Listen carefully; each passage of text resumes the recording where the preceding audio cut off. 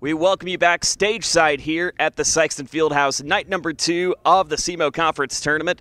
Just going to be getting underway coming up at the bottom of the hour. Welcome, Joe Northern. I'll be joined by David Jenkins up in the broadcast booth in just a little bit for 3 important games to help us fill out the rest of this 2024 bracket. But to tell that story, we have to talk about the action that happened last night.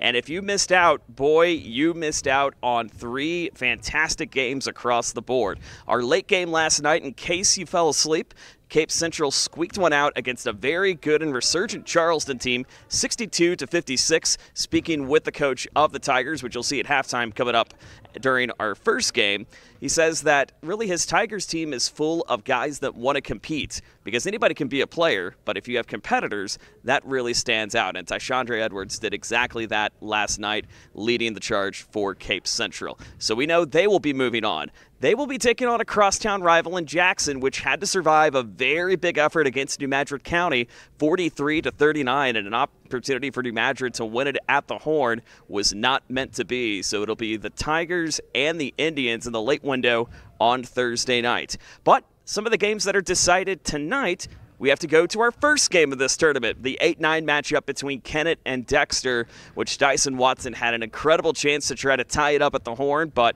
not meant to be. 55-52. The Bearcats are playing earlier tonight, and Kennett will be taking on Charleston at 8:30. So let's set the stage and the menu for tonight's action. We begin with the 4-5 matchup and 2 teams that haven't played too many games on their regular season schedule yet, but excited to see what they can bring in. The Notre Dame Bulldogs, the 4 seed, and the Poplar Bluff Mules coming in at the 5. Then at 7 p.m., it is the top-ranked Sikeston Bulldogs taking on Dexter, and what should be a very electric crowd for the home faithful at Sikeston.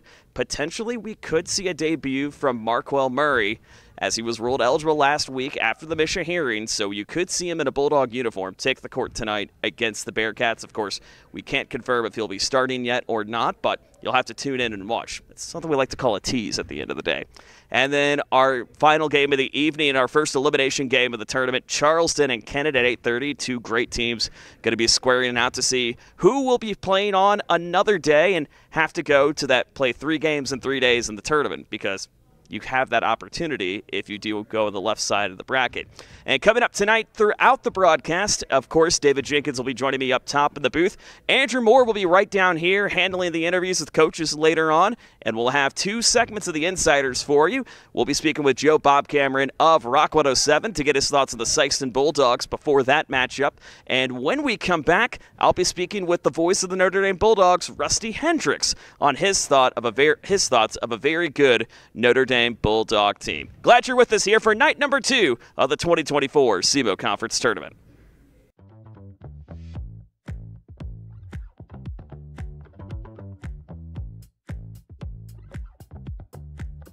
Tip-off between Notre Dame and Poplar Bluff coming up at the bottom of the hour, joined with a guy who probably knows more Notre Dame athletics than anybody else, Rusty Hendricks. You can hear his calls on SEMO ESPN, and also, more importantly, the SEMO Scramble on Saturday mornings from 9 to 10 a.m. Rusty, first off, thank you for joining me. Secondly, what can we expect from a Notre Dame team that we really don't get to see much of before this tournament, maybe with only 1 or 2 games on the schedule? And again, year 2, I believe it's year 2 or 3 of the Jeremy Brinkmeyer era. How well has this team kind of adapted to this style? Yeah, year 2 of Jeremy Brinkmeyer. So, of course, he has been a Notre Dame alum. He has been an assistant there for a while, left and came back. So, obviously, the program very familiar with him. But look, a lot of guys returned. 10 seniors returned for this team for Notre Dame. Only the 1 senior lost from last year, which was Carson Essner. But so a lot back, a lot of experience, a lot of grit and tenacity from this team. They really pride themselves in kind of being a blue-collar team. They literally they have a blue-collar player of the week every week. They have a guy wearing a hard hat. They literally, one of the things they do, Coach Brinkmeyer has, whoever draws a charge, they have it set up with Papa John's that they get a free pizza for every charge they draw, right? So that's the kind of message that they're trying to send, just that blue collar, hard work ethic, and just playing tough each and every game. And I love that he's really kind of adapting some of the things that you see on the gridiron with, the examples of the turnover chain. Instead, you get a blue collar player of the week, adding a little extra incentives, not NILs, but incentives in there, right? In the form of Papa John's. I love that. And really, again, with more experience for this squad, from what you've seen in practices and some of the early matchups, what are some key takeaways of guys that have really kind of stepped it up over the offseason? Well, number one, the first guy that jumps to mind is Colton Johnson. He's a returning, part of the SEMO Conference team, all SEMO Conference. Brett Dohan as well. But Colton Johnson, he can shoot it, with the likes of anybody in conference. Guys that come to mind, Koldek of Jackson, some of the guys like Tristan Wiggins and PJ Farmer of Sike. I mean, he can shoot it with anybody. He's already broken the most threes made in a career at Notre Dame history, broke Blake Bowen's record from 2014 to 2017. So, look, he's a guy that averaged around 16 points a game last year. I imagine he's going to be around that or even more this year. And then Brett Dohan down low at 6'4" post. He's a guy that can probably average around a double-double this year for them as well. So those two in particular are going to have strong seasons. And then some role players mixing in, like their point guard and Logan Londaway, that really helps lead the way. Very good defender. Who can knock down some threes as well. Very good assist man. Hunter Bonham, Trenton Schumacher as well, and a guy off the bench and Hudson Dennis, who we saw times last year as a freshman getting some starts. So he'll get some starts this year, and he'll have some valuable time in the post to help Brett Dohan down low. And really kind of taking a look even beyond the SEMO Conference tournament, taking a look at their regular season schedule and being kind of in a favorable district this year, too, in Class 4, District 1. You have to think, is this really a Notre Dame team that we're going to see finally turn the Jets back on and maybe get them back to the prominent stage that we've been so used to seeing them at? Yeah, I think so. This could be a year. They haven't won a district title since 2020, right? So It's been about 4 years now. So this is a team that, coming from Class 3 last year, they met with Charleston in the district final in Class 3, lost there in the championship game to them. Obviously in a different district now, so now in Class 4 with the likes of Fredericktown and Dexter and Doniphan and Kennett and teams like that. So it is a favorable district. I do think that could bode well for them. So again, with the experience that they have coming back, with the type of players that they have, I do think they can have a successful season, not only in district play, but also in conference play. So I look for them to be towards the top of conference as well in the SEMO Conference. Of course, you have teams like Sikeston and Cape right there towards the top. But I think they could be kind of that next tier down of Jackson, Poplar, Bluff, and of course Notre Dame, and New Madrid. So I think they're right there. Absolutely. I think they could always be a team that really could scream upset alert anytime that you play them. And that's at least kind of what I've seen early on from Notre Dame. Excited to see them take the floor for the first time tonight. Let's go have a call, shall we? All right. Sounds fun. Let's do it. Rusty Hendricks, you can hear him on SEMO ESPN. It's on Saturday mornings with the SEMO Scramble and, of course, for calls of all Notre Dame high school basketball. When we come back, we will see these Notre Dame Bulldogs take on Poplar Bluff coming up in just a moment.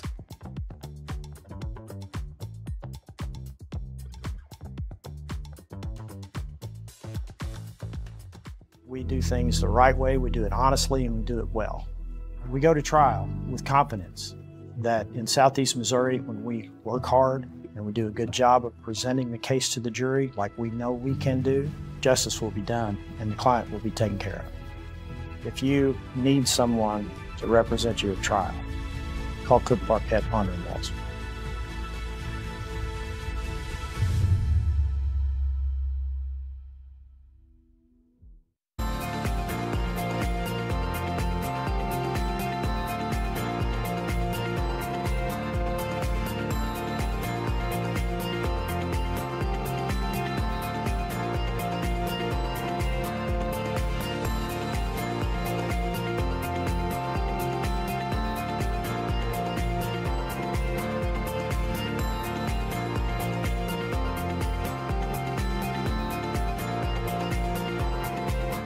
Agriculture is not a fad, and it's not for the faint of heart. Long days become long nights, sacrificing time away from your family, even on weekends, just so you can get the crop in and get the crop out. This is your way of life. At Farm Credit Southeast Missouri, we are 100% bought into your commitment. Because we are customer-owned, it is our mission to be your ag lender, and we intend to be your value-added partner for next year and the long term.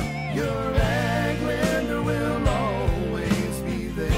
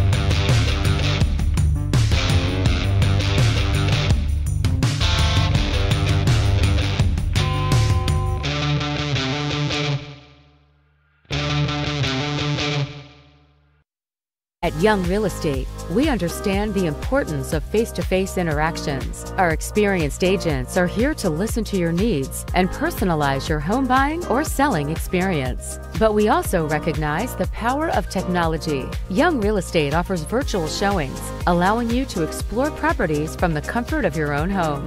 Young Real Estate, where technology meets a personal touch.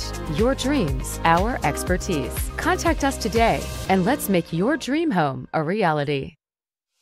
What First State Community Bank means to me is, it says it in its name, community. We're family, we care about one another, whether it's in our SEMO markets or we can reach out to someone in Farmington, Columbia. They're always there to assist. We are very customer focused. Our employees do a great job with listening to the customers. The tellers know 100% of all customers by their name. If you want to feel at home, then walk into the doors of First State Community Bank. The best things in life never change. They just get better, like Hardee's Original Bag. Back and better than ever. Just $6.99. Mix and match any two full-size favorites. A juicy charbroiled double cheeseburger, melty hot ham and cheese sandwich, or crispy hand-breaded chicken tender wrap. Any two plus fries and a drink, all just $6.99. Hardee's Original Bag, loaded with handcrafted goodness. It's the greatest meal deal for your buck.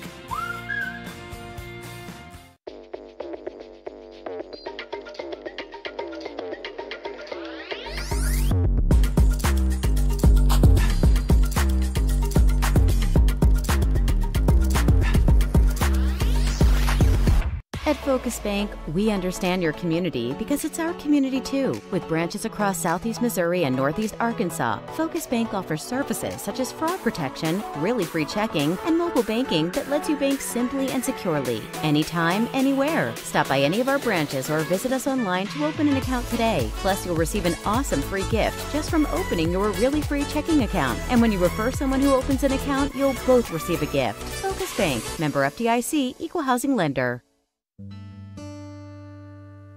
Thank you. Thank you for letting us be a part of your family and for trusting us with the ones you love the most. Thank you for allowing us to be a part of those lifelong memories.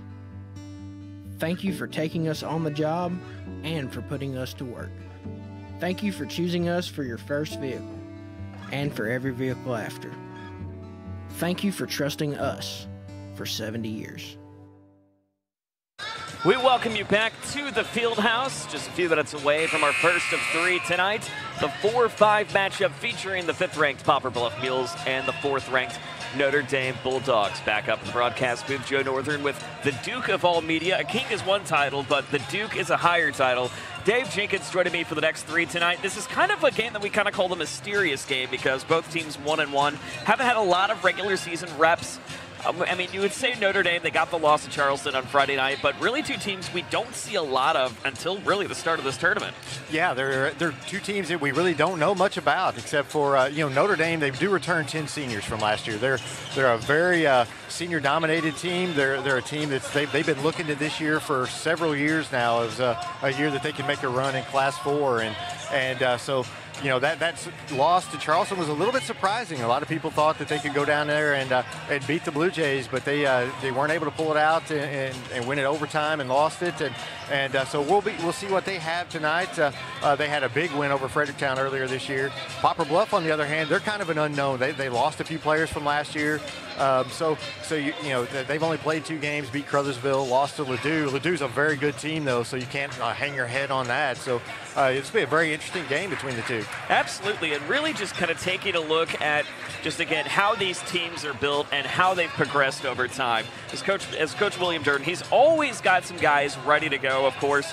You got to have at least one big senior leader, and that just happens to be his son, and Brendan Durden, who will probably be leading the charge tonight, I feel. Yeah, absolutely. It always helps when you have your son to lead the team. You see that a lot of coaches' kids, and you got one on the other side. Colton Johnson is the son of the assistant coach. You've got that on both sides, and those guys usually bring that a little bit of a coach on the floor mentality because they've been around it their entire lives. A battle of coaches and coaches' sons.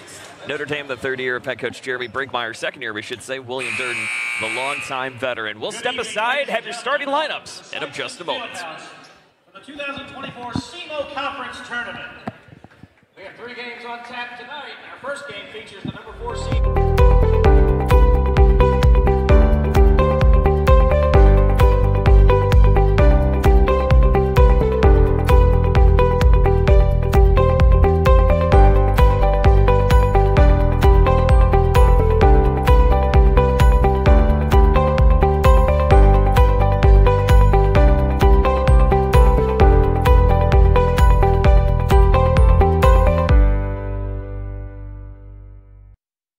Young Real Estate, we understand the importance of face-to-face interactions. Our experienced agents are here to listen to your needs and personalize your home buying or selling experience. But we also recognize the power of technology. Young Real Estate offers virtual showings, allowing you to explore properties from the comfort of your own home. Young Real Estate, where technology meets a personal touch. Your dreams, our expertise. Contact us today and let's make your dream home a reality. We do things the right way, we do it honestly, and we do it well. We go to trial with confidence that in Southeast Missouri, when we work hard and we do a good job of presenting the case to the jury like we know we can do, justice will be done and the client will be taken care of. If you need someone to represent you at trial, call Cook Parquette, Ponder & Walls.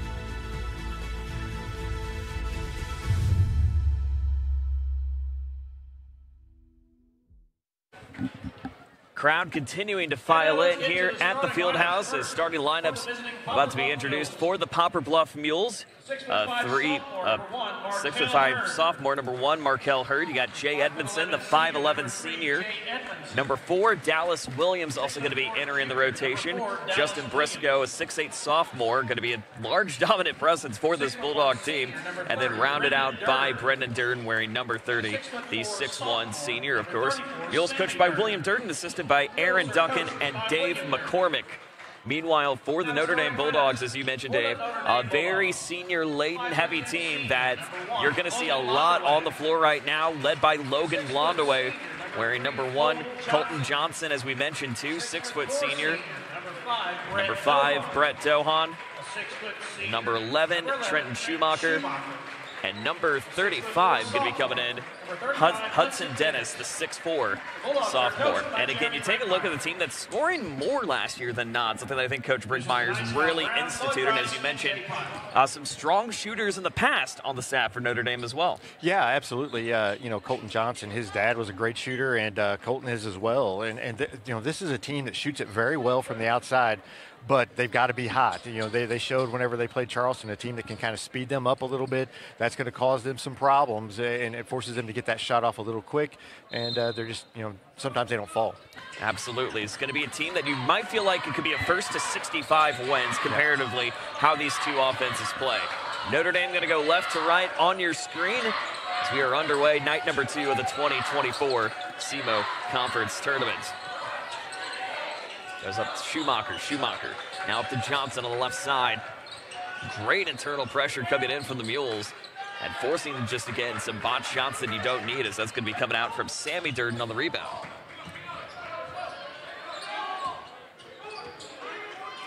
Notre Dame, again, just trying to go a little too free as it stands, but you could see a little man-to-man in the meantime and force those travels in the interim, too. Yeah, absolutely. They kind of play, it's kind of a matchup, it looks like, kind of a matchup 2-3, and there's some man-to-man principles there. So no score in the first 40 seconds in this one. Winner will be the leadoff game coming up on Thursday night.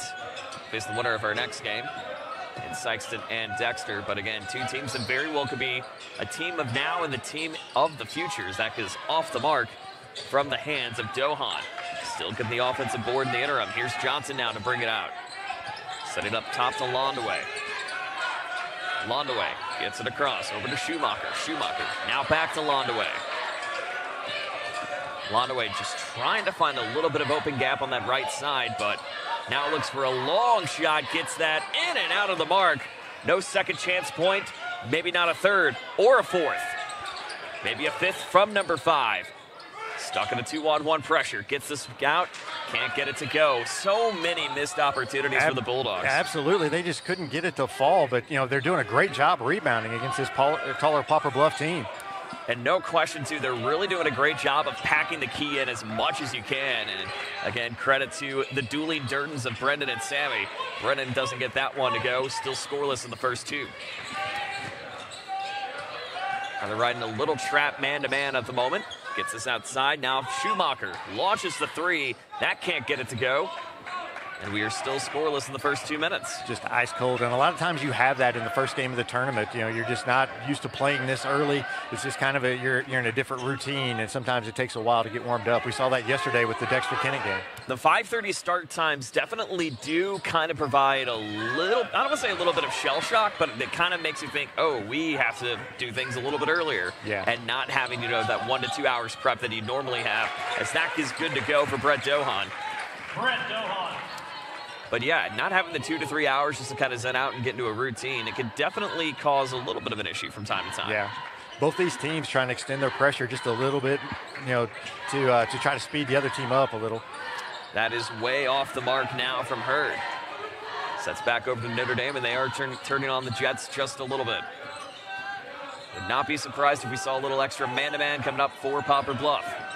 Picked out now for Londaway, wants the 3. Can't get it to go. Rebound back in the hands of the Mules and Jay Edmondson. Teams are 1 for 12 to start this game. Shot up off the mark, making 1 for 13 for Dallas Williams. So again, 2-0 in case you're just joining us. First of 3 here tonight from the Fieldhouse. Crowds already beginning to file in for all of the action in store. As that is up and in. It looks like Johnson kind of hesitated for a hot second, too, but just had to go with his gut. Yeah. Now, I'll tell you what, Poplar Bluff, I think, really needs to get something inside here instead of they're settling for jump shots, and I think that they need to get inside. Durden, he says no jump shot, no problem. As soon as I say that, he drains a 3. That's what we needed. We needed to tell him what not to do, apparently. It's the over-under announcer's curse. I'll give that an 11.5 tonight. Notre Dame going to have to get this over the timeline, and they do. Here's Dohan to try to throw that out, but too many steps in the meantime. So we'll get a whistle. The foul going to be picked up against the Mules, we should say. As that'll be on Dallas Williams, his first. Pretty clean game to start. There's only one. That's the first foul. We're halfway through this first quarter. Again, clean game thus far, but not strong shooting. 3 for 15 at the moment. Dohan gonna have to get it over, and he can't. Just great pressure on that baseline to try to throw Dohan in for a little bit of a spritz. Yeah, and not a lot of movement from Notre Dame. They've got to set some screens there and try to get open. There was a lot of standing around there until it was too late. Durden trying to keep inside, but a little too much forward progress. I'm going to go back the other way to Poplar Bluff. So again, or Notre Dame. So again, really it feels like these teams are matching up with each other quite well, but nobody can just drain anything at the moment to pull away. Yeah, it's very a very disjointed start here for both teams. A lot of some turnovers, just some bad shots. It's a long one on the way, not even close for Trenton Schumacher. As the Mules now bring it back up the other side. Wasting no time, but count it. He tried to pick up the charge there, and he was kind of moving backwards whenever he was hit, and every time that's going to be a charge. Absolutely. Or excuse me, a block, I mean. Yeah, no, he absolutely got in for the block. You could kind of see him plant it down for just a second, but the minute that he bumped in, you kind of knew, okay, this is going to be in for Bluff, and it is at this point. As it's Jay Edmondson, the 5'11 senior, gets this one to go. So 6-4 the advantage of the Mules. Edmondson only with 3, Brendan Durden also with 3. Johnson and Dohan each with 2. Here's the push on the way. Finding Brody Harden. Gets this at the top. Intense pressure coming in from J.R. Liffin. Almost picked up the steal in the meantime. And he does it for the second try. He's now chasing right to left. Pitches it out to Durden. A long 3. Can't get it to go. Picked up now from bottom. Now Notre Dame going to have to reset. So again, it felt like a defensive chess match at first, but now we're starting to see a little bit more urgency coming in from both sides. Yeah, this defense of Poplar Bluff has really picked up here, and this really causes Notre Dame some problems. Dohan can't get that to go. Rebounded now from the other side to Harden. That one launched high, can't get it. Back in the hands of Durden. So again, they're doing a great job of riding that defensive pressure right now. But a whistle going to be picked up against Notre Dame. So Dallas Williams going to have a chance to go to the line. So far, Notre Dame's doubling them up on rebounds, 12-6. Kind of surprising considering the height that Poplar Bluff, has in this game. But taking a look at the split on that, too, a lot of them have been on the offensive front, not really taking a chance on the defensive side of things. Because, again, you're going 2 for 8 if you're Poplar Bluff at the moment and 2 for 13 if you're Notre Dame. Yeah. So they'll stop and think it over. We will keep it right here. So, again, obviously, night number 1, a lot of close action. Night number 2 really starting out to be this way. But, again, a 6-4 start. You have to feel like maybe there's a little bit of, you think this might be, we said first to 60 wins. This kind of feels like maybe a first to 40 at this point. First to 40 or 50. It's definitely not been an offensive show so far. But, again, these early games, you get a lot of slow starts, and hopefully they're going to pick it up pretty soon.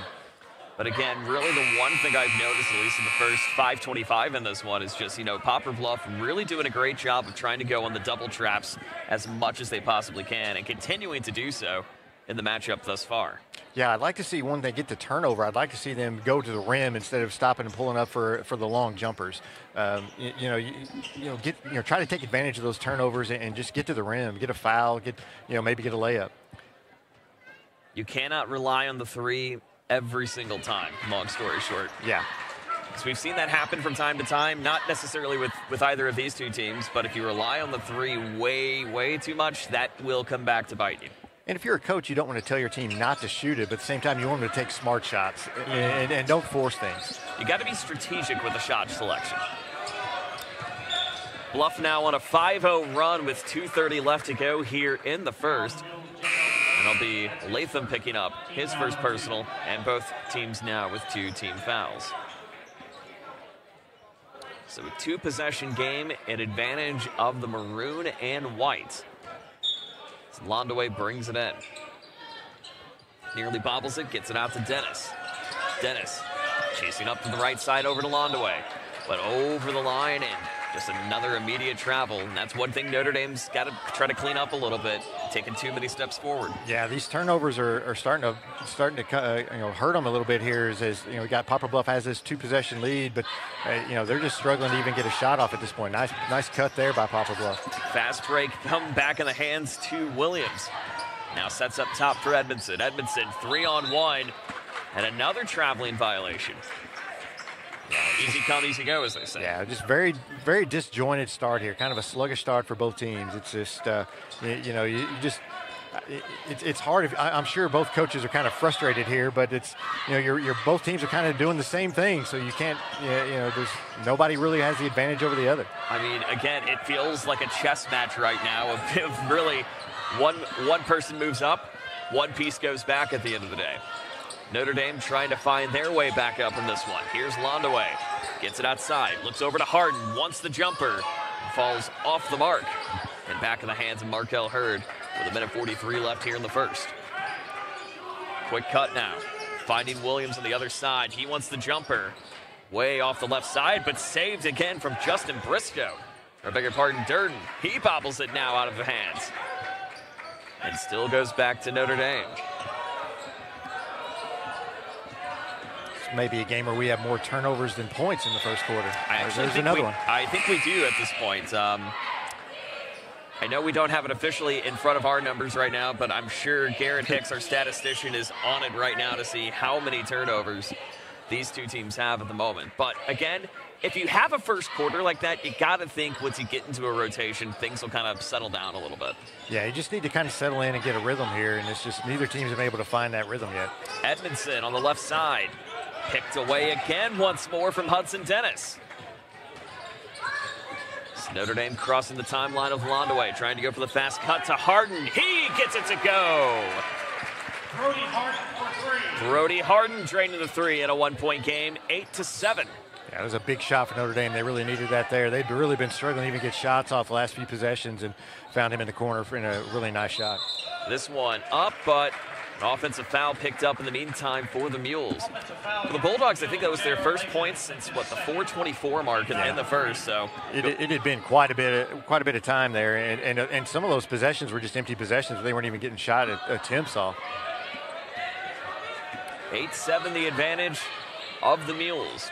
41 seconds left to go. And we'll get a whistle and reach in coming in on Edmondson. Foul on the Mules, Jake Edmondson. That's his first. So he picks up his first team foul, number 4 on the board for Poplar Bluff. But other than that, outside of the turnovers, I mean, it's been a clean game. It's just struggling to find shots. Last 35 seconds left here in the first. Gets us out to Dohan. Dohan launches up, can't get it. Rebounded back in the hands of Edmondson. 27 seconds left to go. Gotta think he's gonna take his time. Maybe not necessarily go for that last shot, but not leave Notre Dame with too much to work with.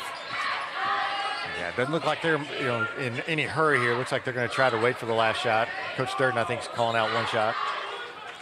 Double team pressure from the hands of Williams. Going to have to get out and do something here. Edmondson. And a foul. Sammy Durden getting it on the board in time, and a foul going to be picked up on Schumacher, I believe. It will be on Schumacher for Notre Dame. But again, the one-shot strategy comes to work again for Poplar Bluff, as Durden misses the free throw. But nonetheless, the Mules up by 3, 10-7 as we head to the second. This is the 2024 SEMO Conference Tournament on Aycorp Sports. Agriculture is not a fad, and it's not for the faint of heart. Long days become long nights, sacrificing time away from your family, even on weekends, just so you can get the crop in and get the crop out. This is your way of life. At Farm Credit Southeast Missouri, we are 100% bought into your commitment. Because we are customer-owned, it is our mission to be your ag lender, and we intend to be your value-added partner for next year and the long term. Your ag lender will always be there. Well, the offenses for both teams turning on late in the first quarter, but the big story of the first was just quite simply turnovers and missed opportunities. Yeah, 11 turnovers total in the game, 6 for Notre Dame, 5 for Poplar Bluff, and yeah, I mean that's kind of the story of the first quarter. Teams just could not get in sync, neither one of them. So you're just trying to find that rhythm that you need here for if you're both these coaches are just trying to find that rhythm.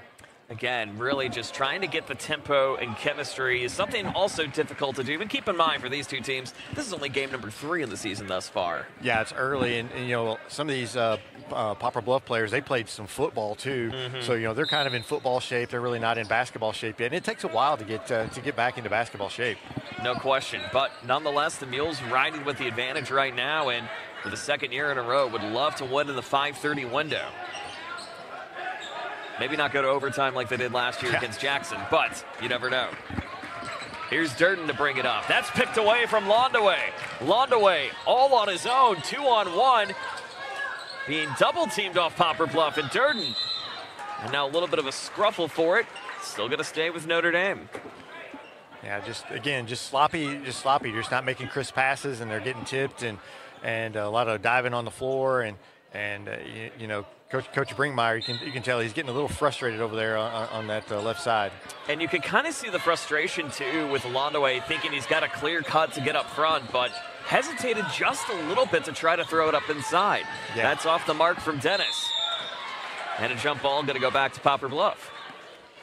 Yeah, right there. He's got to keep that ball high. Can't bring that ball down like that. Anytime you bring the ball down like that in the middle of all those trees, there's a good chance you're going to get either knocked away or get a tie up for a jump ball. As it's number 12, Hunter Bottom, returning to action for Jeremy Brinkmeyer's squad. 10-7 the advantage here early into the second. It's Poplar Bluff riding on the success of the dueling Durdens, Brendan and Sammy. 5 of the Poplar Bluff 10 thus far. Here's Edmondson. Edmondson locked up from Schumacher. Finds Durden on the inside, gets a nice cut to get in. And really, Notre Dame, you can't leave an open gap to find Brendan Durden, or even just somebody with a little finesse to get it up and in. Yeah, absolutely. He's their leading scorer. You got to know where he's at. You just cannot give him an easy lane to the basket like that. Another opportunity for Notre Dame as that's picked out and away. As Durden knocked that outside. But the opportunity being created for Hudson Dennis.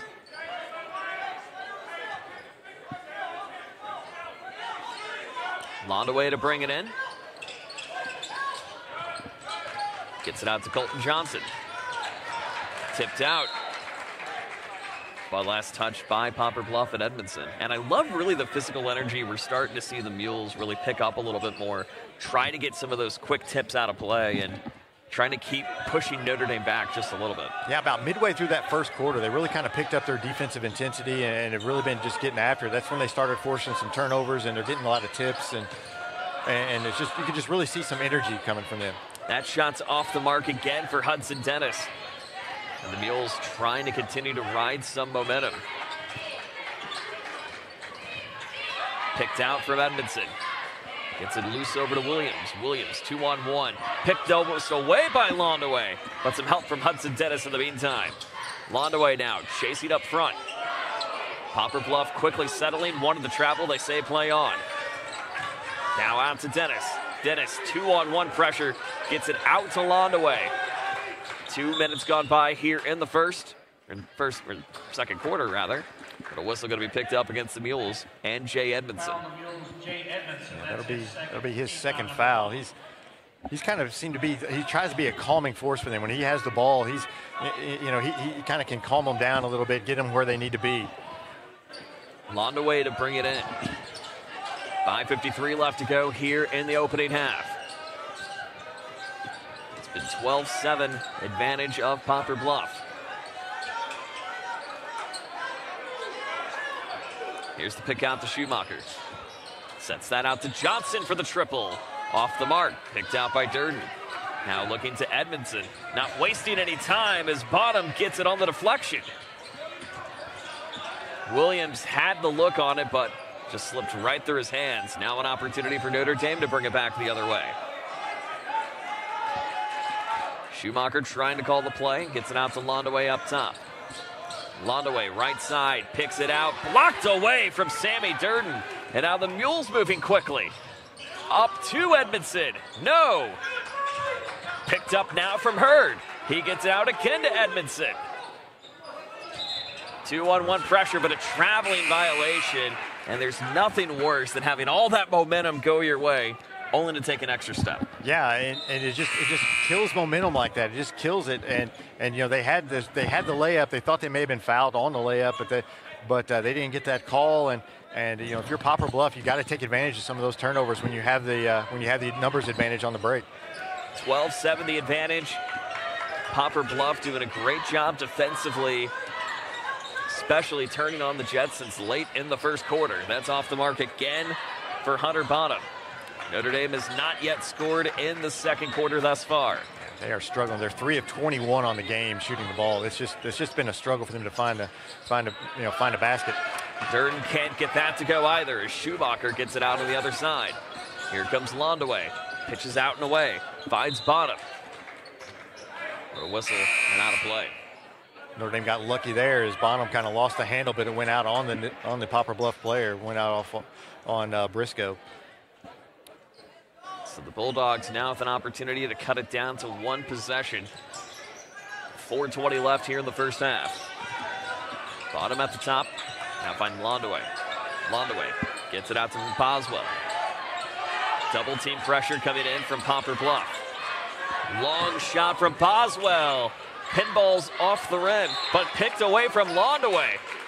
And forcing the foul against the Mules. What great pressure from him just to kind of make you force the foul. Absolutely. Just a great hustle from him to rip the rebound away. He's kind of small, kind of got lost there, and they didn't see him, and he gets the ball ripped away, then gets the foul just trying to get the ball back. Good play by Londaway. Londaway, the shortest of this Notre Dame Bulldog team, along with Colton Londaway, his brother. Go figure, both at 5'10". Here's Dohan now at the top. Finds Harden.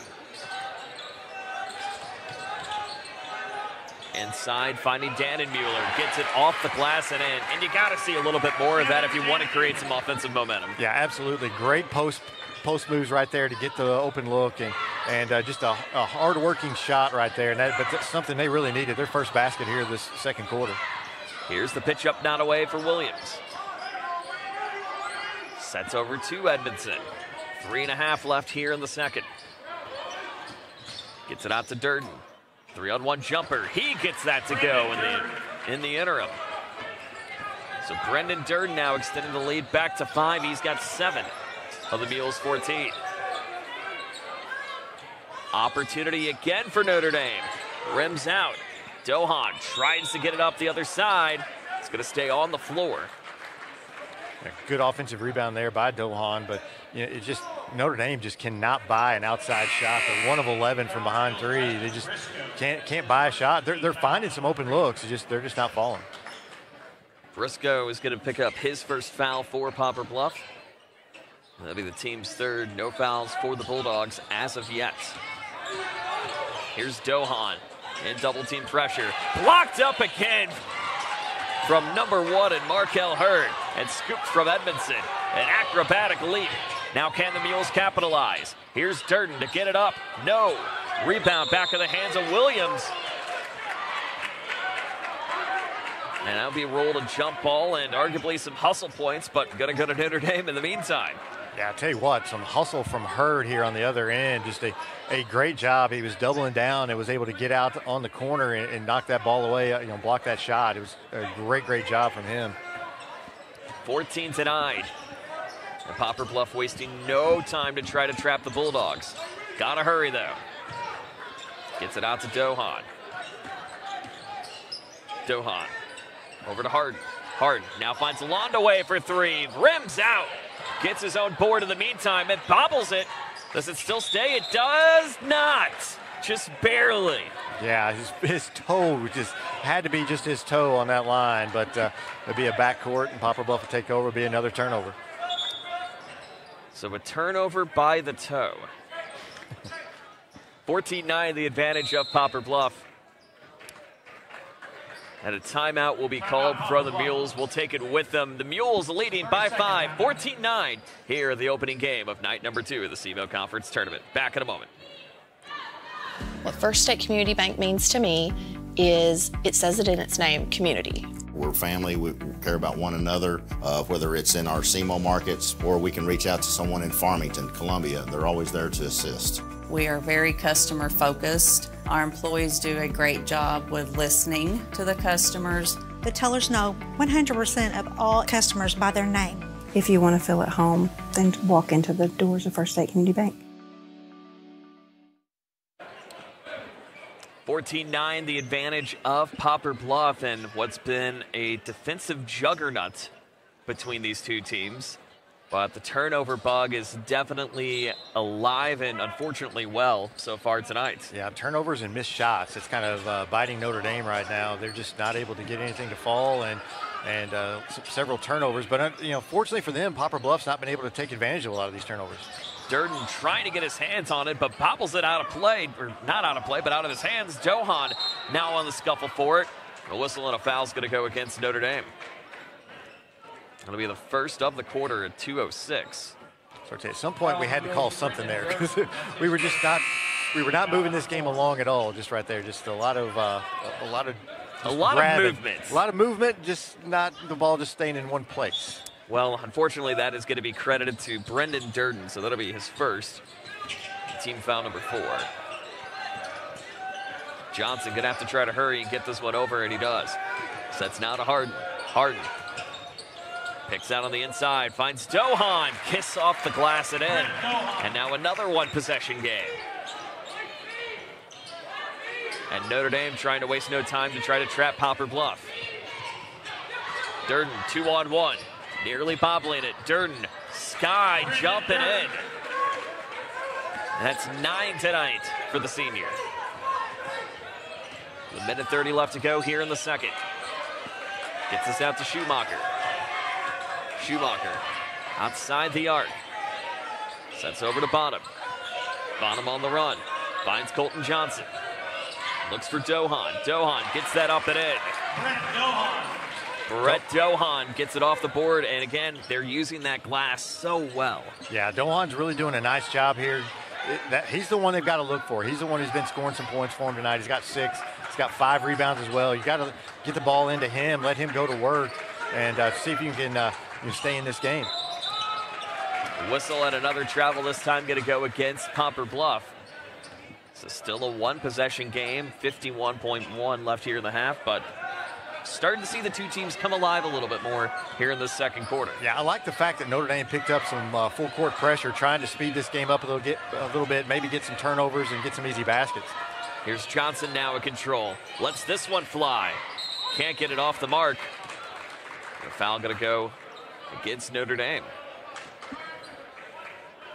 It's going to be number 12, Hunter Bonham, picking up his second, but the first of the quarter with all 36.9 left to go. It'll be Williams to inbound. Notre Dame wasting no time trying to go full court pressure, but scaling it back. Here's Edmondson again. 27 seconds left to go. Gets this out to Williams. Williams with the jumper. Gets it smooth and ready to go. Williams now getting the Mules a 6-point advantage. Bounce pass on the inside to Bonham. Bonham losing it. Finding Schumacher. Launches this. Can't get it. Rebound back in the hands of the Mules. 7 seconds left to go. Durden trying to go beat the horn all on his own. He won't do it. But a foul will be picked up against Notre Dame with 2.9 left in the first half. They're going to call that on the floor, I believe, so they'll take it out. They'll be able to run an inbounds play. You got it. Go ahead. Plenty of time to get a shot off here, though. So you don't have to force anything. You can have a couple passes here off this inbound. So Bonham's got his third personal, by the way, for Notre Dame. 2.9 left. They go to Durden. Just going to throw this one up. Can't get it to go. And that is how the second quarter comes to a close. So both teams trying to find a little extra offensive momentum. But at the end of the first half, 19-13 in advantage of Poplar Bluff. We'll have some of your stats coming up in just a little bit, but when we come back, I'll have a conversation with the coach of Cape Central, Lamont Frazier, on his thoughts of last night's win against Charleston. This is the 2024 SEMO Conference Tournament on Aycorp Sports.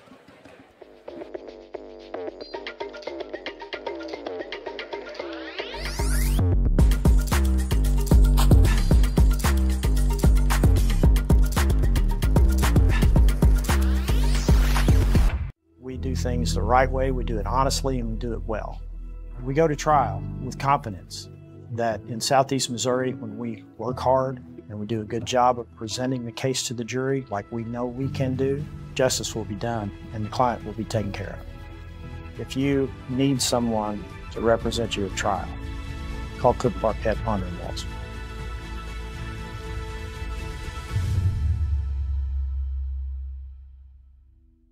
At Focus Bank, we understand your community because it's our community too. With branches across Southeast Missouri and Northeast Arkansas, Focus Bank offers services such as fraud protection, really free checking, and mobile banking that lets you bank simply and securely, anytime, anywhere. Stop by any of our branches or visit us online to open an account today. Plus, you'll receive an awesome free gift just from opening your really free checking account. And when you refer someone who opens an account, you'll both receive a gift. Focus Bank, member FDIC, equal housing lender. With the coach of the Tigers in Lamont Frazier, a close win tonight over Charleston. You know, a game that seemed back and forth, but your guys holding the edge for most of the matchup. Talk about some key points you noticed tonight.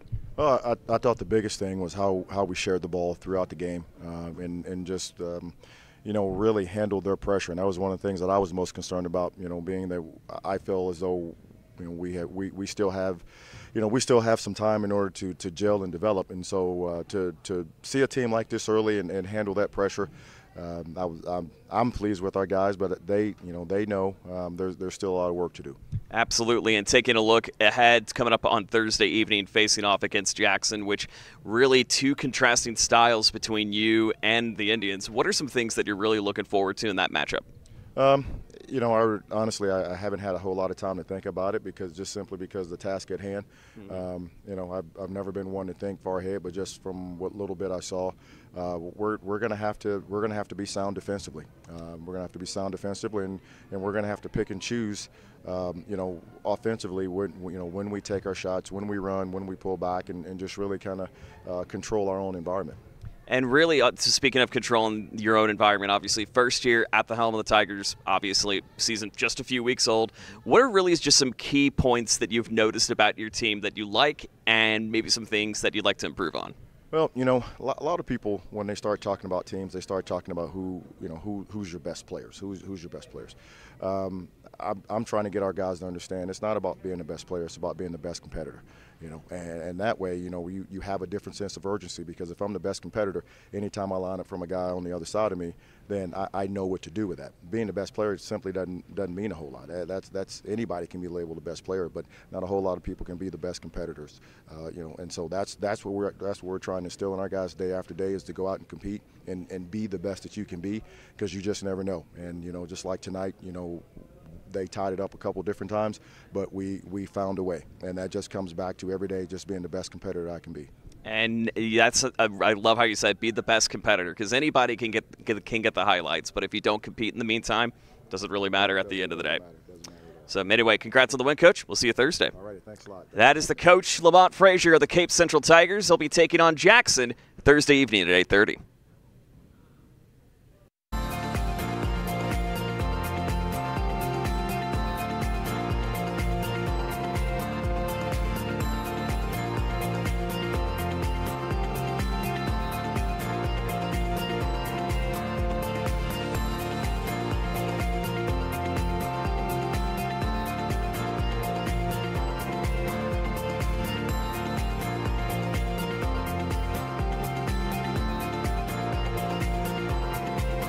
Agriculture is not a fad, and it's not for the faint of heart. Long days become long nights, sacrificing time away from your family, even on weekends, just so you can get the crop in and get the crop out. This is your way of life. At Farm Credit Southeast Missouri, we are 100% bought into your commitment. Because we are customer-owned, it is our mission to be your ag lender, and we intend to be your value-added partner for next year and the long term.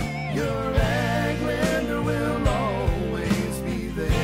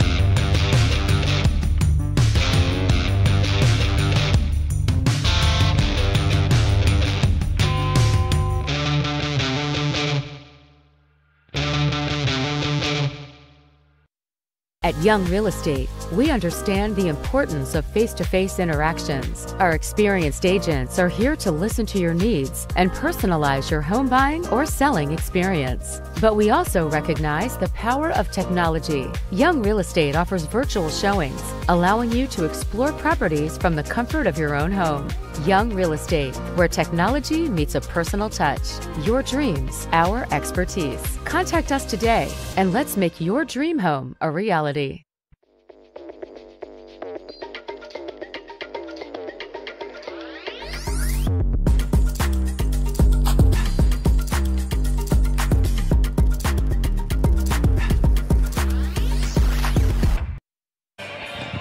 We welcome you back. Halftime festivities continuing at the Fieldhouse as the Mules lead it by 6 and returning to the floor 19-13. Don't forget, check out our podcast, SEMO Sports Zone, with Drew and Dave, featuring Andrew Moore and my partner David Jenkins, chatting about all things sports from local high schools to college and professional teams. There's new episodes every Monday morning and can be found on Spotify, Amazon Music, and basically wherever you get your podcasts, and YouTube included. Great episode that you guys had yesterday talking about a wild and wacky week of hoops leading up to what we're seeing this week, and also leading into some other tournaments and games that we'll be seeing in the next couple of weeks. Yeah, it's fun doing the podcast. Drew does a really nice job on there as well, and yeah, we have a lot of fun doing it, and we get to see a lot of games and get to talk a lot about sports. So it's a lot of fun. Also, too, have to give a shout out to Andrew Moore, as he will be doing some of the halftime coaches interviews that you'll be seeing tonight and early, and actually the next couple of nights as well. So basically, I'm in a Drew and Dave sandwich for the next couple of nights. I know you'll be back Thursday night with Jim Riker. Scott Cruz will be joining me for the consolation matchups on Wednesday night. But let's talk about this matchup, too. Again, a very slow start between these two teams where there were, at some points, more turnovers than points. But Poplar Bluff doing a great job early, turning on the Jets a little bit. And leading the charge is who else but Brendan Durden. Yeah, Brendan Durden really kind of stepped up there in the second quarter. He's got 9 points and stepped up really when they needed him. And I thought it was a big shot there in the late that first half by Dallas Williams. That 3-pointer kind of put them up 6. I thought that was big. Just a 6-point lead in a game like this seems almost like 10-12. Absolutely, and really how both of these teams kind of match up quite well, or at least that's what we thought at the surface. But now seeing Poplar Bluff really be more of a defensive attack team, like we haven't really seen this from Poplar Bluff in quite some time. Normally they're kind of methodical with some of the shot selections, but it seems like now they're trying to really ride the edge on defense and doing a great job while doing so. Yeah, they're doing a really good job really getting after Notre Dame, forcing Notre Dame to take some quick shots, some shots that maybe they don't want to take. And, Notre Dame's struggling. They're 6 of 31 from the floor. I'm like, you need, obviously you need better shooting than that if you want to win this game. 13 points in the first half. That's not going to get it done. And so they're going to have to, figure something out here in this second half. Brett Dohan leading the way, 6 points, 5 rebounds. But the one big thing we did notice from Notre Dame, they did benefit from the glass later on in the second quarter. Can they benefit that from half number 2? Let's find out. So Poplar Bluff going to be going left to right on your screen. Notre Dame vice versa. Durden at the top. Gets it picked out from Markel Hurd. Looks over to Edmondson. Notre Dame here in the 2-3, and you can find a lot of lanes to cut to the basket. I would look for Durden to try to get the ball and get to the basket here a little bit. Here's Sammy Durden. Gets it outside again. We're starting to see Notre Dame really riding that 2-3 to try to force you to throw up shots that, quite simply, you wouldn't do otherwise at the end of the day. So to be pushed out of play, and we'll get a whistle on the floor. Yeah, Poplar Bluff did a really nice job in that second quarter getting back. They were doubled up in the rebounding category in the first half, and they really made a good run there. And now they have the lead 19-15 in rebounds. Durden can't get it to go. Dohan picks it up. And Londaway going to have to quickly move the other way. 19-13 the advantage. Gets this out to Dohan. Dohan outside, looks for Johnson. Tipped up. A little bit of miscommunication and just tips to fight for the ball, but will go back in the hands of Poplar Bluff, and another whistle on the board. And a chance for Poplar Bluff to go back to the free throw line. Yeah, Edmondson very aggressive there, trying to get to the basket, and was fouled on the shot to see if he can hit some free throws here. And if this lead hits double digits, like I said, a 6-point lead feels like almost 10 to 12, and you hit double digits when you're shooting the way Notre Dame is. It could be a really tough second half. That it can be, as you see again, number 3, Jay Edmondson, really just kind of the quiet intensity leader that we talk about for Poplar Bluff, and has been integral to really just a program that's been consistent, but we haven't really seen them find a way to break through just yet. But can they do so tonight? We shall continue to see. They lead by 7 here in the third quarter. We'll get a push in the meantime from Dallas Williams. Landaway goes down for just a moment. Foul Mills, Dallas Williams, that's his second, team foul number 1. So that's Williams' second. The first team foul of the quarter for Poplar Bluff. This one, a long 3 on the way. Johnson for 3. As Colton Johnson finally tasting some nylon once again. He's got 5 tonight. Yeah, they needed that. They're just 2 of 17 from 3, but if you can get him hot, you can get in this game real quick. 20-16 here in the third quarter. Every point is going to count. Edmondson gets it outside, finds Durden for the triple. Bounces just off the top. Sammy coming in to save in the meantime. Good rebound, no box out there from Notre Dame. He just flew in there and was able to get the rebound and the putback. Poplar Bluff 22-16 on the rebound battle. Notre Dame trying to answer back, and they do. Hudson Dennis. And now I think, is this a little thing called offensive momentum we're seeing between these two teams? A little bit. It seems the pace has picked up a little bit. The offenses seem to be a little bit smoother here, and you like to see it. Here comes Notre Dame. Now Poplar Bluff trying to get over some defensive struggles. Here's Landaway. Bounce pass on the inside. Sets up for Dohan. Up and in. Brett Dohan answering right back. He's got 8. And the Bulldogs now within 2. Dohan is tough inside. You get him the ball in the post, and he is really tough. William Durd wants to stop and think it over, and we will as well. 22-20, Notre Dame fighting their way back here in their opening game of the SEMO Conference Tournament. The best things in life never change.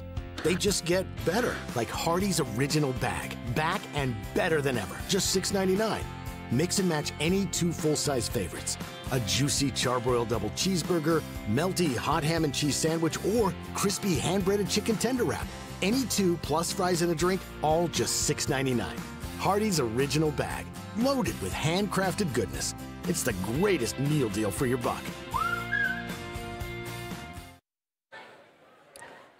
22-20, an advantage of Poplar Bluff, but Notre Dame now really streaking and going on a little bit more of offensive momentum. At one point you mentioned not 2 for 31, but now 9 for 35. Not great, but still considering where things were before, anything counts. Yeah, absolutely. And 2 for 17 from 3. You've got to improve your threes, but they've been trying this second half, with the exception of the one shot by Johnson behind the arc. They've been trying to push the ball inside, get it into Dohan, try to, they're cutting to the basket. Dennis had a nice little cut to the basket. They're just trying to do anything right now to get baskets, and it's working. You don't have to just stay outside the three-point line. So the glass was a very good key component for the Bulldogs, and they've really been benefiting off that, but get an extra triple in there too. You can pull away real quick and real fast. Durden trying to get past Hunter Bottom. Sets up. No charge, but a travel called in the meantime for Dallas Williams. Yeah, that was wasn't sure what they were going to call there, a charge, a block, or a walk. Or I didn't necessarily see him kind of go in for it, but at the same time, I think that left foot slipping just a little bit to his left. Now what can Logan Landaway do? Landaway gets it out to Schumacher. Schumacher again to Landaway. 22-20 the advantage. Picks out to Dohan. He's double teamed, stuffed, and taken away from Williams. And a foul going to be picked up against Landaway in the meantime. Nice strong play by Dallas Williams just to rip the ball away from the Notre Dame defender, and then they end up getting a foul call as they try to reach back in to try to take it back. Just a nice play by Williams. And Williams wanting to try to extend the lead, can't get that to go. Still a 2-point game, 4:30 left here in the third. Picked up now to Bottom. Bottom sets over to Johnson. And now batted away by Sammy Durden. Gets it over to his brother Brendan. Just a little under halfway here in the third quarter. 22-20. Notre Dame currently on a 7-3 run here in this third quarter. Sammy Durden answers right back. And that puts the Mules back up by 4. Nice job getting the ball down on the block there for Durden, and Durden was able to put it up and in. Both the Durden boys, 15 points of the 24. I mean, it just means more at the end of the day whenever you have that extra direction. Shot up from Dohan. He gets that to go. And knowing Brett Dohan, would you expect it any other way? No, he's excellent in the post. He's got such good footwork and was able to spin there to get to the basket and draw the foul. 10 points already. Just a really nice game so far. And I think Notre Dame has got to look for him each possession down the floor. So 24-22 the advantage, but now a chance to make it a 1-point game from the hands of the senior in number 5. That is off the rim. You can tell they were maybe trying to go for that bounce back to get in the hands of Schumacher to try and tie it up. Here's Durden again to launch it. Way off to the left, but scooped by Williams. Just the 8th offensive rebound tonight for Poplar Bluff. Here's Durden, just inside, gets it for 2. So Brendan Durden finding the great cut. Doesn't get all 3, but the quick jumper 2 extends it back to 4. Yeah, really sweet jump shot there, just smooth, and you can tell he's taken a lot of those in his day. Here's Dohan, tries to get it up over the head of Hurd. We're going to whistle, and he'll have a chance to go to the line in the meantime. Yeah, Dohan's just working so hard down there, trying to get the shots to fall. Not everything's falling, but he's able to get to the line. But you got to make these free throws. And he's been really the big battle I've seen tonight has been between Hurd and Dohan, just really going at each other underneath the glass. As he misses the first. The crowd now starting to fill in just a little bit more here at the field house. I think a little home game is going to be happening coming up next. Yeah, absolutely. You might have some more Sikeston fans here than Dexter, I would think, here for this next game. I don't know. It just you're going to hear a lot of Sikeston cheering. That is the rumor of what we've heard. Because the winner of this game will take on the winner of Sikeston Dexter. It'll be the 6 p.m. game on Thursday. We'll have Sikeston Dexter coming up for you as soon as this one is over. Edmondson to bring it in now to Durden.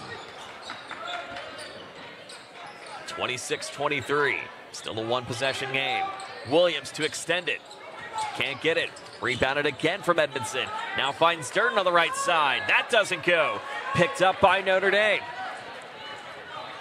Now scooped back on the other side to find Harden. Harden looks up to Dohan. Dohan fakes. 2-on-1 pressure. Gets it out. Finds Harden again for 3. That doesn't go. Rebound back to Durden. And sets over for Williams. Williams got to get out, and he does. Here's Lathan for the 3. That doesn't go. Londaway to bring it back over. Both teams trying to find the offensive momentum, but haven't been able to do so in the last 2 series. Londaway still sneaky. Picked away again from Durden. Durden on the bounce. Gets it. No! Doesn't get it up. And Sammy couldn't get it either. I think he was in between on whether he was going to dunk it or if he was going to lay it up, and they just kind of lost handle of the ball, and it went over the rim. You have to make that decision well before launch. I had a coach tell me one time, if you're having to make that decision, you lay it up. That is what you do, and Brett Dohan has tied it. He's got 14 of the Notre Dame 26. Now Poplar Bluff going to have to quickly answer the other way. There's a big change in momentum right there. You miss the layup, and then you come down on the other end, and Dohan hits a 3 to tie it. Here's Williams. Williams sets over to Edmondson. Edmondson, bounce pass, finds Durden again. Durden, 2-on-1. So we'll get a whistle and a push going to go against Notre Dame with 1:28 remaining here in the third.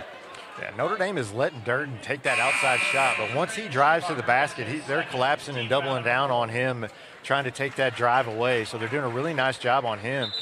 He's only got 2 points here in this third quarter. It's 26-26 all. Again, Notre Dame at the limit. So Poplar Bluff will get those opportunities to shoot the rest of the way. Actually, no, I beg your pardon. Notre Dame will be shooting the rest of the way. No, Bluff will. Just 4. An erroneous ghost foul. There we go. I was questioning what was going on. I was trying to think, did we get to 5 at that point? Yeah. There's another chance ready to go for Sammy Durden. He's got 8 on the night. And the Mules back up by 2. And now a whistle looks like going to be picked up against J.R. Lathan. Yeah, he just got a little too much hands in there right there and just going to get the foul. But you know, Poplar Bluff is really trying to push up their defense and try to get the ball out of Landwee's hands.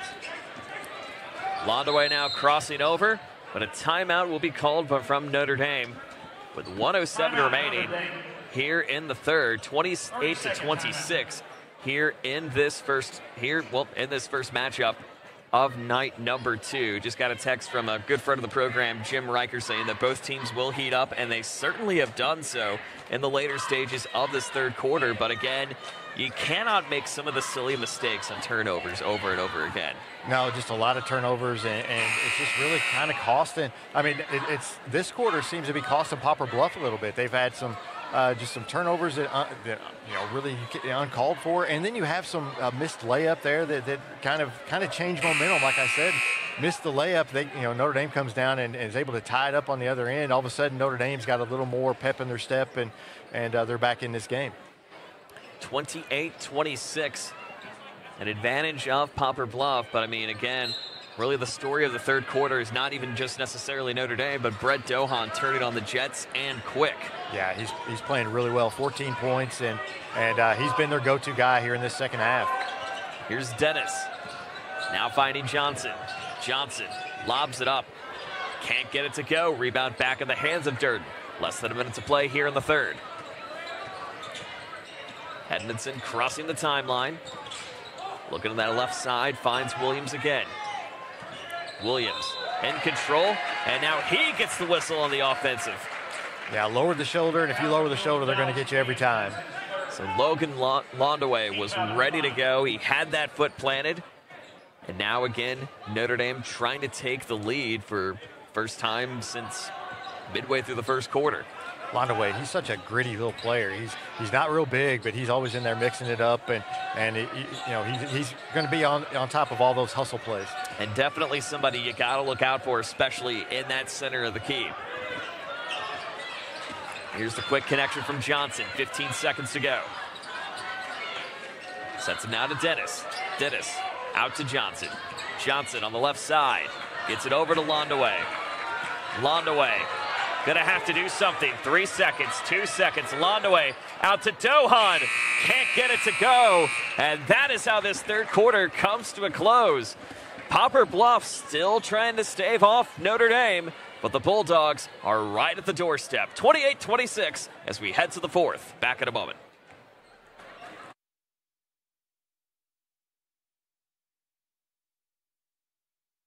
Do you need personalized merchandise? Trying to celebrate the season of that big state run? Then Juju Promotions in New Madrid has you covered.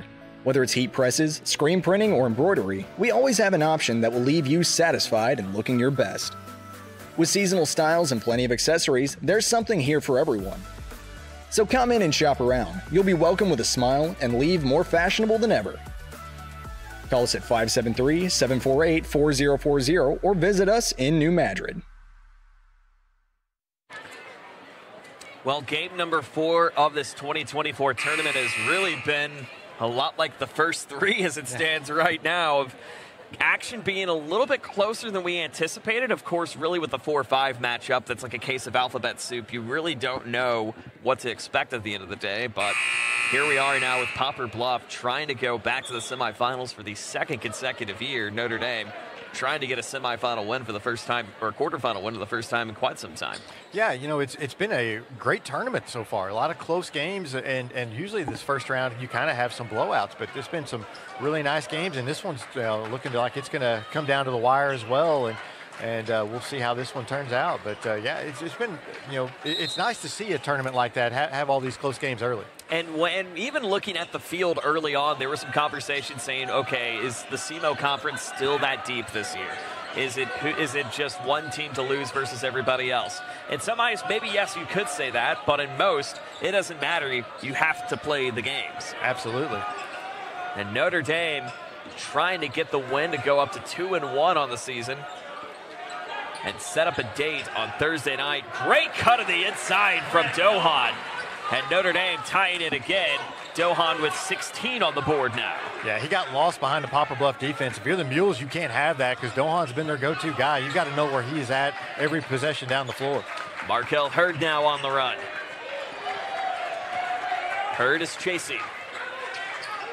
Hurd. Bounce pass to Durden. Durden looks. Durden, spin move to his brother. Brendan on the left side.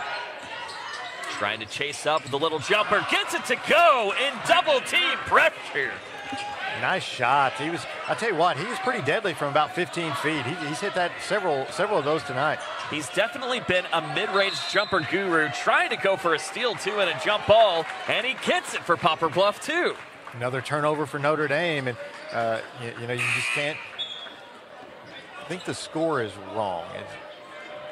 Shouldn't Poplar Bluff have the lead? They do have the lead, so we have it correct on our end. Yeah, we have it correct on our screen. We're looking at I'm looking at the scoreboard here, and they don't have it right. So looks like they're going to fix it there. So 30-28 an advantage of Poplar Bluff, as you see on the board. That is not the case.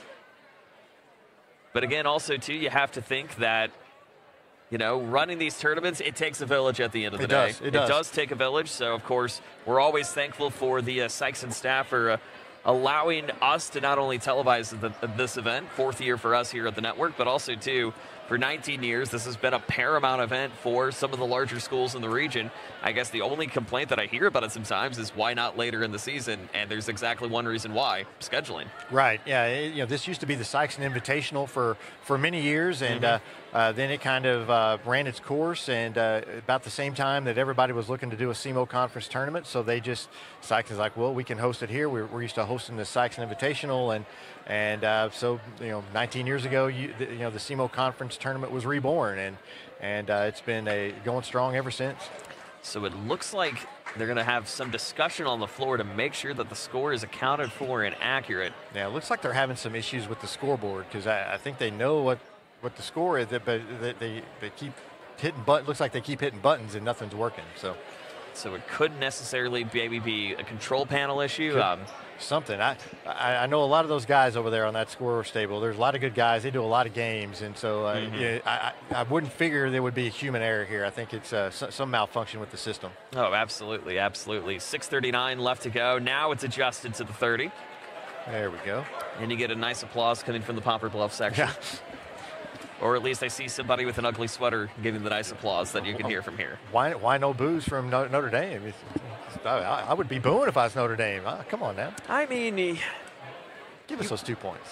2 points can go a long way. Yeah, in this game, it might. It just might. It very well could, especially in case you're just joining us. This game began in the first 2.5 minutes, no score on the board, and a halftime score of 19-13, an advantage of Poplar Bluff. But since then, really the script has flipped just a little bit. Notre Dame currently leading in terms of second half scoring, 15-11. Yeah, we kind of joked about the first one to 40 would win, but it may be the truth. Edmondson now with the hands on it. Gets it out and away. Picked off by Londaway. It's tough to make that pass through a 2-3 defense when you got all those arms out. Dohan now with another chance, ties it again. Brett Dohan continuing to put this team on his shoulders with 6:15 left to go here in the fourth. Dohan's just been a force inside, just getting the ball. Anytime he's touching the ball down there, he's looking to shoot it and score it. And, he's got 18 now. That's picked up for Durden. A foul going to go against Notre Dame on the block, as that's going to go, of course, against number 5 in Brett Dohan. So that'll be his third, team foul number 1.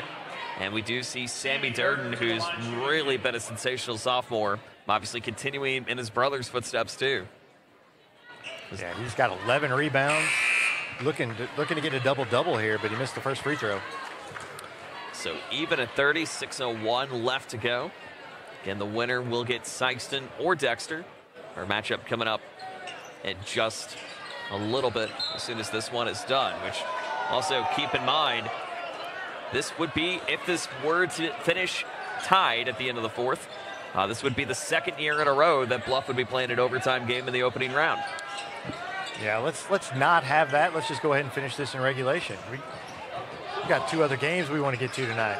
A lot of intensity and excitement here, and this game could only add on to it. Here's Dohan on the jump, gets it to go, and Brett Dohan gives Notre Dame their first lead since the middle of the first. Yeah, Dohan is just taking over this game for Notre Dame. Gets this one high, off the mark. Rebounded back from Trenton Schumacher. 5:29 left to go here in the fourth. 32-30. They're trying to get the board adjusted. It still says 30-30. Here's Londaway. Gets it out to Colton Johnson, draining the 3. And now Notre Dame on a 7-0 run. It's 35-30.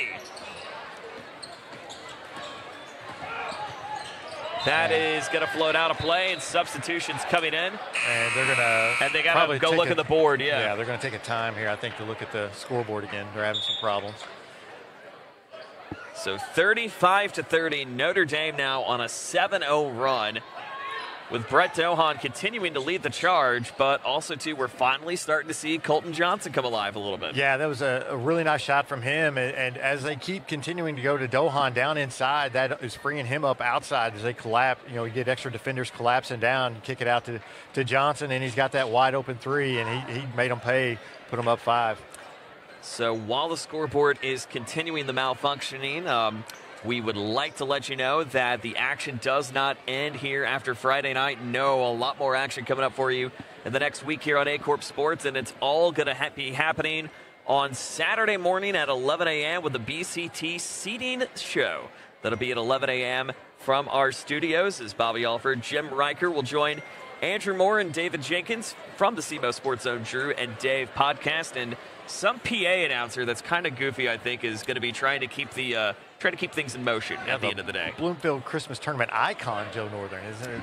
I think that's a lie, but can't wait to be at the desk with you guys on Saturday. That'll be at 11 o'clock right here on the network. Yeah, that's going to be a lot of fun. It'll be my first time but doing the seating show, and I think it's a great thing. It gets so much interest into that Bloomfield Christmas Tournament. Absolutely, and also, too, I mean, not to say that this tournament staff here is fantastic, but a little biased, the Bloomfield organization, even when I was a kid growing up and watching the tournament, has done nothing but a fantastic job. And for us being a part of it, this is going to be year number 19 tip to trophy.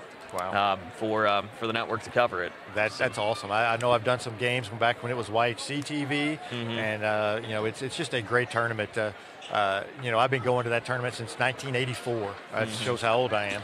But and it's still during the single elimination days too, by the way. Yeah, single elimination back then, and it was a lot of fun. I can remember just sitting there all day watching games all day, and it was a lot of fun, and it still is to this day.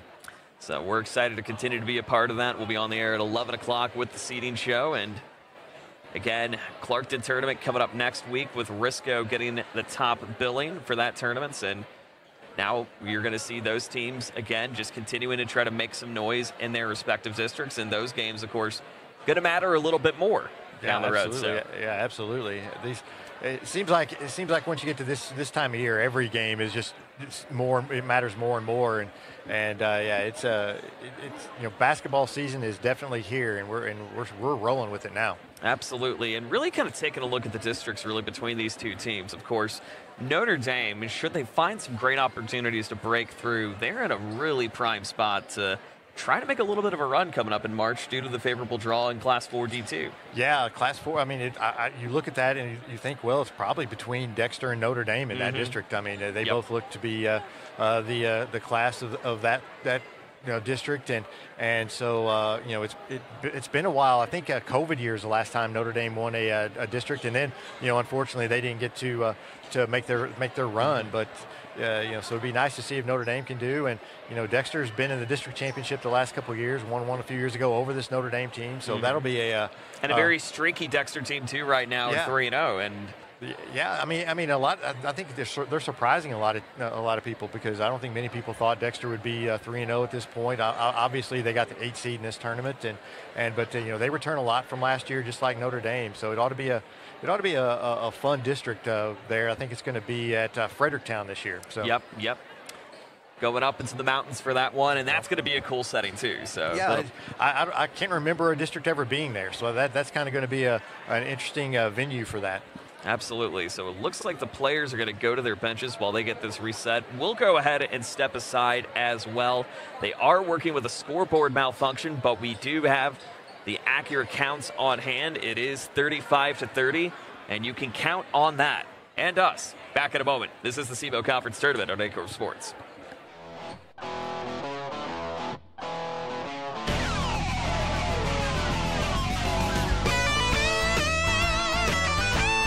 We're right here at King Jerry Lawler's Hall of Fame Bar and Grill on world-famous Beale Street, and as you can see, oh my gosh, we have the best barbecue ribs in Memphis. Oh my gosh, the gumbo is out of this world, but you gotta try the King's Triple Decker Slam Burger. You'll love it.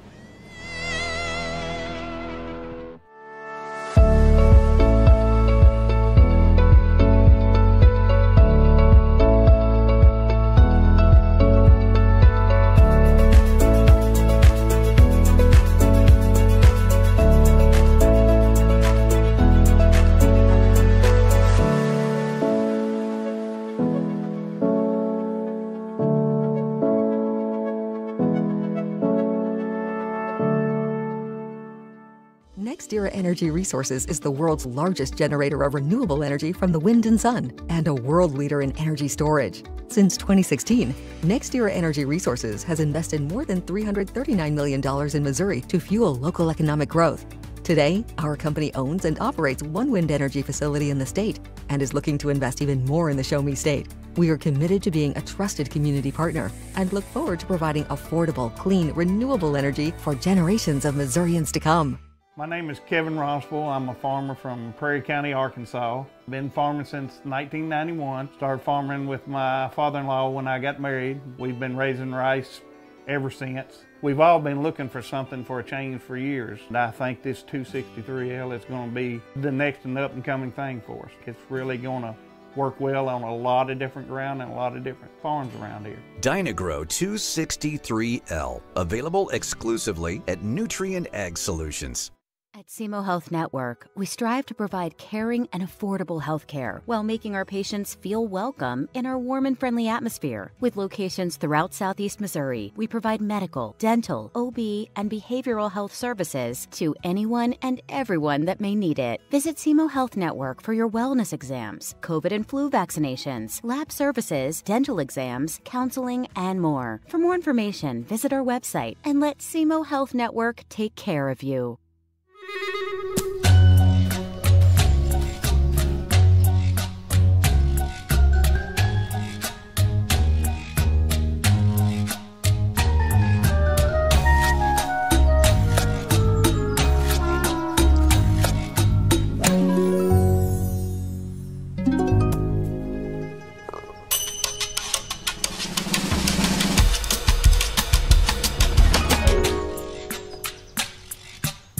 Football, every play starts with one goal: protect the ball. It takes strength, teamwork, and focus to keep it safe. At First State Bank and Trust, we protect what you worked hard for, your finances. With us, you'll have a team that's always alert, keeping your money safe from every angle, through every challenge. We're here to protect your finances, because at First State Bank and Trust, your financial security is our game plan. First State Bank and Trust. Strong, secure, trusted. Member FDIC. Equal housing lender.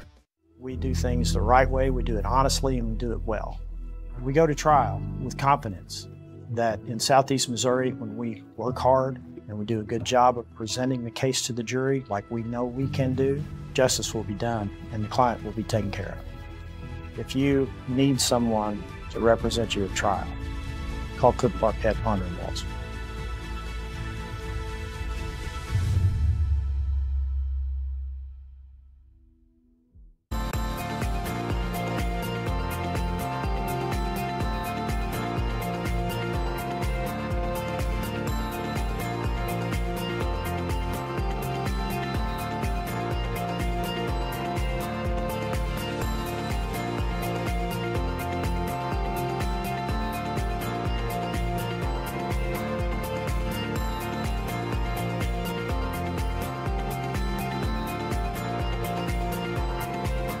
Agriculture is not a fad, and it's not for the faint of heart. Long days become long nights, sacrificing time away from your family, even on weekends, just so you can get the crop in and get the crop out. This is your way of life. At Farm Credit Southeast Missouri, we are 100% bought into your commitment. Because we are customer-owned, it is our mission to be your ag lender, and we intend to be your value-added partner for next year and the long term. Your ag lender will always be there.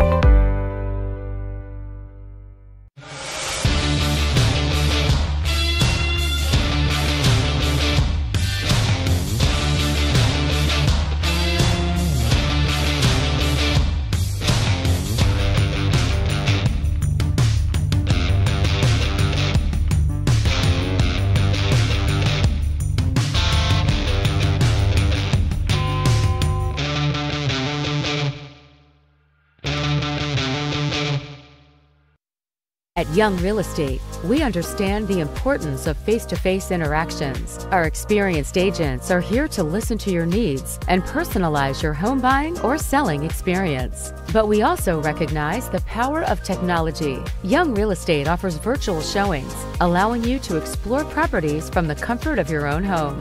Young Real Estate, where technology meets a personal touch.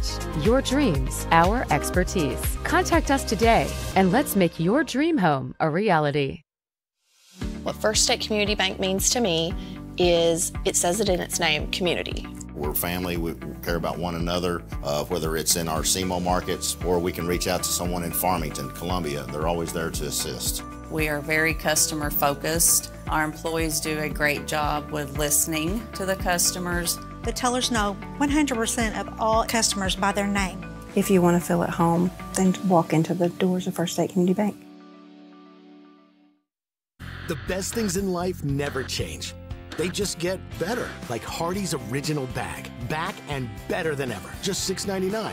Mix and match any two full-size favorites. A juicy charbroiled double cheeseburger, melty hot ham and cheese sandwich, or crispy hand-breaded chicken tender wrap. Any two plus fries and a drink, all just $6.99. Hardee's Original Bag, loaded with handcrafted goodness. It's the greatest meal deal for your buck.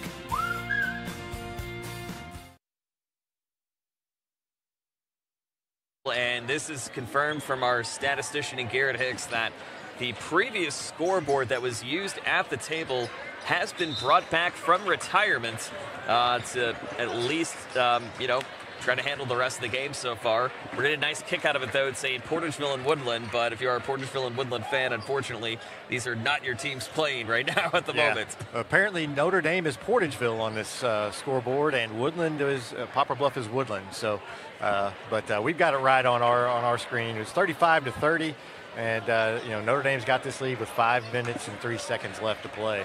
Still Bulldogs on the right side of the board as it stands. So. Yes. Still have that going.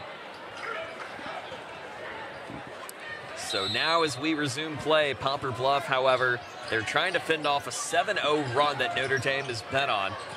So again, they're going to have to try to get some quick shots and opportunities to get back into this.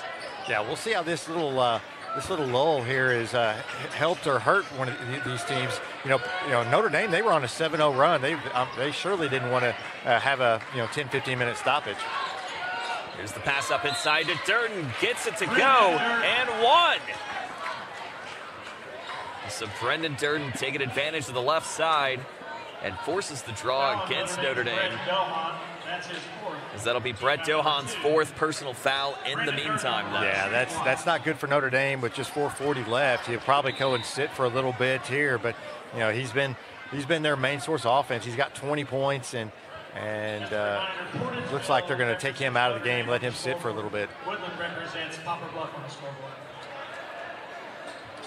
So it'll be Durden now in the meantime to try to push things forward to only trail by 2, and they do. 35-33. Notre Dame with the advantage. Here's Londaway.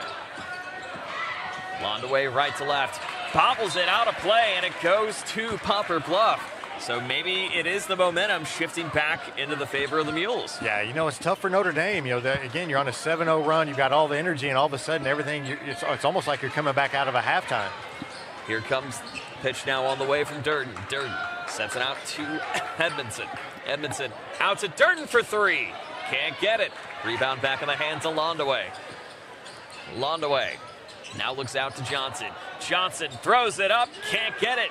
Londaway on the board. Now finding Johnson again. Throws it up. Can't get it. Pinballs off and goes against Notre Dame on the reach-in. And it looks like that may be Bonham on the call, and it will be. That's his 4th. And that's his 4th. Yeah, that's... All of a sudden, you now have 2 key Notre Dame players with 4 personal fouls apiece, and you got to think a little bit desperation time, and maybe them trying to par it back just a little bit to hold on the ball as much as you can. Yeah, and you know, Poplar Bluff is right back in this game, and it's a it's a tough thing for Notre Dame right now with Dohan on the bench. Here comes Edmondson. Edmondson out to Durden. Durden 2-on-1. Gets it out to Lathan. Trying to find an opportunity for Sammy Durden on the inside. Does not go. It's on the floor. And that's going to go against Notre Dame. Looks like it'll be number 35. Dannemuller is going to get the whistle on that. So that's already 4 team fouls for Notre Dame and 1 more. And Poplar Bluff will be shooting free throws the rest of the way. Yeah, they're 5-9 from the free throw line too. So you know, if you're Poplar Bluff, and you want to start taking advantage of those free throw opportunities if you get them here. Hurd on the inside, sets for Edmondson. Edmondson up for Hurd, in and out. Rebound back in the hands of Dannemuller. Here comes Londaway, now chasing over, 3:30 remaining. Got to get past Hurd. Goes in on the reach-in, however. Yeah, he was all over him there, but they're gonna get him. It looked like good defense, but once he kind of starts bumping him with the body, they're gonna call that. Every time. You can't go for the extracurriculars, but again, credit to Hurd, not just on that, but all night long for trying to swarm any shooter he can. Londaway again. 3:23 remaining. Scopes up the other way to Schumacher. Schumacher lurks up, finds Dohan, got it to go. Brett Dohan still pushing his team up front. He's got 22 of the Notre Dame 37. Yeah, he comes in the game and immediately has an impact and gets them back up 4. So 3:01 left to go here in the 4th, 37-33. Gets it out to Hurd, goes in and out. Can Notre Dame find a way to hang on? Or will Poplar Bluff play spoiler once again? Dohan now over to Schumacher. Schumacher spits it out, picked away, found from Dallas Williams. 2:37 left to go. Dohan does a nice job cutting to the basket there. The pass was just a little late, but he made the flash with. Dallas Williams makes it a 2-point game. 2:24 left here in regulation. Londaway now on the run. Gets past Edmondson. Gets it over to Johnson. Johnson lurking out for the key.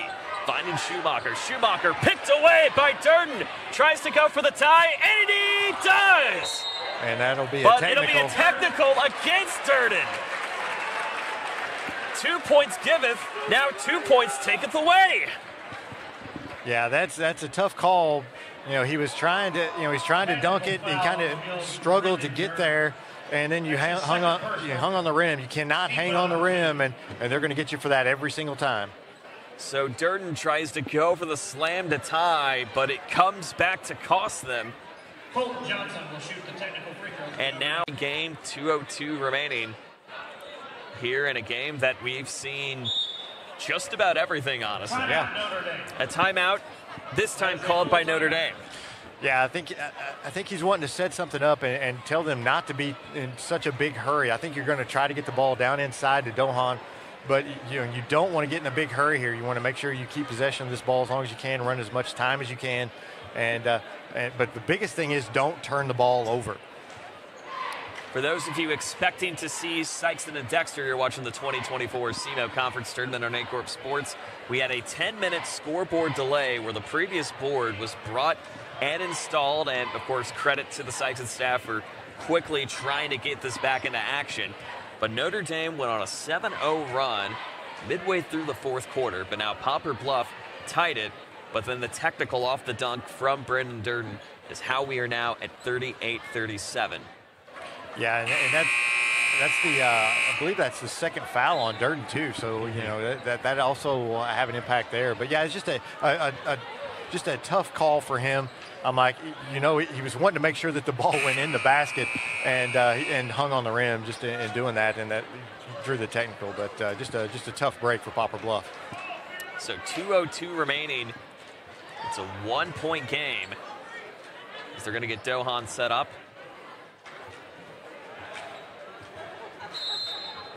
And again, already two defensives ready to go for Poplar Bluff. Here's Londaway on the run. Londaway now out to Johnson. Johnson nearly losing it. And nearly bobbled out of the hands of Schumacher. Edmondson tried to chase him down. So is J.R. Lathan. Londaway now in control. Over to Schumacher. Schumacher gonna have to do something here. Poplar Bluff going man-to-man and sometimes double or triple teaming if needed. Londaway again. Looks for the open three. Way off the mark. Pinball's off. Goes back to the hands of Durden and sets us to his older brother in Brendan. Yeah, I don't think that possession went the way Notre Dame wanted it to. It didn't look smooth from the moment they inbounded the ball, and then you have a shot that was off the mark by that much, and now Poplar Bluff's going to get a timeout and try to get a shot here.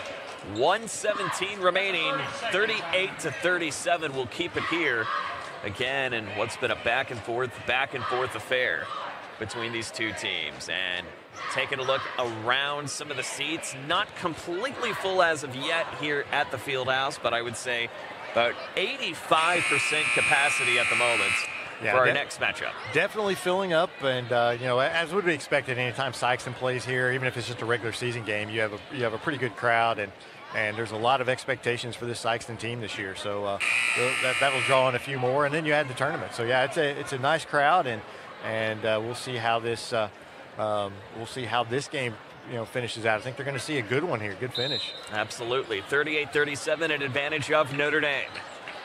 Can Bluff find a way to play spoiler? Durden gets out to Johnson. Johnson picks down to Durden. 1:05 remaining here in the fourth. Clock is stopped at 1:06. We don't have times. Now down less than a minute remaining. Now it's going down by a 20th of seconds. And now, yes, literally a 20th of seconds. We have some issues. Nonetheless, Edmondson is going to get credit for the foul. Let's get to the facts here. So 53.4 remaining. Yeah, everybody was looking at the clock. I don't think anybody was looking at the what was going on the floor. As you saw from our vantage point, it said 53.46. Yeah. So you get the 20ths or the hundredths of the second. Yeah, hundredths of a second. Here's Dohan to get it over. Finds Londaway. Londaway gonna have to chase. 47 seconds remaining. 45 now. Dohan gonna have to try to continue to hang on to this over and over. Durden is trying to get his team to force a steal and a push on the inside. They finally get him to J.R. Lathan. I started to say, they had a foul to give. You might as well go ahead and take it now. I would have liked it better if I was Coach Durden, if they fouled trying to get a steal there. Just be a little bit aggressive on a steal attempt. But you had to get that foul in case you have to foul here and put them on the line. 36.4 remaining. Notre Dame up by 1. Timeout called by Jeremy Brinkmeyer. So 38-37 with 32.1 remaining in regulation. And again, you talk about wild and wacky and just disjointed, but weirdly entertaining at the end of the day. Yeah, it's been an entertaining game. It's just not been I would not think either coach would say it's been a well-played game. Absolutely. But it's been fun, and we're looking back. We're coming down to the last shot. If you foul Notre Dame is only 2 of 5 from the free throw line, and they've not been really sharp from the free throw line, and so that's something I think that Coach Durden is saying here. Hey, maybe if we can't get a steal, go ahead and put them on the line. And that wouldn't be the worst thing at the end of the day, because this has not been a strong free throw shooting team, and they seem to have some issues with that against Charleston too on Friday nights. Yeah, absolutely, and they're struggling from the floor in general. So I don't think putting them on the line is the worst thing in the world.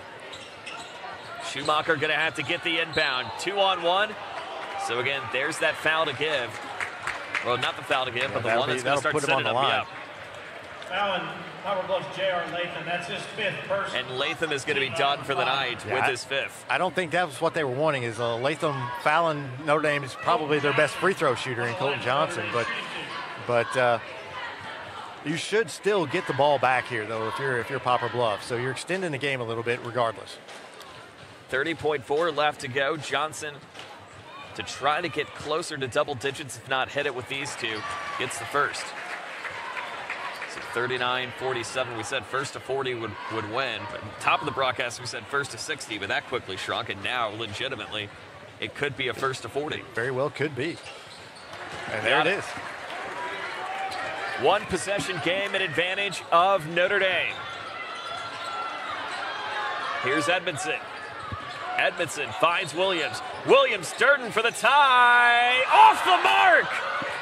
And a rebound at the hands of Dana Mueller. And a jump ball, and that'll go to Notre Dame. But I think you've got to foul here if you're Poplar Bluff. You go for the steal. If you don't get it, you've got to foul immediately.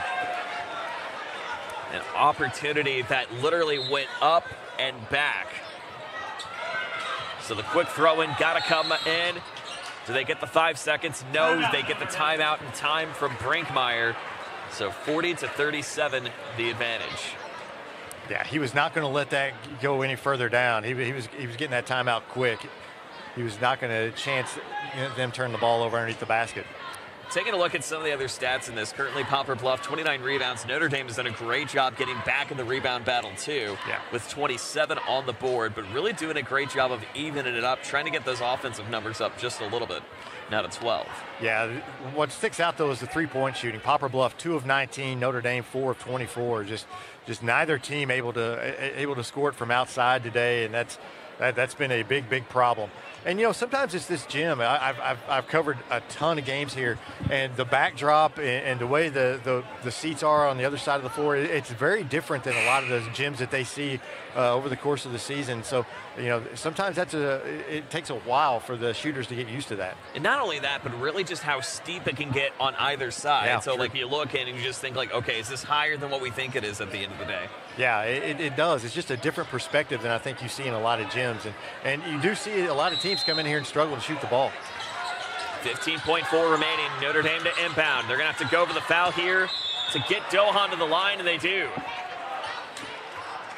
And Dohan goes to the line, but he struggled from the line tonight. I think he's 1 for 4. I think it's 1 for 4 so far. Yeah, so yeah, it's you're giving yourself a chance anyway. That's his 4th. So Dohan with, we wouldn't necessarily say a full-fledged ice, but definitely trying to get the refrigerator closed. Yeah. Trying to add on to his 22 points and 8 boards tonight. Misses the first. And free throws just continuing to not favor Notre Dame so far this evening. Second chance. Good. 2-possession game, 12.5 left to go. Poplar Bluff's going to have to try to quickly take it down. Finds Durden. Durden on the chase. Durden launches this up for 3. Bounces off the board. Doesn't matter. And Notre Dame comes back. And a wacky one, but does it on defense. 41-37 over Poplar Bluff. Man, that was a heck of a finish, and leave it to Brett Dohan to finish that off. He was the man the entire second half, finished with 22 points. So and leave it to him to ice the game for him.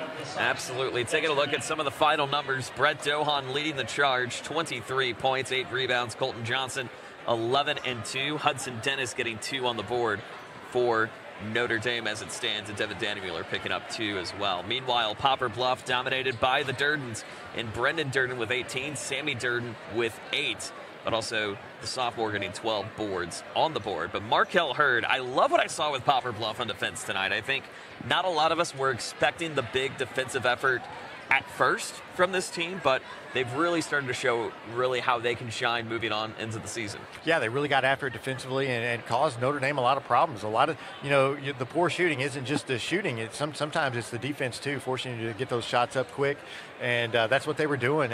And kudos to that Poplar Bluff defense. It just at the end it wasn't enough. There was just too much Brett Dohan in the second half, and he got over half his team's points.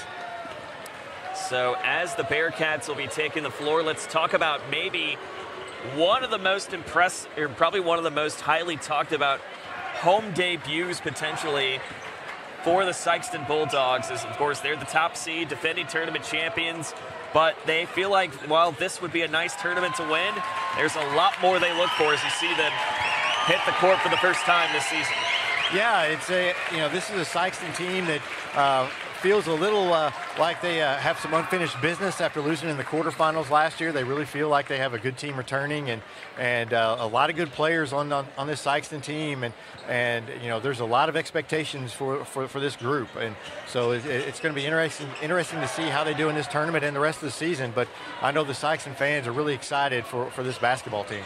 Absolutely. We will talk more about that game coming up in just a little bit. They are working to get the clock adjusted, and also too trying to get some of the fans cleared out. So normally you would see about that 15-minute intermission, but maybe just a little bit longer here tonight because, again, just crowd control and trying to get everybody situated. You have to think this is a highly anticipated game. Not if you're a Sikeston fan, but if you're a fan of Southeast Missouri hoops. Absolutely, and it's just a big game, and hopefully they get the scoreboard worked out and everything going smoothly here for this game. Absolutely. So we'll rejoin you coming up in just a little bit, but in the meantime, coming up in a little bit after the break, I am going to join one of the announcers for the Sikeston Bulldogs, Joe Bob Cameron of Rock 107, to get his thoughts about a Bulldog team, exactly as you mentioned, had some unfinished business and believe that 24-25 may be the one to really see this team strive. We almost got the rhyme right. This is the 2024 SEMO Conference Tournament on Aycorp Sports.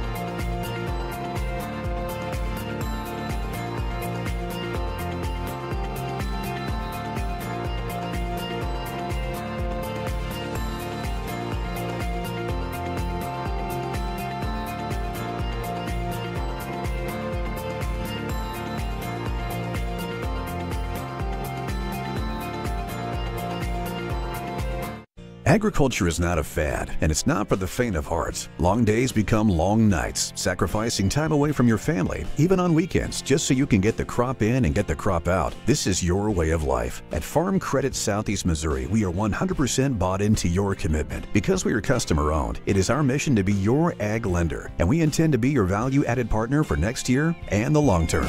Your ag lender will always be there.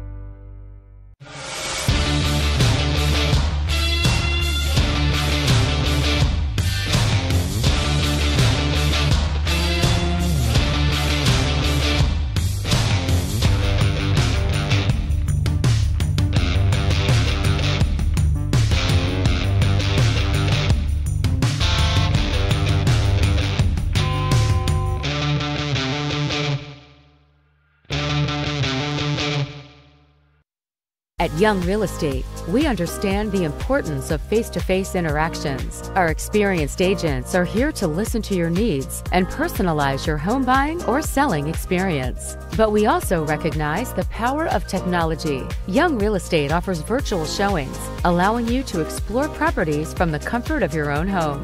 Young Real Estate, where technology meets a personal touch. Your dreams, our expertise. Contact us today and let's make your dream home a reality.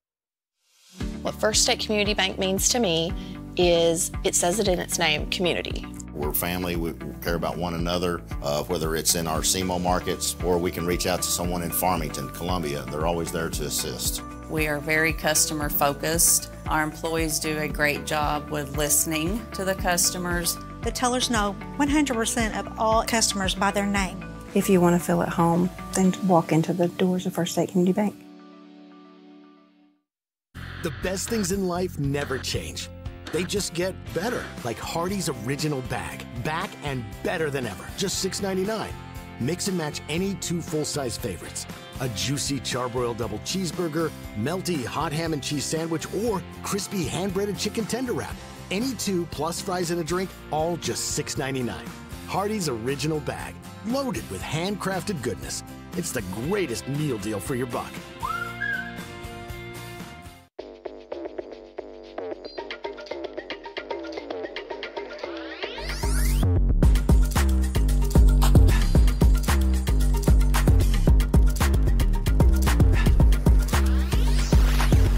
At Focus Bank, we understand your community because it's our community too. With branches across Southeast Missouri and Northeast Arkansas, Focus Bank offers services such as fraud protection, really free checking, and mobile banking that lets you bank simply and securely, anytime, anywhere. Stop by any of our branches or visit us online to open an account today. Plus, you'll receive an awesome free gift just from opening your really free checking account. And when you refer someone who opens an account, you'll both receive a gift. Focus Bank, member FDIC, equal housing lender. Thank you. Thank you for letting us be a part of your family and for trusting us with the ones you love the most. Thank you for allowing us to be a part of those lifelong memories. Thank you for taking us on the job and for putting us to work. Thank you for choosing us for your first vehicle and for every vehicle after. Thank you for trusting us for 70 years.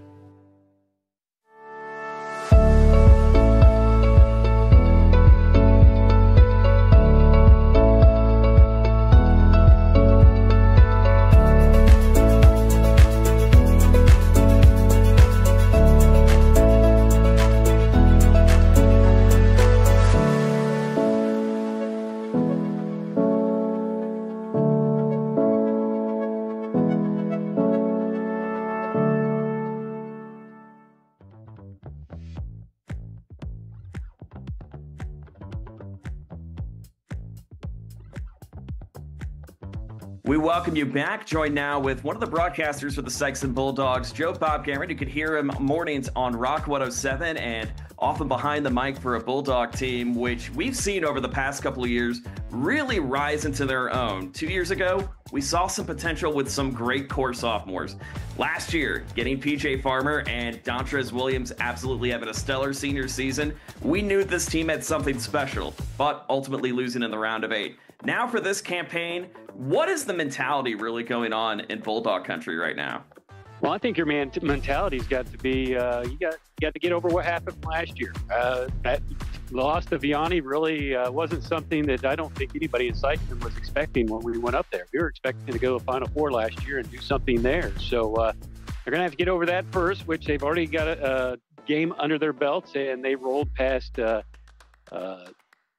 Fox pretty easily, 100-34 in the first round of the tournament they're in this week. So they just it's the expectations are high, and they're going to have to get over a disappointment from last year, which I think they can. I think they will.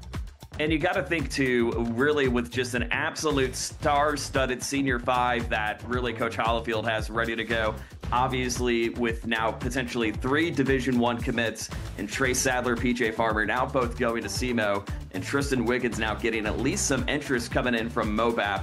really just kind of talk about, just how these guys have really kind of set the tone in the program. I want to say the team, but this is a program that is built on excellence, and these guys just continuing to lead the charge. I think Williams actually did a job of leading these guys and really set them up for success. You go back to Williams playing his freshman year. He's been a starter for the Bulldogs for a couple of years. It wasn't just last year where he come from surprise. So Williams really set the pace and taught these guys what they need to do. Of course, Farmer come from Charleston, which has a history, and already as a freshman, he won a state championship over there. So he brings that to Sikeston as well. So they have a lot of potential. They have a lot of things to look back on that they can use for this season, and they got a strong mindset. They went through a whole season last year and didn't lose until the last regular season game against Father Tolton. They traveled up to Columbia and lost a real tough double overtime game in Father Tolton. Then they won their district. They had to beat Cape. Of course, Cape's always in their way. So they had to beat Cape. And then really, I think once they thought Cape, they maybe relaxed and thought, we'll go up to Vianney. We're on our way to the Final Four, and then just hit a team that shot threes so well that kind of upset him. So they got so much history that they can draw upon throughout this season. So any kind of situation they find themselves in, I think these guys will be able to take care of it and put it behind them. And obviously, one big question asking is, when in the world is Marquel Murray going to be joining the team? Obviously, currently out due to ineligibility with Misha. And at the time of taping, the hearing is slated to be going on the 4th. So, of course, as we're about to come on the air, we're not sure if he's going to be in or not. But really, talk about what do you think Murray is going to be able to add to this already stellar lineup? You have the big thing they lost last year was Dontrez Williams, and he was the man who stepped up during big situations. Farmer's been he did it in a limited capacity last year. Williams found out of the Father Tolton game, and Farmer stepped up and played well that time. But it was Williams was really the catalyst of the team last year. So they have to find that person, and that could be Murray if he joins the team, or is he just going to be something that comes in and slides in and enhances everybody else? Murray is a substantial talent, but we don't know if he's going to be on the team. Actually, we're taping this the day of the hearing. So hopefully he'll be with the team. I don't know if he'll be with the team during the SEMO Conference tournament, even if he is approved to play, because from what I've heard, he really hasn't been at many practices or any practices since he's not eligible, because he was ruled ineligible initially. Now he has his hearing with Misha. So I don't even know if he'd be eligible to play in this tournament this week or not. And I mean, even at that, though, still, this is actually going to be the first home game for this Bulldog team. I mean, deemed, yes, naturally a neutral site game, but this is going to be the first time that this home crowd is going to get to see this team compete at the regular season level. And you got to think expectations are still going to be through the roof no matter what. Yeah, and you really don't have a lot of opportunities to see them at home because they have a road-heavy season this year. So if you have an opportunity, you need to get out and see these young men play, because it will be an exciting year.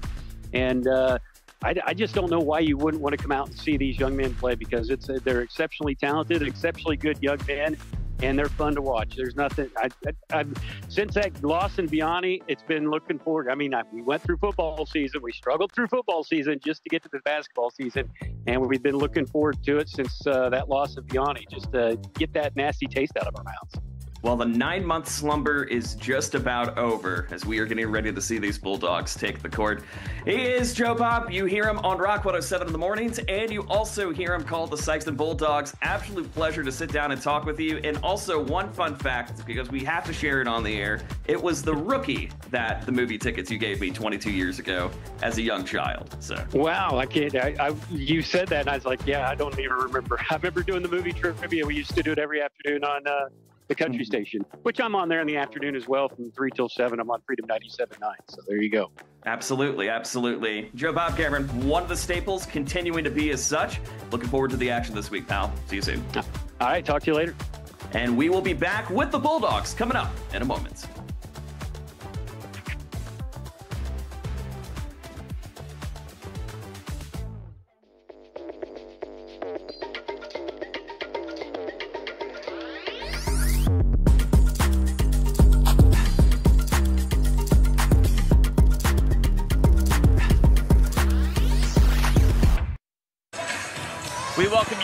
to Sikeston High School, and not too many days a year that your home team is on the court, but that's exactly the case for the Bulldogs. Technically classified as a neutral site game, but it is their hometown Bulldogs taking on the 8th-seeded Dexter Bearcats. Welcome back up top, Joe Northern along with David Jenkins. Did want to mention, however, with the interview you just saw with Joe Bob of Rock 107, we taped that as the hearings were going on for one Markel Murray, but the words that we've been hearing tonight, he will be in the rotation and will be on the court this evening. Yeah, he should be on the floor tonight.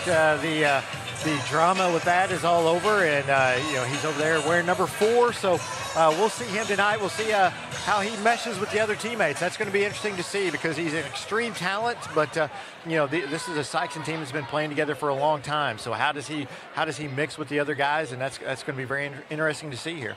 Meanwhile, again, this is kind of a tale of the unstoppable force and positive momentum when speaking about Sikeston and Dexter. Bearcats coming in 3-0, and of course, obviously, momentum for the Bearcats in this one, win or lose. If you put up a good performance against these Sikeston Bulldogs, you got to think it's only going to help you with BCT seeding coming up later on. Yeah, absolutely. I think a lot of people are surprised by this Dexter team being 3-0, but they're a lot better than they were last year. Coach Allen has done a really nice job getting them ready for this season. And you got to think, too, a lot of these guys are coming off a football team that had a long postseason run, and so they don't have as much practice as some of these other teams like Sikeston. So it's really nice to see. We'll see how they match up tonight, though, against a really, really good Sikeston team. Lineups for the Sikeston Bulldogs. A 6-foot senior, number 0, Tristan Wiggins. You see they score 83 points per game. Number 2, Chris Artis. A 7-foot senior, number 3, Trey Sadler. A 6'1" senior, number 23. Be number 23, LaCarrion McCray, and PJ Farmer rounding out the lineup for Greg Hollifield's Bulldogs. Meanwhile, for the Bearcats, it's number 3, Tucker Temples, number 5, Elijah Abraham, Will Geatley getting the start, wearing number 13, John Sepulvedo, 19 last night.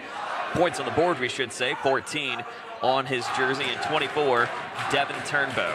Bearcats coached by Chad Allen, assisted by Rob Nichols and Tony Webb. Meanwhile, Sikeston coached by Greg Hollifield, assisted by Brian James, Will Hollifield, Derek James, Parker Long, Travion Dennis, and Caleb McGee. Yeah, say that real fast. Sikeston is not short of assistant coaches. Well, again, a well-coached program, and of course the court is named after the coach as it stands. Yeah, so. They do. Coach Hollifield does a fantastic job with this program, and all those assistants are former players of his, and he's got his son is over there as well. It's just a really good coaching staff that they have. You can see it, by what's translated on the floor. Absolutely. Sikeston wins the tip. They're going to go left to right on your screen. Dexter going to go right to left. Gets up into the hands of Farmer. Harmer throws it up, and that is how the home slate starts for Trace Sadler. Again, exactly what the fans ordered. Yeah, if you're Dexter, you're playing that 3-2 zone. You got to make sure that the 7-footer doesn't get behind you. And if he does, that's exactly what's going to happen. Here come the Bearcats the other way. Geatley gets it out. Sets it over to Temples. Temples. Now it's Sepulvedo. Sepulvedo trying to get past Chris Artis. Had a traveling violation. Got him on too many steps. A little bit of the double team, too. I like the pressure I saw that Wiggins really pushed up on him, too. Yeah, Dexter's going to try to slow this tempo down and really kind of put the brakes on this fast-paced Sikeston offense. And they know what they're up against. And they're going to try to stop that by those double teams. The extra slam not there to go for Artis.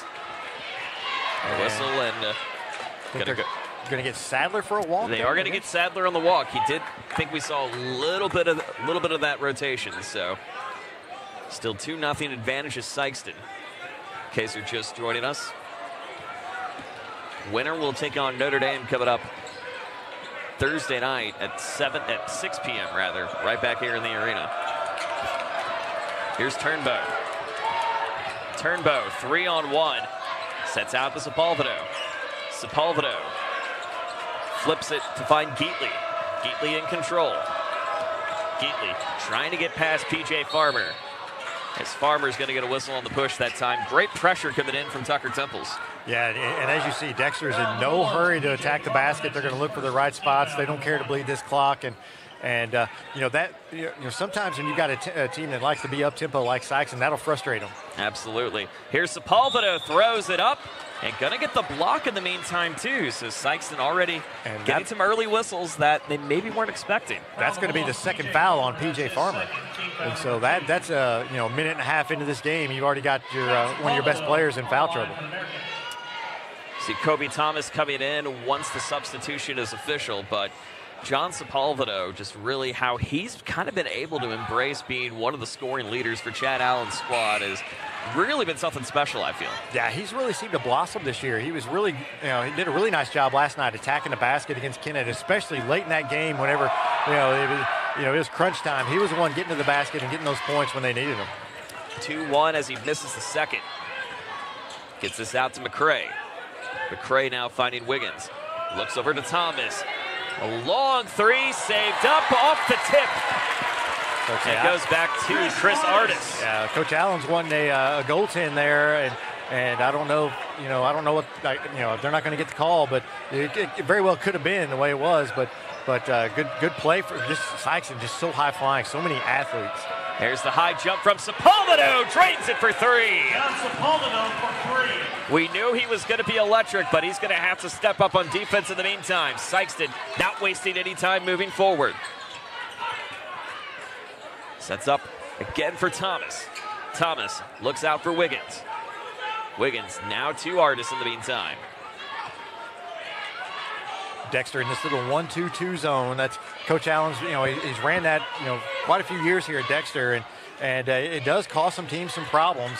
But you have to know where Sadler is on that backside in this defense. And forcing the travel violation against Tristan Wiggins. So again, the 1-2-2, and really in talking with Dexter last night too, if you can keep Sikeston out of possessions and slowing down the defense, which that is Dexter's bread and butter, you may have a little bit of lightning on the bottle. Yeah, and this has happened before with Dexter against Sykes, and they've done this many times. That's always Dexter's kind of their formula against Sykes, and we want to slow you down and take you out of what you like to do, which is get up and down the floor, get up in transition, so that really kind of always causes this Sykes team some problems. Abraham throws it up. That's going to be blocked out of play. Still going to stay with the Bearcats, but of course Trey Sadler. Here you'll have a nice little ovation as Markel Murray checks into the game. And for the first time as a Sikeston Bulldog, Markel Murray has entered the game. Gets this out to Abraham. 2-on-1. Foul's going to be on the floor, and immediately it looks like it gets Murray. Yeah, I think Ibrahim's got to get that ball and immediately take it up and not bring the ball down. I mean, he did get the foul, but if you might have a 2-point and one right there if you take it up immediately.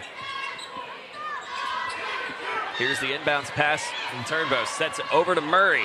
Sepulveda tries to go for the save. Can't get it. Now finding Thomas over to Murray. Thomas for three. Falls short. Pinballs. Back into the hands of Turnbow. And the Bearcats looking to reset again once more. Geatley in control. Now finds Sepulveda. Sepulveda over to Geatley. Geatley bounce passes off the kick.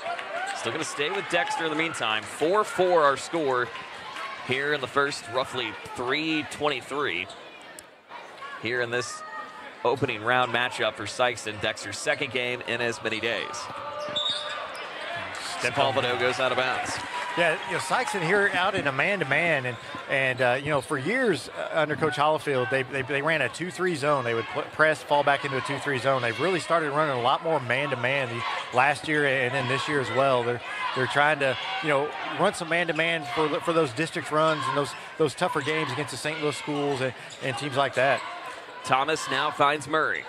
Murray spits it out, looks for Wiggins for the triple. That doesn't go. Rebound back in the hands of Geatley. And a whistle going to go against number 30, and Jaharis Goodwin. Hold on, foul on Jaharis Goodwin. That's his second. And that's already 14 fouls for the Bulldogs. None for Dexter at the moment. And a Sikeston team currently only 2 for 5 shooting. Yeah, one thing you see, though, is the depth of Sikeston is they just continue to go to their bench and bring more and more guys in. They've got a very, very deep bench, and that helps them. Usually a lot of times whenever Sikeston plays a team, that midway through that second quarter, the other team starts turning the ball over as those legs get a little tired. Abraham throws it up and in. Elijah Ibrahim gets it on the board, and it's 6-4, an advantage of the Bearcats. Murray can't get it to go. And now they're going to go for the 4 game as Coach Chad Allen puts up the number 4. Here comes Geatley. That little weave offense with some screens, and you're just running clock trying to get a back cut to the basket, and that's what Dexter's looking for here. 3:25 remaining here in the first. Ibrahim throws it up. Clock going to go. Nope, just a travel. Yeah, it's tough going up against a 7-footer, and you know, Sadler's getting better defensively every year. He gets a little bit better, and you know, so much so that he's got signed by SEMO. He's going to be at SEMO next year, and him and PJ playing together again next year. Taken away in the meantime from Temples. 2-on-1 as Dexter calls a timeout. 6-4 the advantage. As we'll step aside. You're watching the 2024 SEMO Conference Tournament.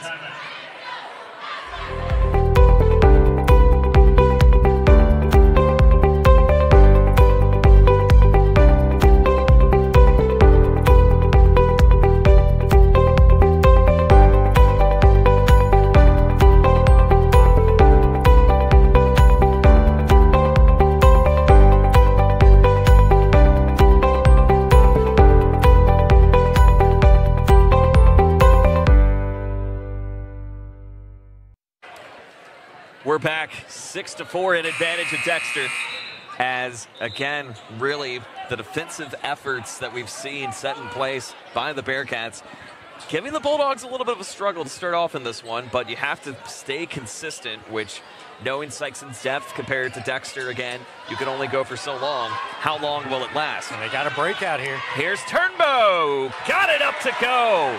The quick cross-court pass. I feel like we saw that on the gridiron last month. Yeah, absolutely, and it looked like a football pass there, and Turnbow, one of the best receivers on the football team, so you know, he made them pay there, and Dexter with an 8-4 lead. Meet the new boss, same as the old boss. Here's Murray. Gets it down to McCray, as that'll go against Turnbow in the meantime. So 8-4 an advantage of the Bearcats. But again, like what we saw early on in this one, not necessarily poor shooting because, again, only 10 shots attempted for everybody involved. Yeah, and you know, one thing Sikeston is really missing right now is PJ Farmer. He's kind of does everything for him. He's their definite leader on the floor, and him getting in early foul trouble has definitely helped Dexter. And you can certainly see the difference between with Farmer and without Farmer at the moment. There's a long 3, can't get it to go. Rebound back in the hands of McCray, gets it back to answer. Yeah, well, Kerryon McCray has been playing very well to start this season for Sikeston. Was leading scorer a couple games up in the DeSoto tournament. Really a nice player for them. He kind of gets overlooked with the other players. Here comes Murray. And welcome to Sikeston, Markel Murray. Build as advertised. And just like that, you've got yourself a 4-0 run for Sikeston to tie it. Team foul number 5. So Sikeston already 5 team fouls. That's going to go against the Bulldogs. But again, if you get a little bit of that quick momentum, no matter how long you hold the ball, good luck. Yeah, That's absolutely. Just good luck. Yeah, you cannot be turning the ball over if you're like, you know, for Dexter. You can't turn the ball over like that and give them easy layups, dunks, because they will feed off of those.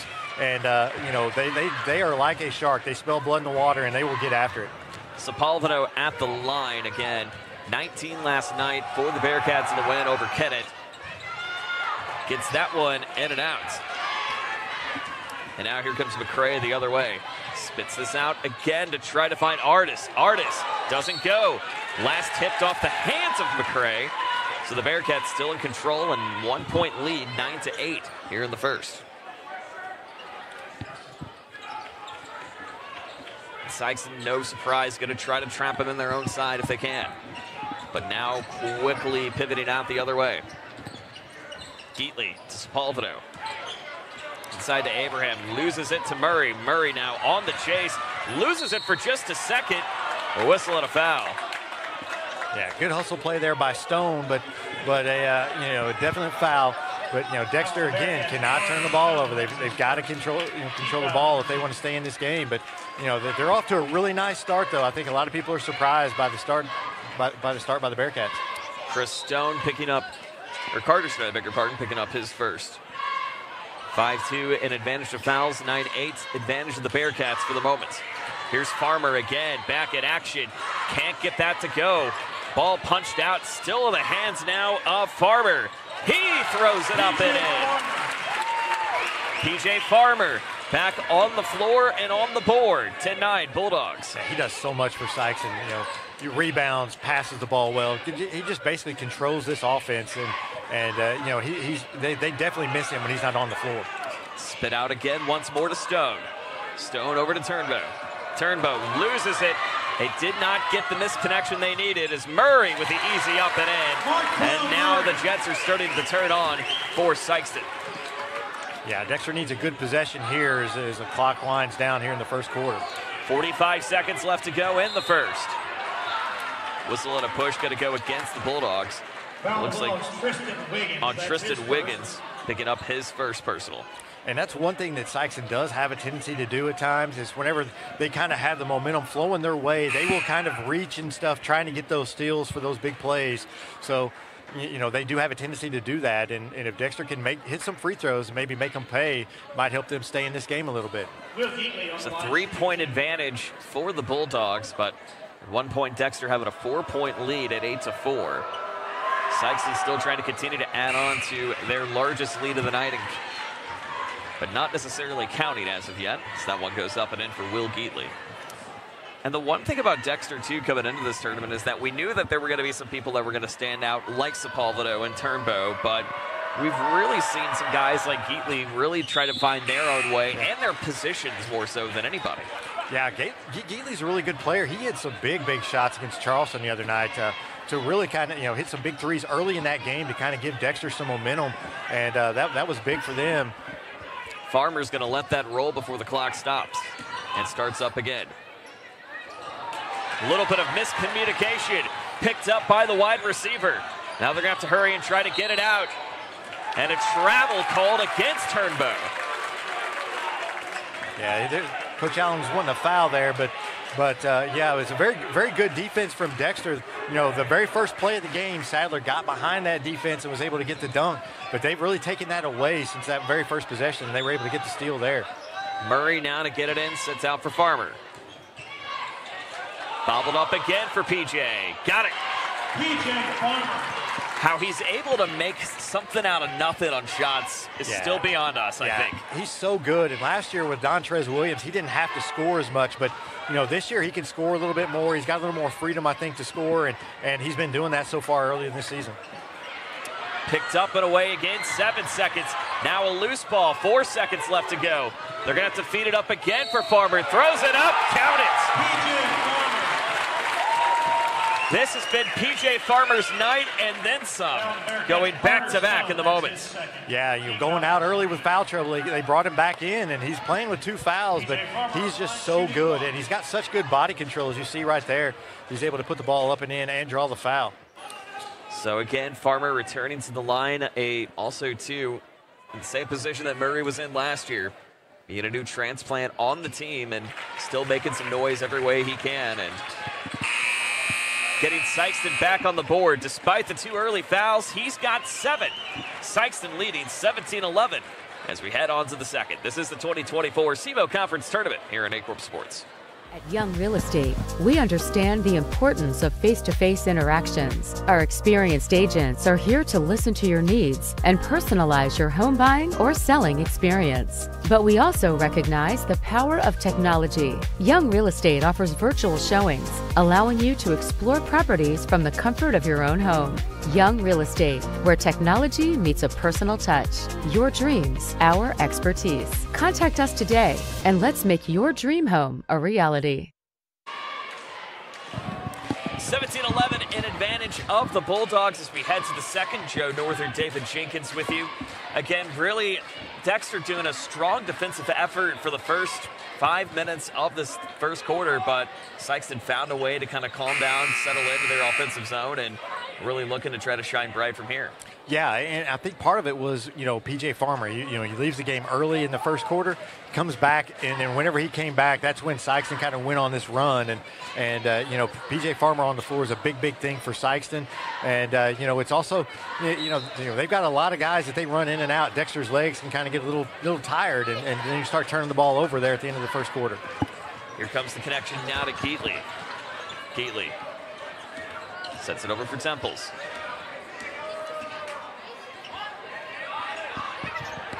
Temples. Now to Ibrahim.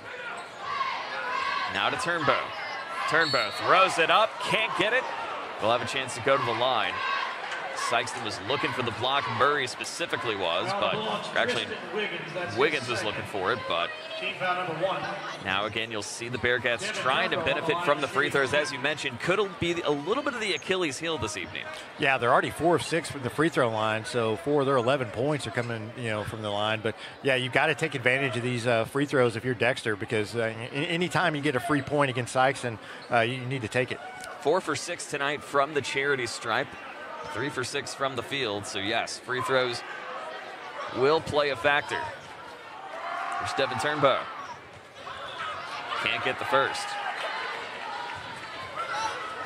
Winner will have a date with Notre Dame coming up tomorrow, or Thursday night at 6 p.m.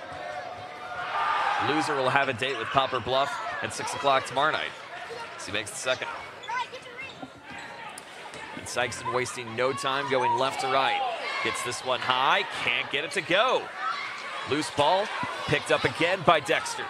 Here's Sepulvedo. Picked off the foot from Turnbow. Turnbow lobs it up, got it. Devin Turnbow. Nice play by Turnbow. One thing you see, Dexter got the ball down there, and a lot of teams are just going to, they expect the other team to run down the floor. Sikeston won't do that. They're going to get after you when you have the ball. And, Dexter's got to be aware of that whenever they get a rebound or a loose ball. And that's another one has mentioned too. Here's Sepulvedo now again, slowing it down. Going with that traditional foreplay to try to find that open cut. Sepulvedo can't get it.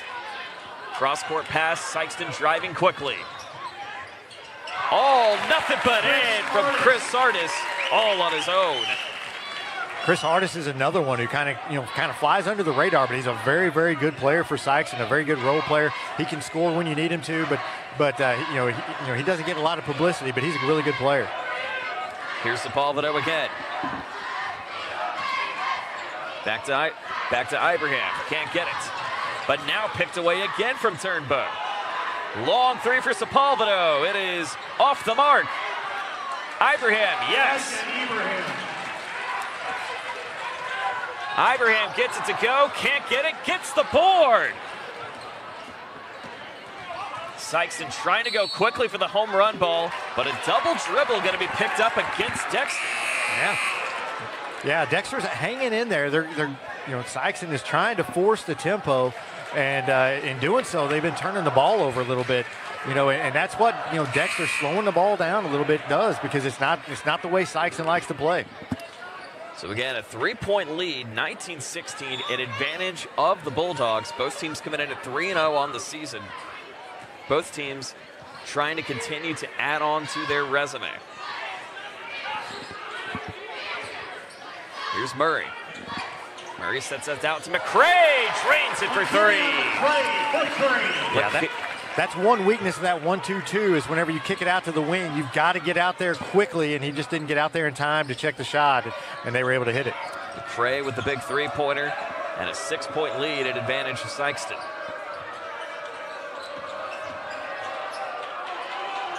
Ibrahim, no. Rebound back of the hands from Sadler. Sadler on the run. Now finding Farmer. Farmer chasing, throws it up, got it. PJ Farmer, 9 points on the board, and Sikeston now trying to pull things away. Farmer is so good. It's almost better when he has contact. It seems like the more contact he has, the better his shots go. Sepulvedo now on the backside, trying to get past Jaharis Goodwin. Now out to Turnbow. Turnbow spins. 2-on-1 pressure. Nearly picked away from Goodwin. Now looks over to Sepulveda. Can't get it. Gets the on board. No. Ibrahim, though, gets its hands on it. And it's going to go the other way. 3 seconds. And now, actually, correction, just a foul going to go against him. Yeah, they'll get Ibrahim on that. Elijah Ibrahim. That's his second, team foul number 1. So that'll be his second, team foul number 1. 4:43 remaining here in this second quarter. As the Bulldogs trying to continue to pull away. Dexter leading at 1 point by 4, but now with a big advantage by 8, trying to continue to add on to it. Murray throws it out, sets over to Sadler. Sadler bounce pass to Murray. Murray looks over to McCray. McCray can't get it. Who's got his hands on it? Whistle gonna go the other way. Yeah, right there, I think Sadler with his big body just grabbed the rebound there instead of just trying to tip it in. That's one of the things I think that they've been trying to work on with him is for him to be strong with those rebounds instead of just always tipping. Goodwin is trying to come in, but did not make it to the table in time, so we play on. 4:19 remaining here in this second. So Dexter going to try to slow things down just a little bit more. Gets it out to Sepulveda. Looks over for Geatley. Nice cut. On the way. Love that connection for Geatley as well. Yeah, Geatley moves very well without the ball, and showed it right there with a nice little cut, and teammates looking for him. Foul's going to be picked up against Dexter, waiting to see officially who that'll be against.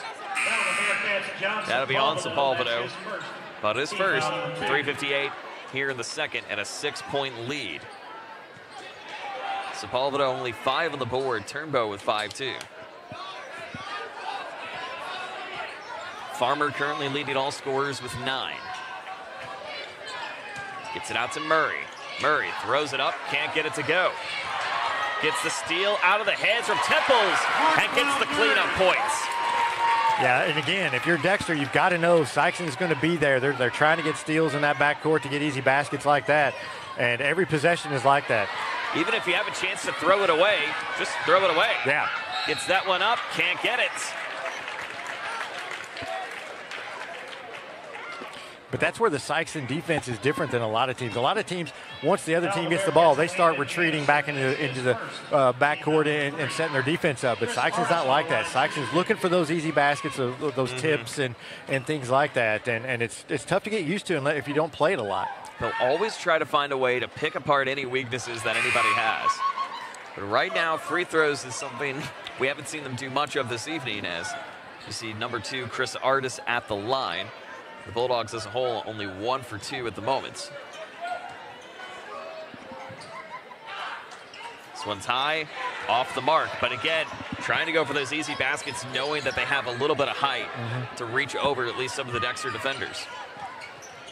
Farmer, a little spin move. It's now to Wiggins. Wiggins sets out to Artis. Bobbled out, who's got it? It's Sepulveda. Sepulveda now chasing up front. Sepulveda all on his own? No. Who's got the last touch? It was Dexter. So it'll go back to the Bulldogs. I think Dexter coaches were wanting a goaltend there. I didn't see if he got the ball or not from our angle. It was tough to see, but boy, he can get up there. He got up there quick. No question. And I think maybe that is kind of the Achilles heel you could see with some of the tall Sikeston defenders is, goaltending could be something that you might have a little bit of an issue from time to time. Farmer in traffic. Yeah, he's just so good. Once he gets into the lane and starts penetrating, he's just so tough to stop. You could have 3 defenders all over him, and it could probably make it from 30 feet out. Backcourt going to be called against Will Geatley. Yeah, that was tough because he just hadn't had a chance to get across the line when Annister passed it to him. But that's just Annister's not he's not played a lot in this setting against a team like Sikeston, so he just kind of got sped up a little bit. Coach Chad Allen's going to stop the talk it open for just a moment. 28-18. We'll keep it right here. Don't forget, every Monday you can check out the SEMO Sports Zone podcast with Drew and my partner Dave Jenkins, available wherever you get your podcasts. Next week, I believe a little BCT special edition will be coming for the pod next week as we talk about some of the seedings from a Saturday selection show. Yeah, I think we got a guest on the show from that day. I hear that's a rumor. The icon Joe Northern from the Bluefield Christmas Tournament. I would say if Joe Northern doesn't have to rush and catch a plane, then that will be happening. But nonetheless, 28-18, an advantage of the Bulldogs. I mean, we knew that this team was going to be really high run and gun, but right now Dexter doing a great job defensively of trying to keep the Bulldogs in check. Murray couldn't get that to go, bobbled out. It's going to be last touched against Turnbow. Yeah, Sikeston is really trying to get in behind that Dexter defense, in behind that zone, and try to get those alley-oops. But Dexter was close out just quick enough on that one. Long three on the way from Tristan Wiggins, and he takes the points for the first time tonight. And turnovers are starting to turn into points for Sikeston, and that typically happens against teams here, in midway to late through the second quarter, as teams, they get their legs to get a little heavy. Picked up to Turnbow, whistle, but it's going to stay on the floor. Looks like they're going to get a whistle on the arm bars. It stands, and that's going to be against McCray. So McCray going to get his first foul, team foul number 3. If you're Dexter here, you want to run an inbounds play to get you a good shot. They've just been struggling a little bit. Sepulveda looking for that shot, can't get it. Over the head of Farmer, but still keeping on it. Won't get it on his own, but he'll have a chance to go to the line. So we'll see. That's going to go against Sepulveda. That's his second. It looked like he was trying to kind of elbow Farmer just a little bit. Yeah, trying to do anything he could, because Farmer, he can jump, he's fast, and he's strong. It's just tough to knock the ball away from him. First shot's up, nothing but nylon. 32-18. So 1:55 remaining here in this first half. Sikeston again trying to get into the momentum of things, and we knew that was going to be a little bit of an issue whenever you get Murray into the rotation. His first game as a Bulldog on the floor here tonight. Yeah, he's looked pretty good. I mean, so far he's kind of meshed well. They've tried to get him an alley-oop or two, but so far so good, I think, for Murray. Kind of reminds me a lot of when, one P.J. Farmer made the debut here during this tournament, mind you, a couple seasons ago. Yeah, and, P.J.'s worked out really well, and they're hoping, Murray will as well. Here's the push up front, 2-on-1. Gets it out to Stone. I beg your pardon, into Booker. Booker, now to Ibrahim. Blocked again from Trey Sadler. With 1:30 remaining, Bulldogs up by 15. Gets it out again to Murray. Over to Farmer. Off the right side of the rim. Scooped up from Murray. Bobbled up and out of play. We're trying to go for McCray to just kind of do like a little handball pass in and get it in action. I think right there is where you just haven't played a lot with your teammates. That's one of those that you expected him to be there, but he wasn't. He was a little bit further down to the baseline, and that's something that as the more he plays with these guys, the more he's going to learn. Ibrahim going all on his own. Long three on the way. That's good to go. As that's number 10, Gibson Booker getting his first points of the night. Yeah, Booker's a really good shooter and he can get hot really quick, and Dexter would really love to have that tonight. Less than a minute remaining. Nearly open pasture again. Can't get it up. Blocked out by Sadler. Saved by McCray to Murray. Here comes Farmer. That is what you call a 5-man possession and utilizing it to a T. Absolutely. Sadler had the block and Dexter just watched it, and then Sikeston was able to save the ball. And like you said, a 5-man possession. Just great passing down the floor for the easy layup. Arm bar going to be called against Kobe Thomas. Foul the Bulldogs, Kobe Thomas. That's his second. So his second team foul, second personal team foul number 4. So 28.4 remaining. Dexter within 14. Sikeston really trying to find the gel together that's making everything work, but Dexter making them work for it tonight. Here's Ibrahim, 22 seconds remaining. Ibrahim thrown off by Farmer. And I think it's going to go out on Geatley, so a nice job by Farmer forcing the turnover. Yeah, bounced kind of off his left arm at the moment, so we'll see Sikeston maybe try to hold him for one shot, and that's exactly what they're going to do. A little spin move from Farmer. Probably put that on the TikTok at some point. Yeah, that was unexpected. Farmer gets it up to McCray. Can't get it to go. 5 seconds. Geatley on the run. Geatley looks up. Long shot on the way. Doesn't go from Carter Stone. But that is how this first half comes to a close. 35-21, and some would say a surprising 35-21. Yeah, I think I think Dexter's kind of hanging with them a little bit more than what people thought, and good for them. I mean, they have the right game plan, but turnovers again. That's the thing that's going to bite Dexter a little bit, and that's kind of what's happened here. In midway through the second quarter, they started turning the ball over a little bit, and Sikeston was able to take advantage. We'll step aside, talk a little bit more about this game coming up in just a few minutes, as we are at the halftime break. As it is halftime, 35-21. Top-seeded Bulldogs trying to pull away from a very pesky Dexter team here at the Fieldhouse. This is the 2024 SEMO Conference Tournament here at Aycorp Sports.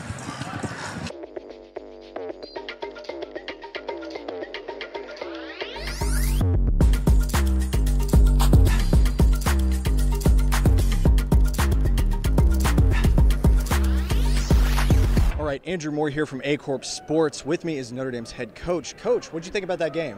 It was ugly, but that's kind of our team. We're too gritty to be pretty. We want to try to find a way to win no matter what.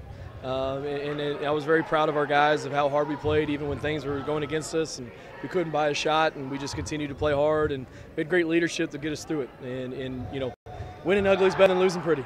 Yeah, gritty team for sure. Just kind of for the rest of the season, how do you address like those early turnovers that you're experiencing?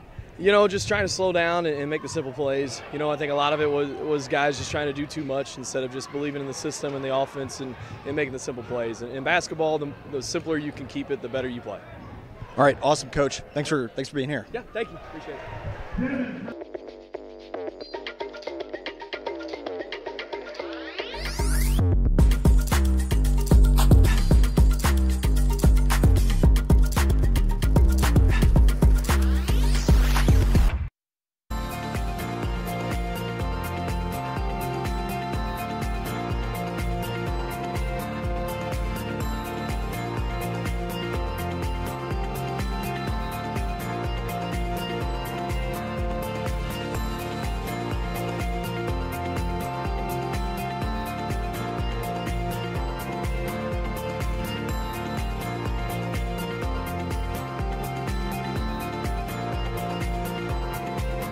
Agriculture is not a fad, and it's not for the faint of heart. Long days become long nights, sacrificing time away from your family, even on weekends, just so you can get the crop in and get the crop out. This is your way of life. At Farm Credit Southeast Missouri, we are 100% bought into your commitment. Because we are customer-owned, it is our mission to be your ag lender, and we intend to be your value-added partner for next year and the long term.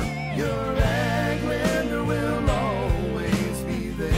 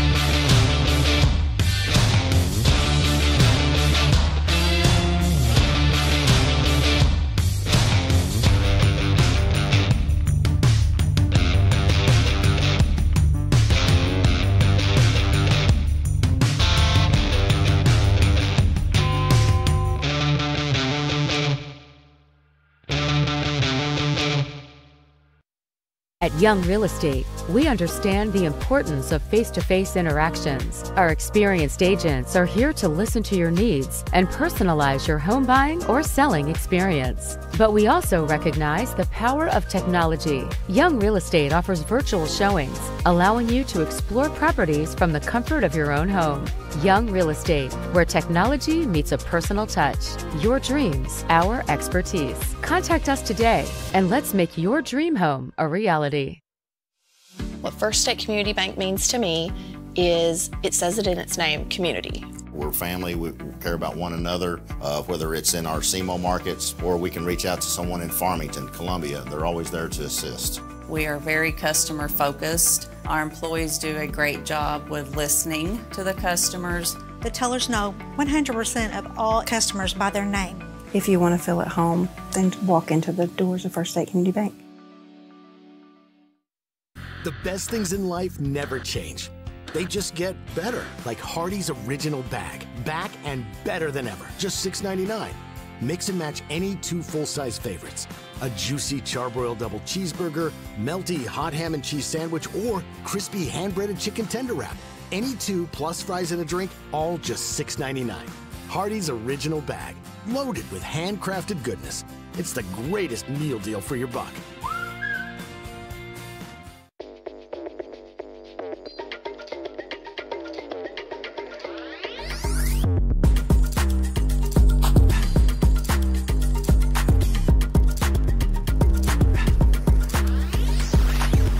At Focus Bank, we understand your community because it's our community too. With branches across Southeast Missouri and Northeast Arkansas, Focus Bank offers services such as fraud protection, really free checking, and mobile banking that lets you bank simply and securely, anytime, anywhere. Stop by any of our branches or visit us online to open an account today. Plus, you'll receive an awesome free gift just from opening your really free checking account. And when you refer someone who opens an account, you'll both receive a gift. Focus Bank, member FDIC, equal housing lender.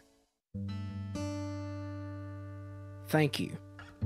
Thank you for letting us be a part of your family and for trusting us with the ones you love the most. Thank you for allowing us to be a part of those lifelong memories. Thank you for taking us on the job and for putting us to work.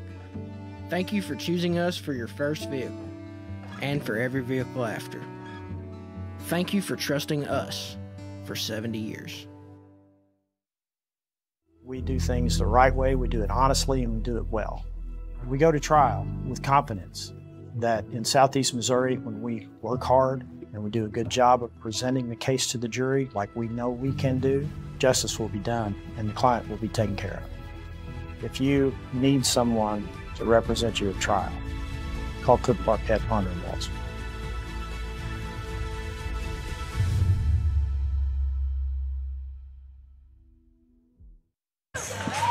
We welcome you back as halftime continuing here at the arena. 35-21 in advantage of the Sikeston Bulldogs. Joe Northern, David Jenkins. Taking a look at some of the numbers in the first half, it's really been PJ Farmer's show. 13 of Sikeston's 35 right now, but how he's gotten maybe 9 of the 13 is definitely worth talking about on just him being just really the target on everybody's back so far. Yeah, you know, he's so strong getting the ball to the basket. He's just tough once he gets into the lane going toward the basket, and Dexter's just not been able to stop him. I thought Dexter did a really nice job. Otherwise, defensively, it's just, you know, they just don't have an answer for Farmer driving to the basket. He's just so strong and so quick. It's just tough to stop.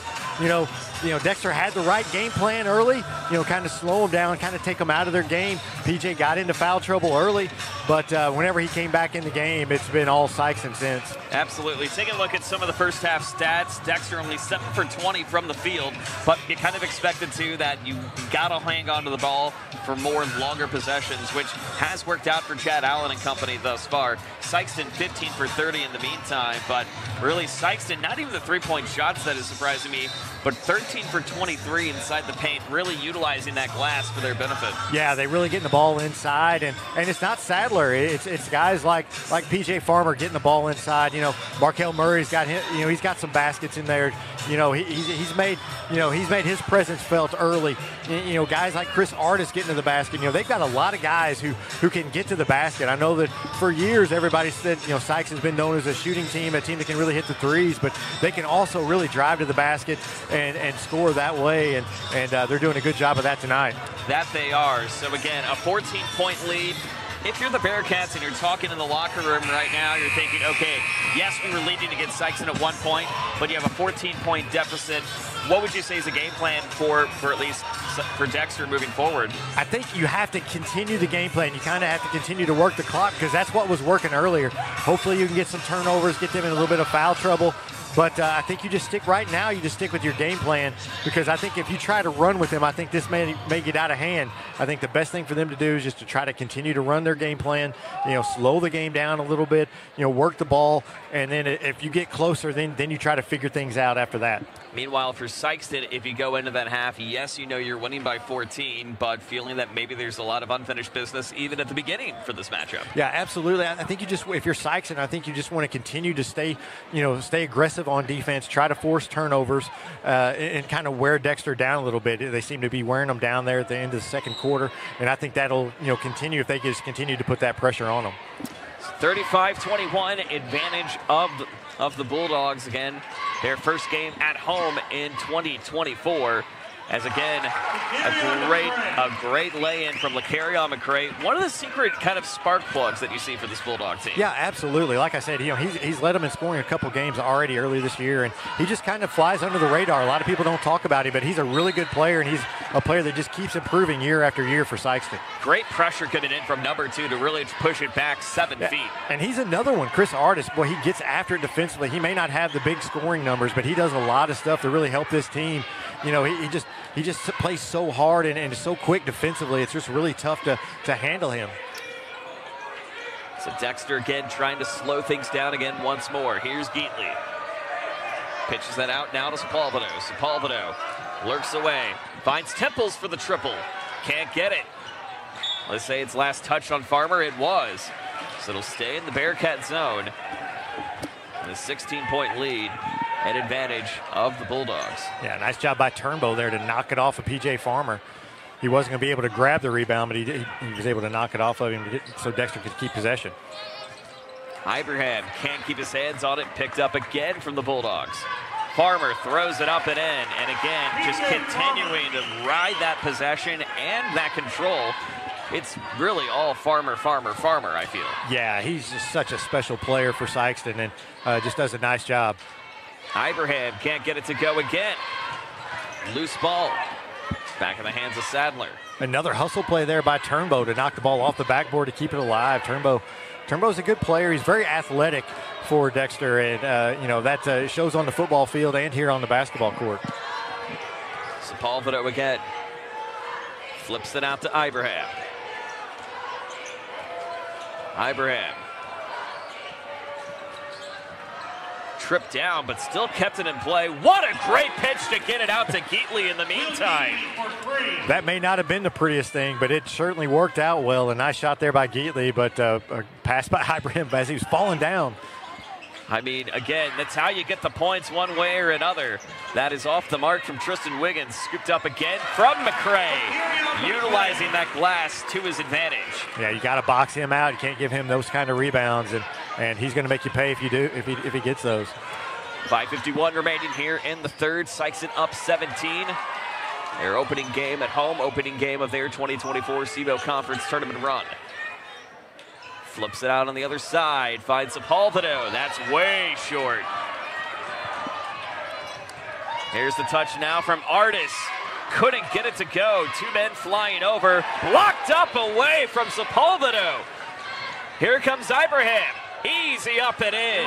Thanks for that great block to shut it down in the meantime. Yes, great job by Sepulveda. And then on the other end, he kind of slowed up as a Sikeston defender was closing in, and it enabled Ibrahim to have an easy layup there without any defense. But then Sadler right back.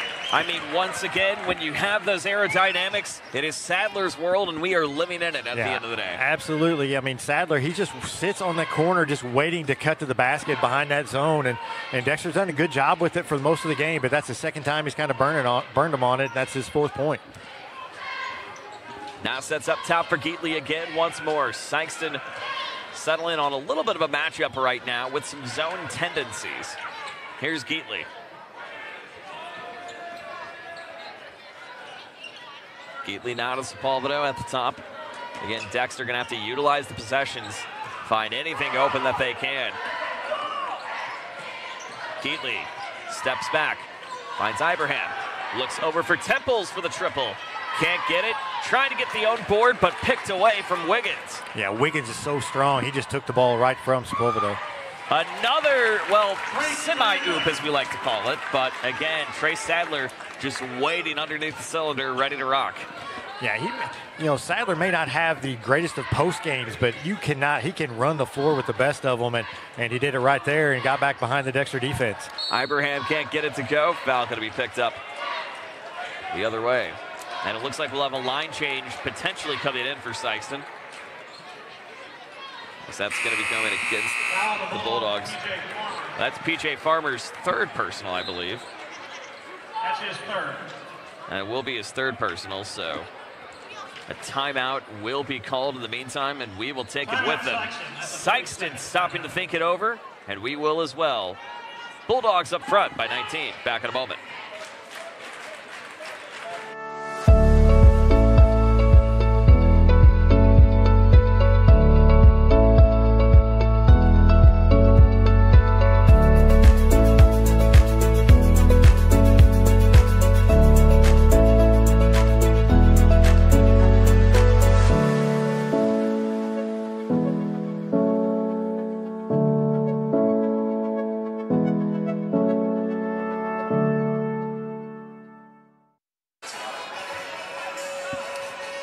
.26 the advantage. No swag surfing as of yet from the Red Peppers, but nonetheless, the Bulldogs trying to surf their way to an opening round win. Great cut in the meantime, however, from Landon Anderson. Yeah, absolutely great inbounds play for Dexter. Just an easy basket, and that's what you want on an inbounds. And Coach Chad Allen is one of the best at drawing up inbounds plays. So 45-28 the advantage. Geatley's going to get a whistle for his first of the evening thus far. But again, this is a really good defensive masterclass. Again, it's just whenever you have the hot hand shootings, and really trying to find an answer for number 24 in Farmer, that you're not going to have a great day. Yeah, and he's just tough to stop, and nice take inside. But Sikeston just has other guys who just continue to get the ball inside. Murray couldn't get it to go. Neither could Jaharis Goodwin. So the Bearcats take over, 45-28, trailing by 17. 3:12 left to go here in the third. Here's the run up on the other way from Sepulveda, but can't get it to go, and Sikeston will get a whistle on the other side. So 2 team fouls on the board.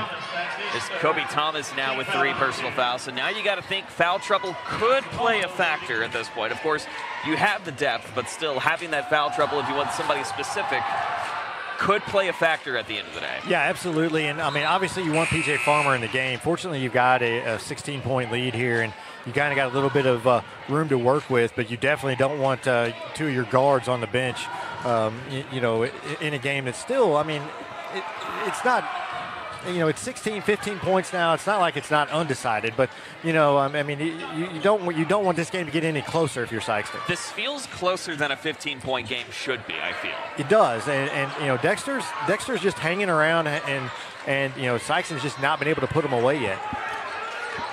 Here comes Sepulveda. Sets it now for Ibrahim. Over to Sepulveda. Got to get past the 2-on-1 pressure. Spits it out to find Temples. Temples up the top of the arc. Lurks over now for Anderson. Anderson a whistle, and that'll be Thomas's fourth. It will be, yeah. Thomas had a little bit of that bump inside. I couldn't see his hand in there, so. Yeah, I started to say he had his back to us, so we didn't see what he hit. But yeah, they got him with the foul there, and that is definitely going to be a shift in the game plan. Thomas still in the game right now. Farmer also back in the game, but out of play. So Thomas is going to go take a seat. Tristan Wiggins returning to action. And a 15-point game at advantage of the Bulldogs. Yeah, if you're Dexter, you've got to take advantage of this and try to just continue to cut into this lead. Geatley just throws it up to Turnbow. Turnbow tripped down, just rolls it over into the hands of number 30 and Jaharis Goodwin. Now sends back for Murray. Murray, loose ball, throws it up, can't get it. Saved by Goodwin, won't get it to go, but a foul called on Dexter, and it looks like that's going to go against Geatley, and it will. Yeah, one problem with that Dexter zone is it's tough to block out, and Sikeston's very active on the boards, and you've got to find somebody really quick and get a body on them, and right there they didn't get a body on him, and he's able to get to the free throw line. Goodwin gets this one to go. But don't forget, coming up after this game, our first elimination game of the tournament and the consolation play-in bracket, if you will. Yes, there's one of those as well. Yeah, this happens when you have 9 teams. That it does. It'll be Kennett and Charleston. Your nightcap coming up as soon as this one is over. Here's the pitch out on the way for Geatley. Geatley still staying on top of it. Loose ball scooped away from Murray. Murray on his own and taking flight. He can jump and dunk the ball. That is pretty impressive. Jumping from the middle of the key and onto the board. Double dribble, that's going to go against Dexter. As Markel Murray has gotten the fans on their feet and at attention. Yeah, and this Sikeston team feeds off the fans. They feed off that energy. So if you're Dexter, you just got to get a stop here and just try to slow this thing back down. Sets it over to Wiggins. Now finding Murray again up front. Lay inside, won't get it to go. Picked up by Turnbow. The minute 35 remaining. That's off the tip of Ibrahim as he tried to find a way just to kind of pivot out and play, but just over the head. Murray right there, even though he missed the shot, he stayed active defensively and was able to force that turnover. I'm sure Coach Hollifield loves seeing that. So a 19-point affair, 1:33 remaining here in this third period.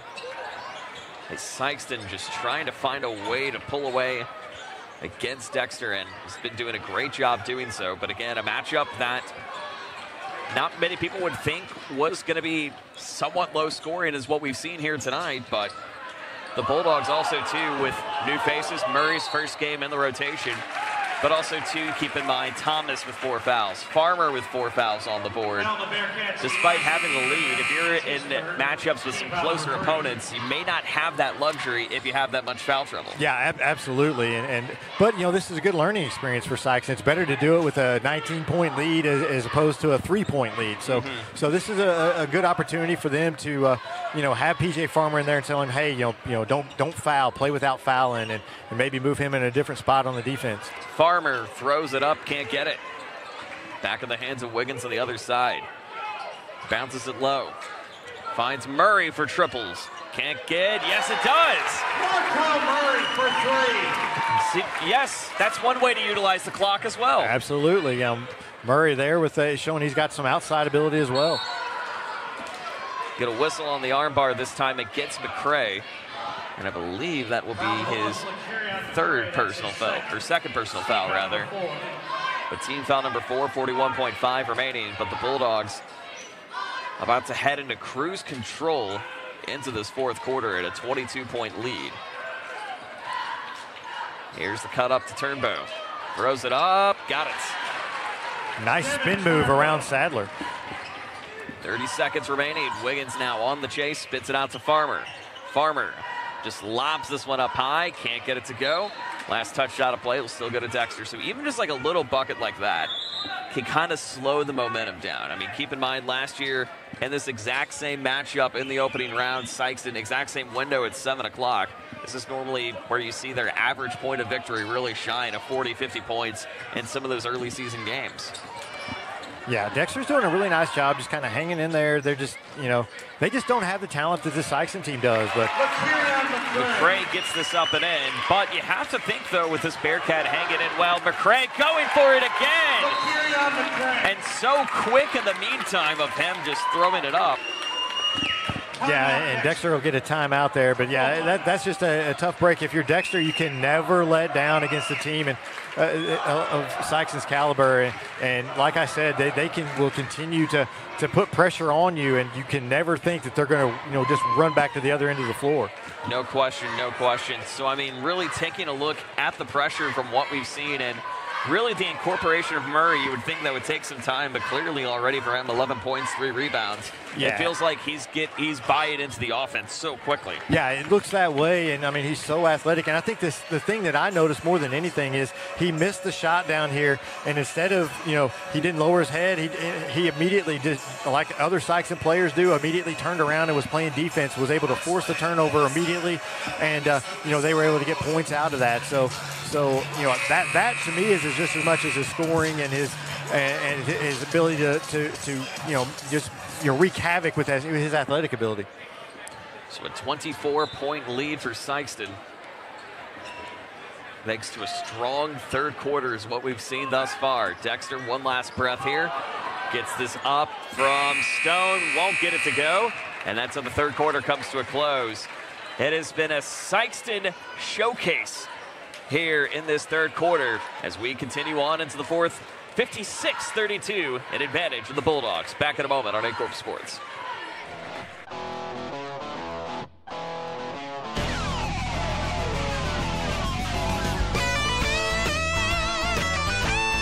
We're right here at King Jerry Lawler's Hall of Fame Bar and Grill on world-famous Beale Street, and as you can see, oh my gosh, we have the best barbecue ribs in Memphis.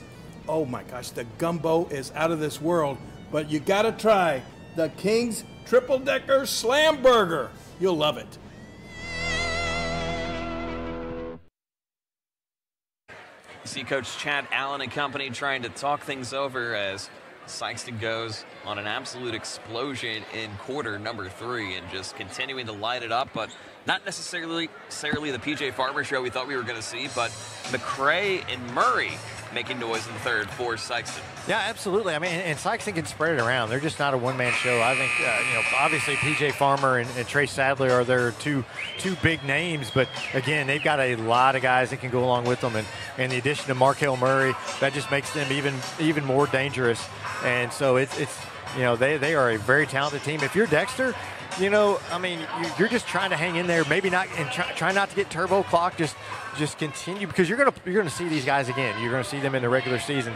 So you just want to continue to play hard. And I think Dexter has proven that they're not a bad basketball team. They're definitely a better team than they were last year. Also, too, that kind of makes you think that Notre or Poplar Bluff, we got to take on these guys tomorrow night, baby? Yeah, absolutely. I mean, I think other SEMO Conference teams are taking notice that Dexter's not going to be an easy win like it was last year, and I think that's a good for them and Coach Allen, and I know he really works hard with them in the summer to get them better. Absolutely. That goes up and in the meantime for Marquel Murray. He's now got 13 on the board, and again, just how able he's been just to really be incorporated in the offense so quickly, I think has just been an absolute testament, again, not only to Hollyfield's coaching, but the team mentality that we've seen for this Bulldog squad. Long shot on the way from Booker, can't get it to go. Saves on the way from Geatley in the meantime. Lobs this one high to Stone, can't get it. Batted up by Wiggins, and a foul going to go against the Bearcats. Yeah, it's kind of up and down play, and this is, Dexter's. This is not what they're used to, not their style, and they're going to get some subs in here. So we'll start to see some names that you may see coming up down the road, some names that we'll probably see coming up not only in the regular season, but potentially coming up last week of December. And even, with a matchup like this, many were expecting this maybe to be potentially a little more lopsided than what it predicts, but you have to think this is only going to improve Dexter's stock for the seeding meetings coming up later this weekend. Yeah, the way they played in that first half, especially. I mean, you would think that. I would not want to play them if I'm in the Bloomfield Christmas tournament. They always play so well there. And again, right there, you've got to hold the ball, and you've got to be strong with it, through the entire length of the floor. Absolutely. McCray gets this up, blocked away from Ibrahim, but Farmer able to answer it back, and now Sikeston only 2 away from that 30-point turbo clock magic number, if you will. And you cannot do that against the Sikeston press. Throw it across the court.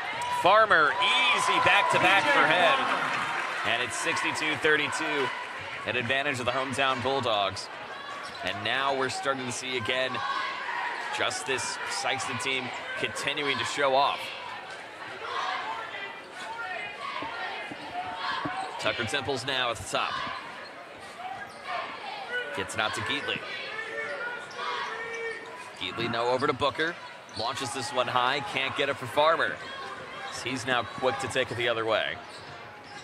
Lobs this up. Sadler with slam number 3 tonight.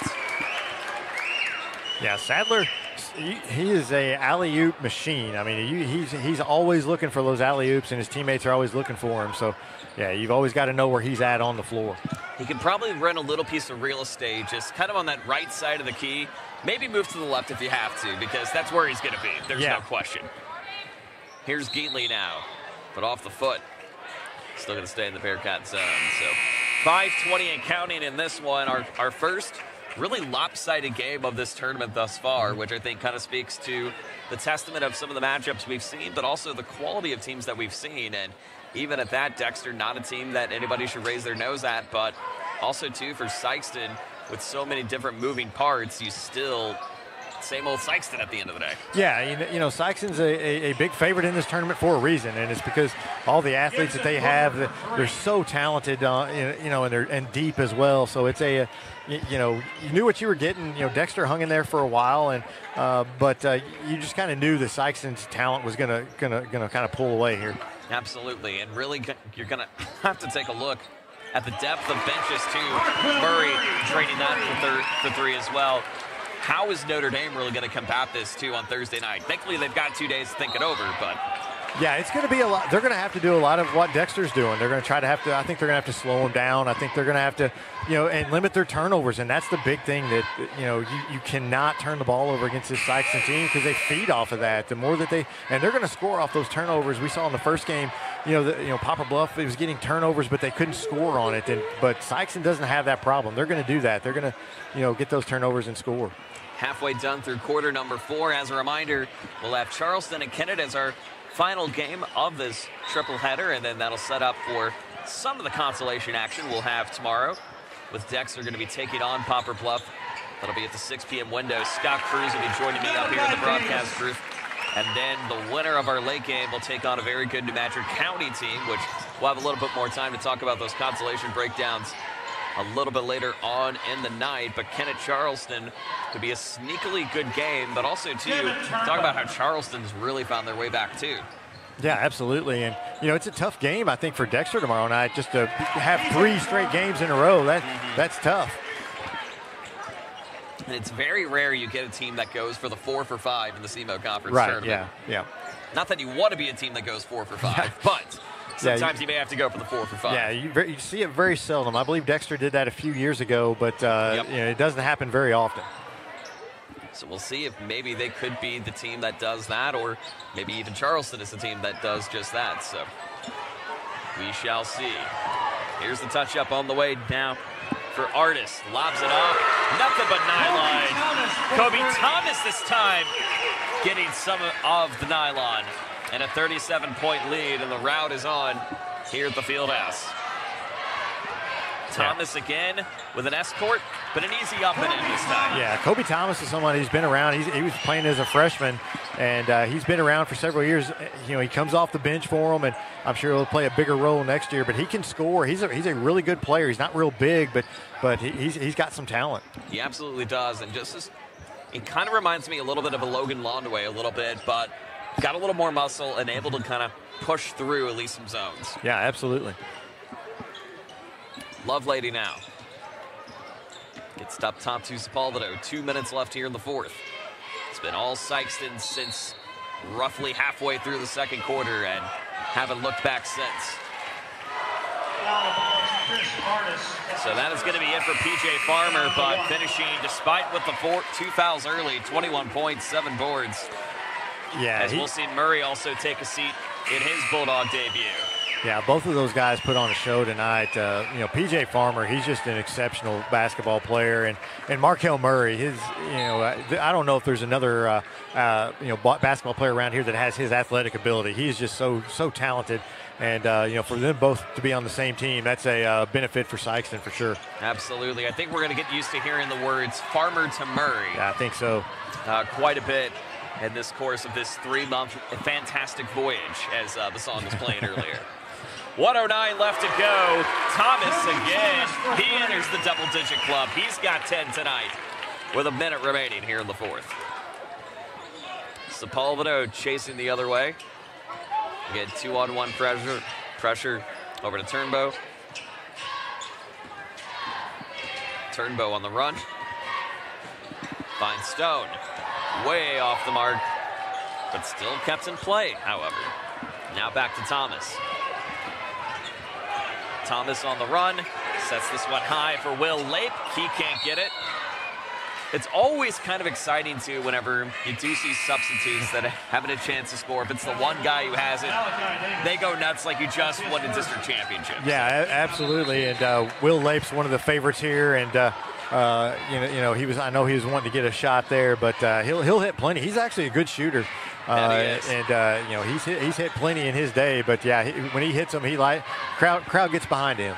That they do, and it's all but certain they're going to get around Sikeston all this week as they take a dominating win over the Bearcats, 79-37, and advance to take on Notre Dame Thursday night at 6 p.m. And again, it's the tale of two halves for me. Really a tale of two halves and half a quarter for me for this matchup. So really, your final thoughts going into this one? Yeah, I thought Dexter played well early, and but eventually that Sikeston talent's just going to win out, and it did tonight. Sikeston's just so talented. It's going to be tough to beat them, as we've seen in this tournament. They look to have more talent than pretty much anybody else. So it's going to take a good performance for them to win. Absolutely. Taking a look at some of the scoring, led by P.J. Farmer, 21 points, 7 boards. Markel Murray in his Bulldog debut, 16 points, 3 rebounds. Macarion McCray, 13 points. Kobe Thomas picking up 10 at the end of the night. Sikeston shooting 34 for 64, 28 for 50 from 2, 6 of 14 from the three-point arc. And also, too, I look at one big number at the end of the day, rebounds. Yeah, absolutely. 37 to 19. Dexter hung with them early rebounding, and Sikeston just dominated the boards, especially in the second half. Taking a look for the Bearcats in scoring again. Dexter had the tempo controlled for a good portion, really all the first quarter, but then going into the second before Sikeston found a way just to pull away quickly and move on from there. Scoring for Dexter, Will Geatley and John Sepulveda, 7 apiece. Devin Turnbow turning on the Jets with 9 tonight, and Elijah Ibrahim picking up 6 on the board. So it'll be the Bearcats and the Mules at that's going to be a more physical matchup than I think we would have expected at the end of the day. Yeah, I think so as well. Yeah, absolutely. It's going to be a physical game, I think, but it's going to be an interesting game. And then obviously Sikeston going to be taking on another form of Bulldog. Spoiler, a Bulldog's going to win. It's just, will it be of the blue and white variety or the red and black variety? We shall see. We are going to step aside as they are clearing the student sections from Sikeston as we get ready for our final game of the night with Kennett and Charleston, our first elimination game of this tournament. We'll break that down for you coming up in just a little while, as again, have about maybe a 15-minute delay. We'll hop on, talk about this matchup and our thoughts on the tournament so far coming up in just a little bit. You're watching the 2024 SEMO Conference Tournament here on Aycorp Sports.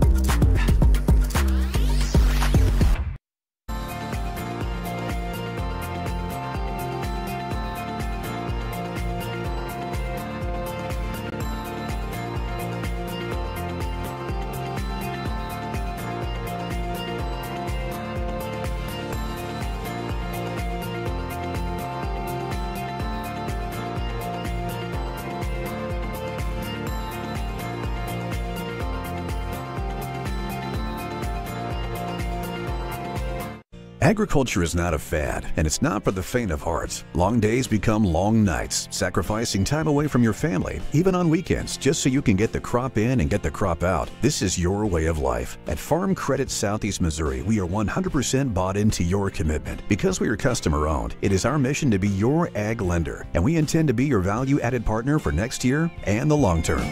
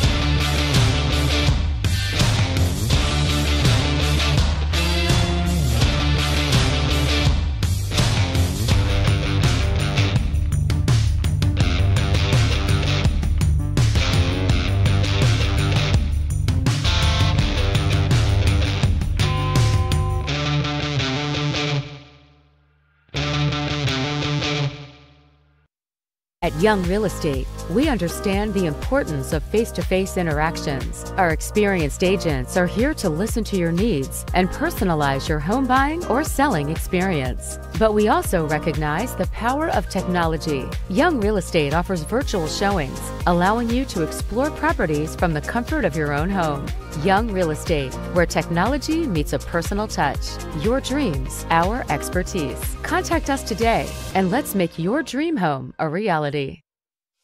What First State Community Bank means to me is, it says it in its name, community. We're family, we care about one another, whether it's in our SEMO markets or we can reach out to someone in Farmington, Columbia. They're always there to assist. We are very customer focused. Our employees do a great job with listening to the customers. The tellers know 100% of all customers by their name. If you want to feel at home, then walk into the doors of First State Community Bank. The best things in life never change. They just get better, like Hardee's Original Bag. Back and better than ever. Just $6.99. Mix and match any 2 full-size favorites. A juicy charbroiled double cheeseburger, melty hot ham and cheese sandwich, or crispy hand-breaded chicken tender wrap. Any 2 plus fries and a drink, all just $6.99. Hardee's Original Bag, loaded with handcrafted goodness. It's the greatest meal deal for your buck.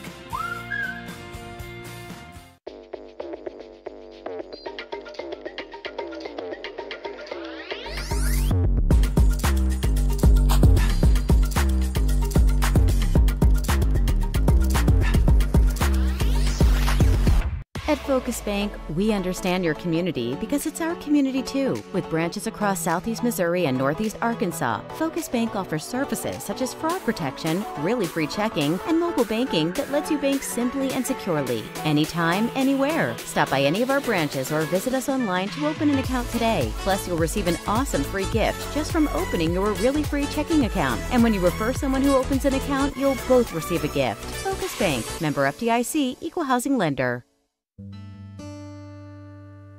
Thank you. Thank you for letting us be a part of your family and for trusting us with the ones you love the most. Thank you for allowing us to be a part of those lifelong memories. Thank you for taking us on the job and for putting us to work. Thank you for choosing us for your first vehicle and for every vehicle after. Thank you for trusting us for 70 years.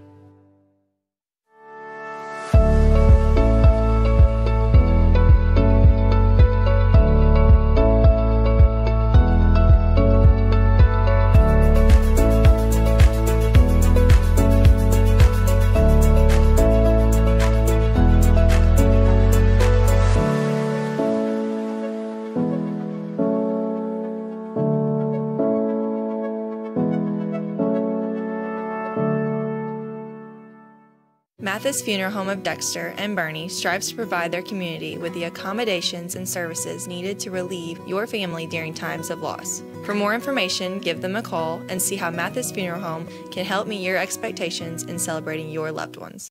Do you need personalized merchandise? Trying to celebrate the season of that big state run? Then Juju Promotions in New Madrid has you covered. Whether it's heat presses, screen printing, or embroidery, we always have an option that will leave you satisfied and looking your best. With seasonal styles and plenty of accessories, there's something here for everyone. So come in and shop around. You'll be welcome with a smile and leave more fashionable than ever. Call us at 573-748-4040 or visit us in New Madrid.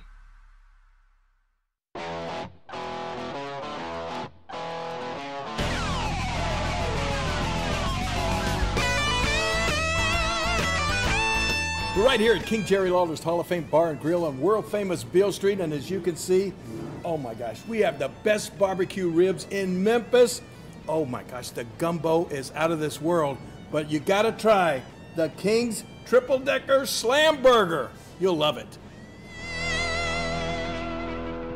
NextEra Energy Resources is the world's largest generator of renewable energy from the wind and sun, and a world leader in energy storage. Since 2016, NextEra Energy Resources has invested more than $339 million in Missouri to fuel local economic growth.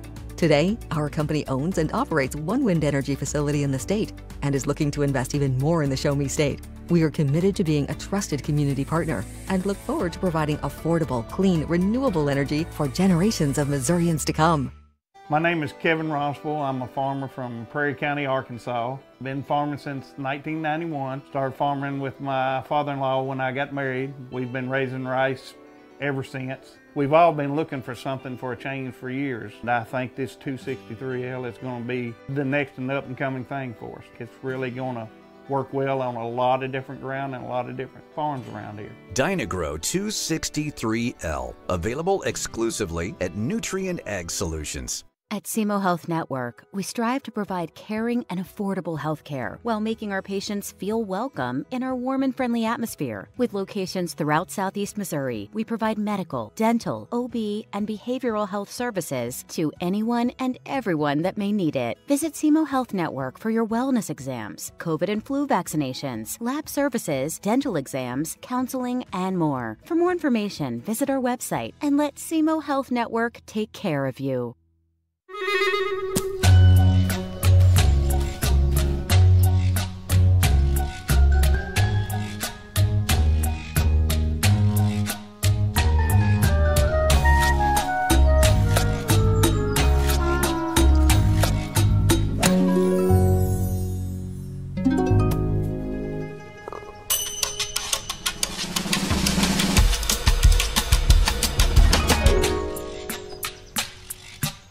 In football, every play starts with one goal: protect the ball. It takes strength, teamwork, and focus to keep it safe. At First State Bank and Trust, we protect what you worked hard for, your finances. With us, you'll have a team that's always alert, keeping your money safe from every angle, through every challenge. We're here to protect your finances, because at First State Bank and Trust, your financial security is our game plan. First State Bank and Trust. Strong, secure, trusted. Member FDIC. Equal housing lender. We do things the right way, we do it honestly, and we do it well. We go to trial with confidence that in Southeast Missouri, when we work hard and we do a good job of presenting the case to the jury like we know we can do, justice will be done and the client will be taken care of. If you need someone to represent you at trial, call Cook Parquette Ponder & Walls.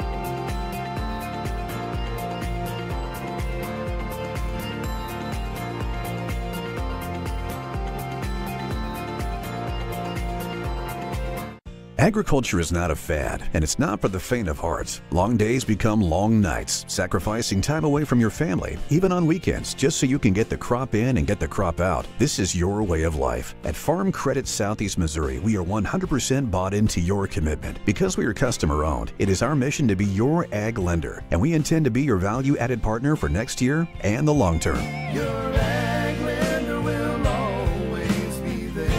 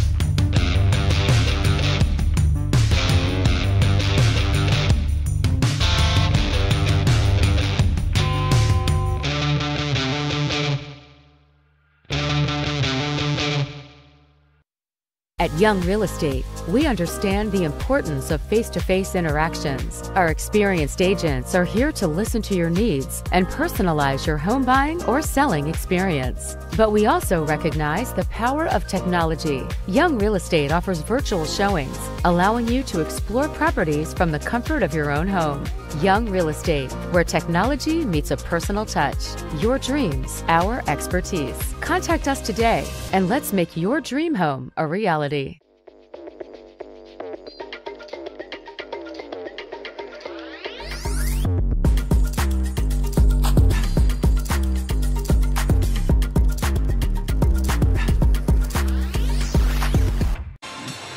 Welcome you back to the field house. Our first elimination game, our final game of night number 2 here in this 2024 SEMO Conference Tournament. Welcome back, Joe Northern, David Jenkins.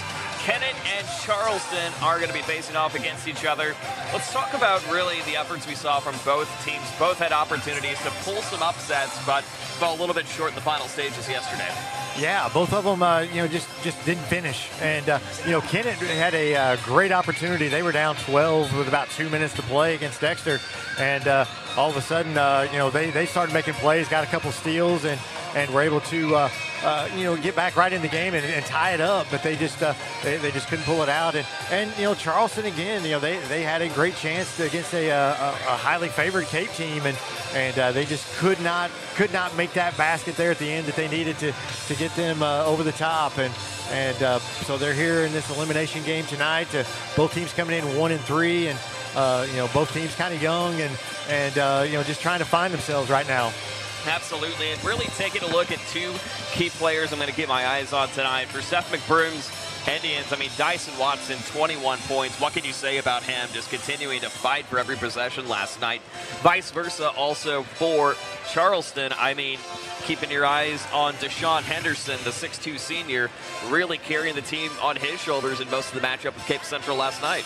Yeah, Deshaun's tough inside, and he's just so strong and so active in there. He makes a lot of things happen, Shylon Henderson as well. He's someone he and Trayshawn Shandon, those are some guys that can hit some shots outside. I think that's going to be the key for Charleston, see if they can get their outside shots to fall, and if they can, it could be a long night for Kennett. But Kennett, yeah, Dyson Watson, he really put on a show last night, and he's a very good player, and it's nice to see him back out there. He didn't play much last year, and so it's nice to see him back on the floor for Kennett, and he's doing some big things for them. 8 for 20 last night, 21 points on the board for him. Taking a look at shooting, Kennett last night going 13 for 30 on the board, at least from 2-point range, but field goals overall 18 for 44 as the teams are getting set with each other right in the middle of the court for the starting lineups. Meanwhile, Charleston last night, some of the final stats for them, 20 for 62. Going to have to clean that up a little bit. Yeah, you got to shoot the ball a little bit better. And being their second night playing here in this gym, they're a little bit more used to it, I would think. And I think they'll shoot the ball a little bit better tonight. Let's go ahead and take a look at the starting lineups for Seth McBroom's Indians. Ty Jones going to get the start. You're going to see Dyson Watson also get in there too. 6'3" sophomore, number 4, Antonio Flakes. 6'2" senior. Hayden Gilmore going to get the other start. He had 13 yesterday. And number 34, Sire Thomas. So again, only 2 seniors for Seth McBroom's Indians in his first year at the helm of the Kennett program after so many years at Twin Rivers. And even before that, Holcomb in the meantime. Meanwhile, for Jamarcus Williams, Charleston Blue Jays, you take a look, really a team that is averaging just under that 60-point per game mark, allowing their opponents to get above that 63 mark. But again, 1-3 on the season, finished just under 500 last year, 14-15, trying to get an all-important game number 2 victory. But in the meantime, too, this is a team that if you win tonight, you get to face off against your old rival in a consolation matchup tomorrow night. Yeah, absolutely, and I'm sure they'll be look forward to that. I know that Charleston loves playing New Matter. New Matter loves playing Charleston. They've had some battles over the years, and that would be a fun game to see. But they've got some work to do tonight. This Kennett team, they're playing better. Again, they hung in there against the Dexter team, last night, and let's see if they can carry that fourth quarter they had last night over here to tonight. It'll be Henderson wearing number 45, Trayshawn Scanlon wearing number 0, number 11, Demarion Lane. He also had 13 last night for the Blue Jays, number 32, Decarius Williams, and number 3 in Shylon Henderson. So again, only 2 seniors on the board for Jamarcus Williams' Blue Jays. So again, really a battle of youth tonight more so than anything. It is, and a quick steal there by Charleston, and DeMarion Lane goes all the way. Nice play. That's a great move. That's a great move from Lane on the board. And just like that, Blue Jays get the motion going 2-0. Yeah, Kennett cannot turn the ball over. This Charleston defense is going to be active. They're very quick, and you just can't. We've been saying it all night. You can't turn the ball over, and that's this game's no different. It's been really kind of the Achilles heel we've noticed for everybody involved. This foul's going to get picked up against Kennett this time. They're going to be on Sire Thomas at his first, team's first. So again, really just trying to maintain composure on possessions, and really, these aren't really fast run-and-gun teams as we've been used to them being for so long. So you might see a little more methodical shot taking, but if you can find a fast break from Thomas, take advantage of it. There's a long three on the way from Shandon, Can't get it to go. Watson losing it, but picked up the other way, this time from Shylan Henderson. So again, Charleston doing a great job of forcing turnovers against Kennett to get this one started. Yeah, and they're working the ball inside a little bit there. This is a Charleston team that they're kind of a work in progress, and I think they're kind of finding their way, finding how they're going to be able to score the best. Here's Jones for the triple. Can't get it. Rebound now in the hands of Flakes. Just going to lob this one up top, but out of play.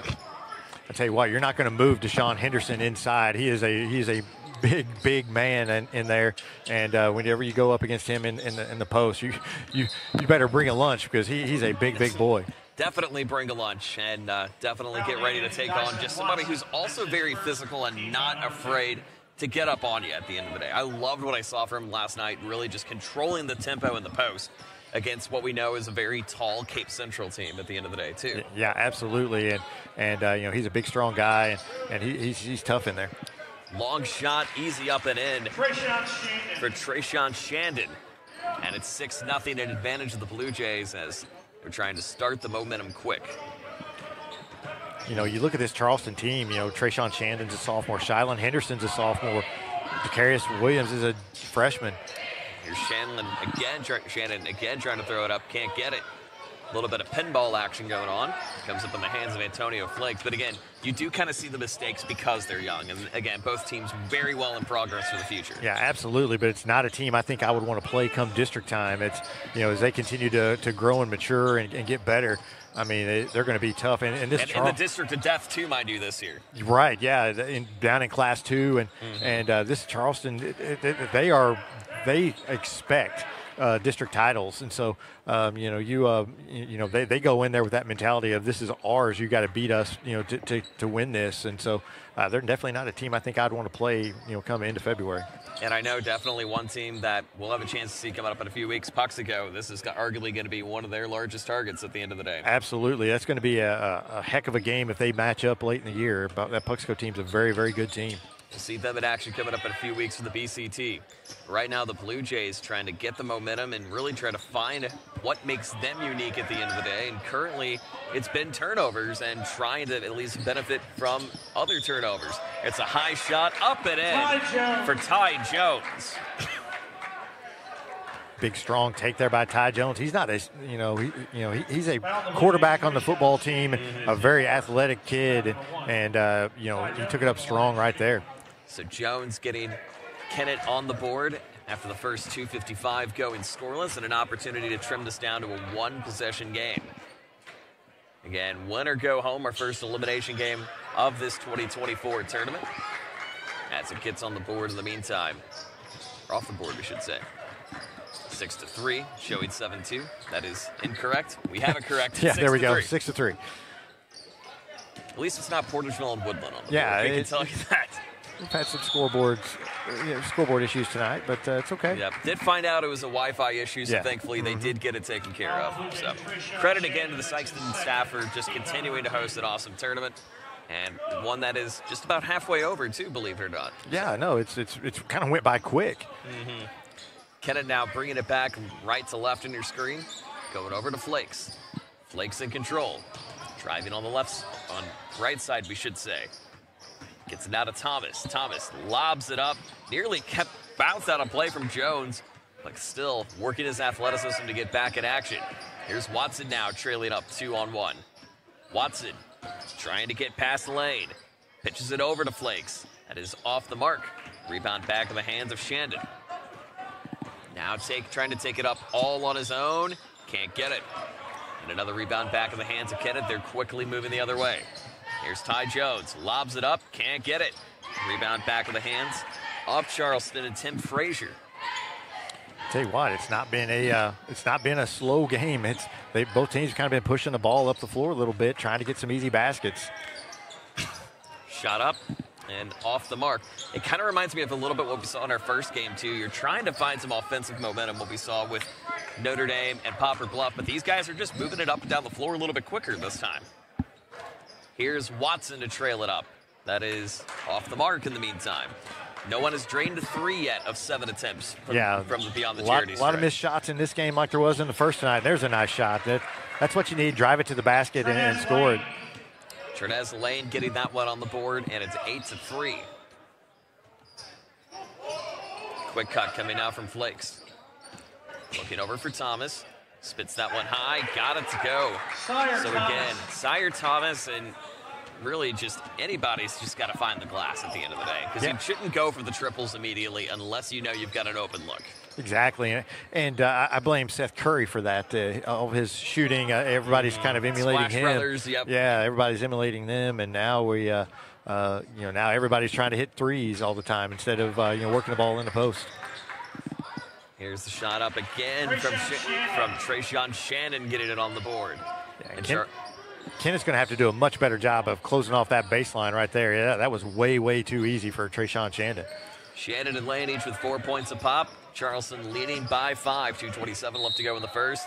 That is up and on the board for Antonio Flakes.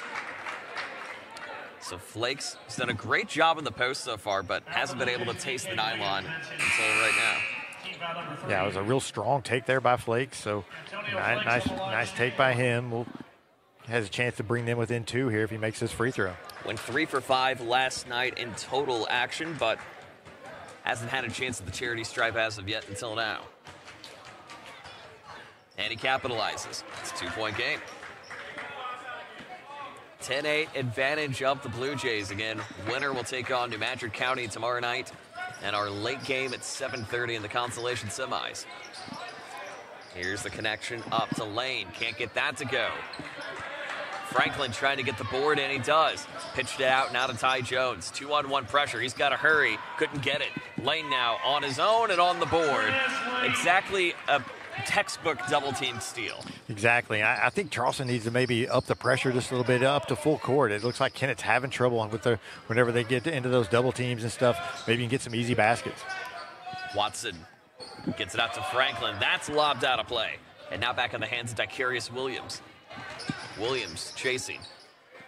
And really the goal is if he can try to wear out Kennett pretty quick, like even what we saw Sikeston wear out Dexter later on, could be an easy night for Jamarcus Williams and company as Henderson gets his first 2 of the night. Yeah, they just sliced through the defense right there. It wasn't not a very active zone by Kennett. He was able to cut right through the middle of their zone.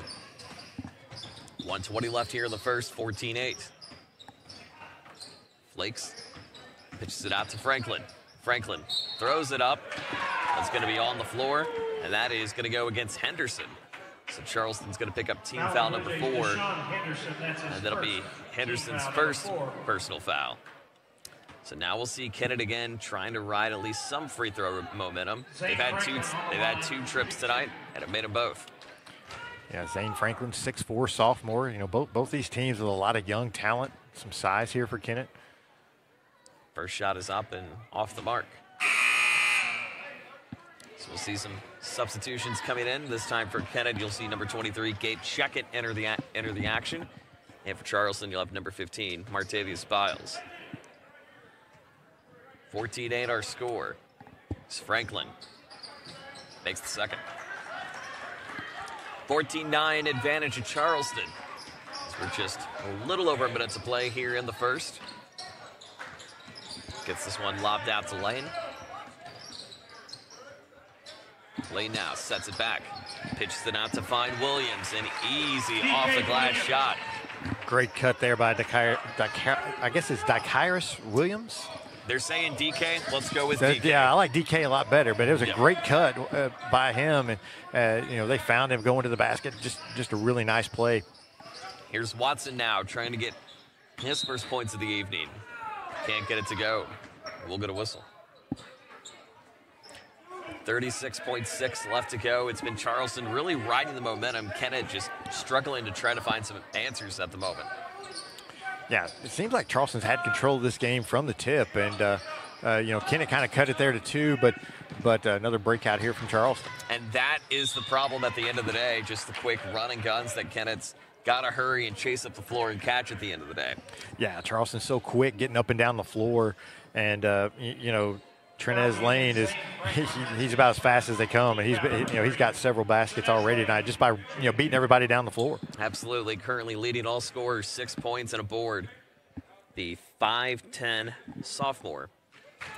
And again, you have to think with this young team, maturity is only just going to continue to grow for this Blue Jay team, and it's going to be awfully interesting to see how this team will not be the same as we will see next week. They will not be the same as we see next month. Absolutely. I saw them play against Dexter last week, and they already are much improved from that game. And Coach Williams does a great job with them, and he's going to have them going, as this season goes along. I feel like they're doing a better job reading defenses compared to that matchup last week. Yeah, absolutely. Dexter kind of mixed some things up and I think surprised Charleston a little bit, especially there in the second half. But Charleston, Coach Williams, he'll coach them up and they'll learn that stuff. Gilmore's just going to throw this one up and it's way off the mark. But it's been all Charleston here in quarter number 1. Kennett trying to find some answers as they trail the Blue Jays 18-9. We'll be back with the second in a moment here at Aycorp Sports. Agriculture is not a fad, and it's not for the faint of heart. Long days become long nights, sacrificing time away from your family, even on weekends, just so you can get the crop in and get the crop out. This is your way of life. At Farm Credit Southeast Missouri, we are 100% bought into your commitment. Because we are customer-owned, it is our mission to be your ag lender, and we intend to be your value-added partner for next year and the long term. Your ag lender will always be there.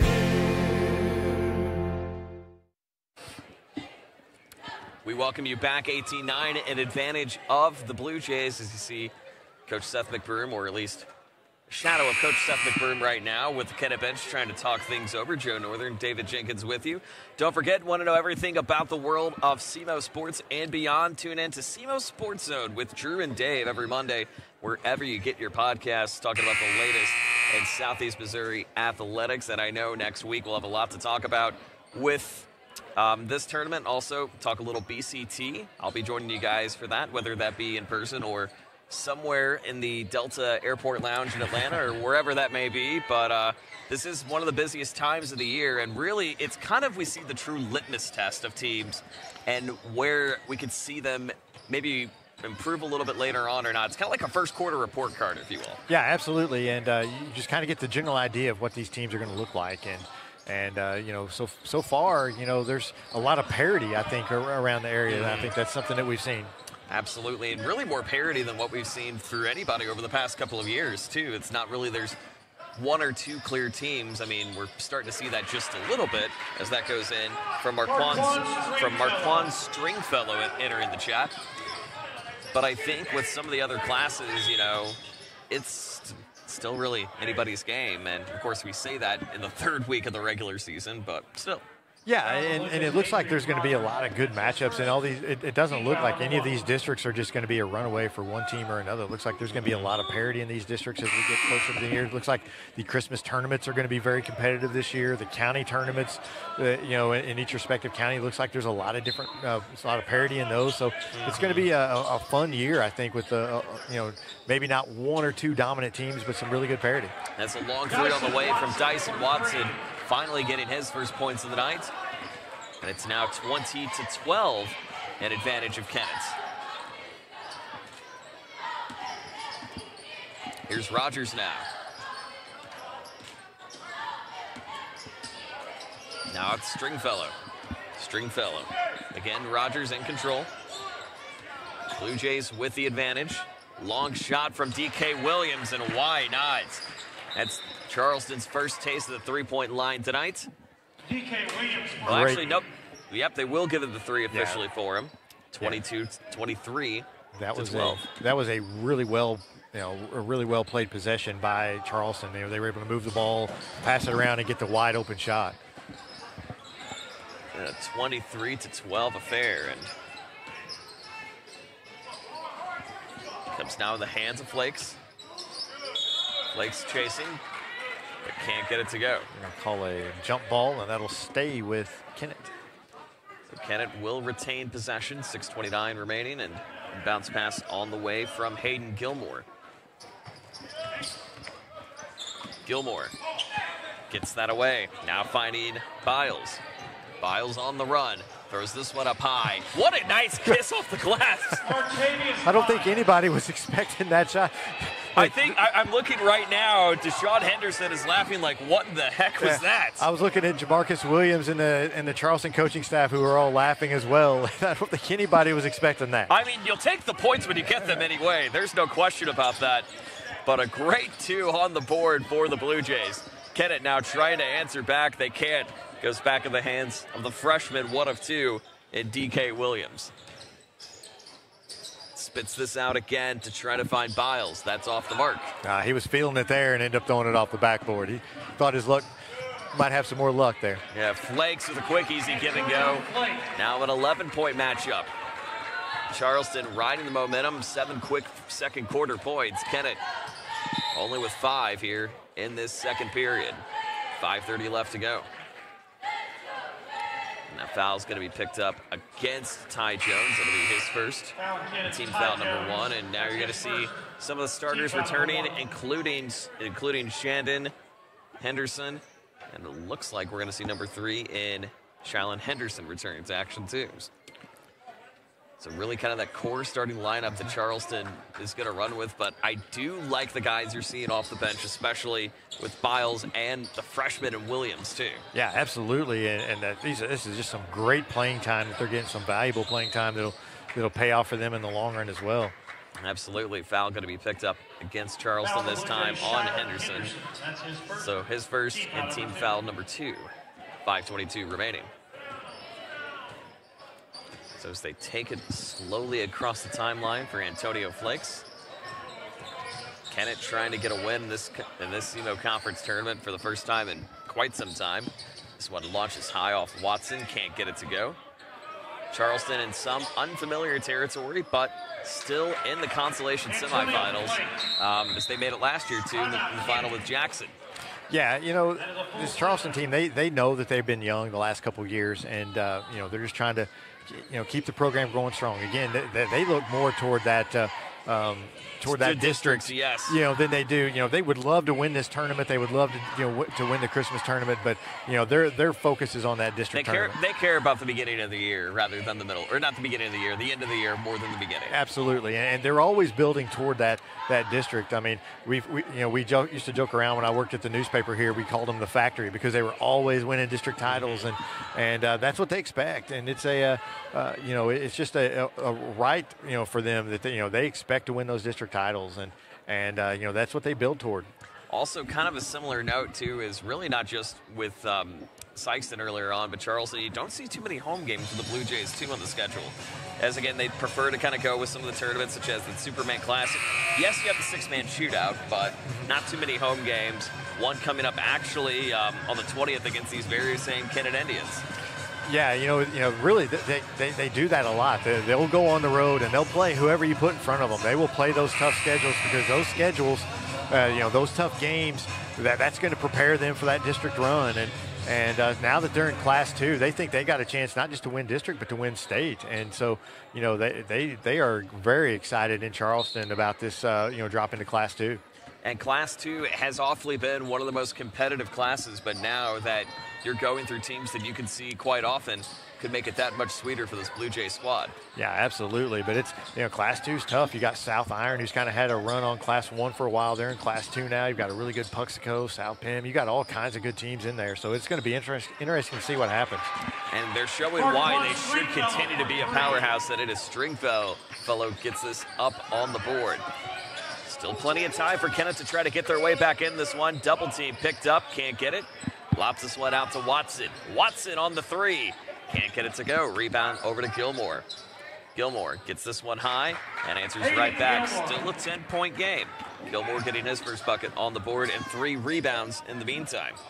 Yeah, it's kind of surprising that it's just a 10-point lead because it really feels like Charleston has dominated this basketball game, but Kennett just hanging around. Which vice versa, we thought a 15-point lead for Sikeston Dexter didn't feel like a 15-point lead. Exactly, yeah. This doesn't feel like a 10-point lead for this matchup.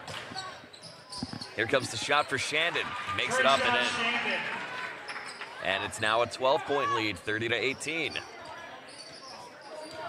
Charleston going a little man-to-man, too. Yeah, so I started to say they're going man-to-man, picking up a little bit, about three-quarter courts. So trying to force this tempo a little bit more. They seem to be playing well with a quicker tempo. Henderson now chasing on the other side. Henderson 2-on-1. Gets the quick connection, but in and out. Shooting hasn't really been strong for a bunch of teams we've seen here tonight, it seems. No, it hasn't. And that's early season. You know, you'll see that early in the year. You'll definitely be shooting the ball better at the end of the year than you are at the beginning of the year. But that was a shame because that was a nice little move Deshaun Watson had and then put it into the middle. But I raise you Shilan Henderson in the meantime. Yeah, he's a good player. I was very impressed with him whenever they played Dexter. He's just very athletic and does a nice job for them. I mean, this is, again, you mentioned not only the factory, but I mean just sophomores that really seem to be making the most noise for this team and just continuing to dominate the boards. 2:45 remaining here in the second. And again, Shilan Henderson answering right back. Have a day, good sir. You've got 6 on the board. With 2:38 remaining, we will step aside. This is the SEMO Conference Tournament on Aycorp Sports. What First State Community Bank means to me is, it says it in its name, community. We're family, we care about one another, whether it's in our SEMO markets or we can reach out to someone in Farmington, Columbia. They're always there to assist. We are very customer focused. Our employees do a great job with listening to the customers. The tellers know 100% of all customers by their name. If you want to feel at home, then walk into the doors of First State Community Bank. 34-18 the score. As a reminder, join us for consolation semifinal action tomorrow night. We go on the air at 5:45, right back here with the Nutrient Ag Solutions pregame report, and then Scott Cruz and I will join you for the consolation semifinals. Start with Poplar, Bluff, and Dexter at 6, and then in our late window tomorrow night, 7:30, we'll have New Madrid County taking on either Charleston or Kennett in the consolation semifinal window. So you can watch all the games on Aycorp Sports, wherever you can find Aycorp Sports. 34-18, advantage of the Blue Jays. They've just continued to dominate a Kennett team that we've seen a lot of great sparks from yesterday, but Charleston just doing a great job of forcing a lot of this man-to-man pressure nonstop tonight.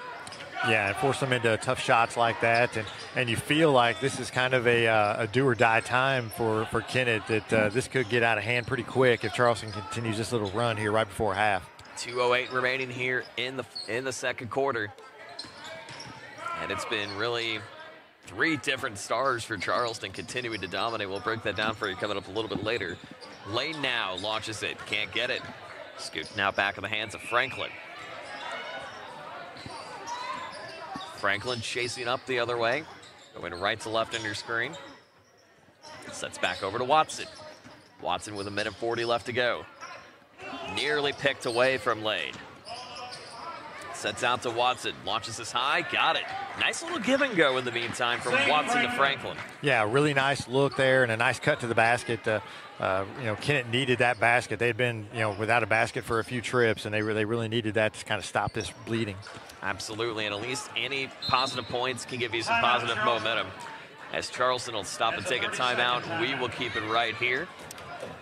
So again, now if you're Kennett and you really kind of take a look and seeing where things are going to go for them, should this end up holding as a final with Charleston advancing, your next opponent just happens to be New Madrid County. Basically, you're getting New Madrid County win or lose next week, no matter what. Yeah, New Madrid County is your next game one way or the other. So, but yeah, they get New Madrid, and then they play, this Charleston team. So it doesn't get any easier for Kennett because you've got a New Madrid County Central team that's starting to play a little bit better. You can start to see their youth start to grow a little bit. Is there another team that's full of young players, this SEMO Conference this year is full of freshmen and sophomores. It's very young and hungry, I feel like. Exactly. There's a lot of freshmen and sophomores this year that's going to be making some noise in this league for the next couple of years. It's it's very rare that you see this much young talent all together at one. Usually you see one team here, one team there, but this is a lot of teams this year with some young talent. It feels like, I don't want to say a generational shift as that goes up and in for Shannon in the meantime, but it feels like a generational shift a little bit is that you're seeing more sophomores and juniors dominating rather than seniors on the floor. Yeah, absolutely. And, I don't know why that is, but it's but this year it's definitely noticeable for sure. That shot goes up and in for Hayden Gilmore in the meantime, cutting the lead back to 14. And these teams just continuing to trade buckets.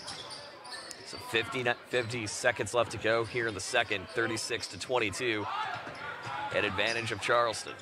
That's picked away now by Kennett and Zane Franklin. An easy up and in. And again, if you really want to try to get those quick points, just lob it down the court, go forward down the field if you have to. Yeah, run the floor, and Kennett showed right there. Ty Jones, another steal. He's got back-to-back steals there for Kennett.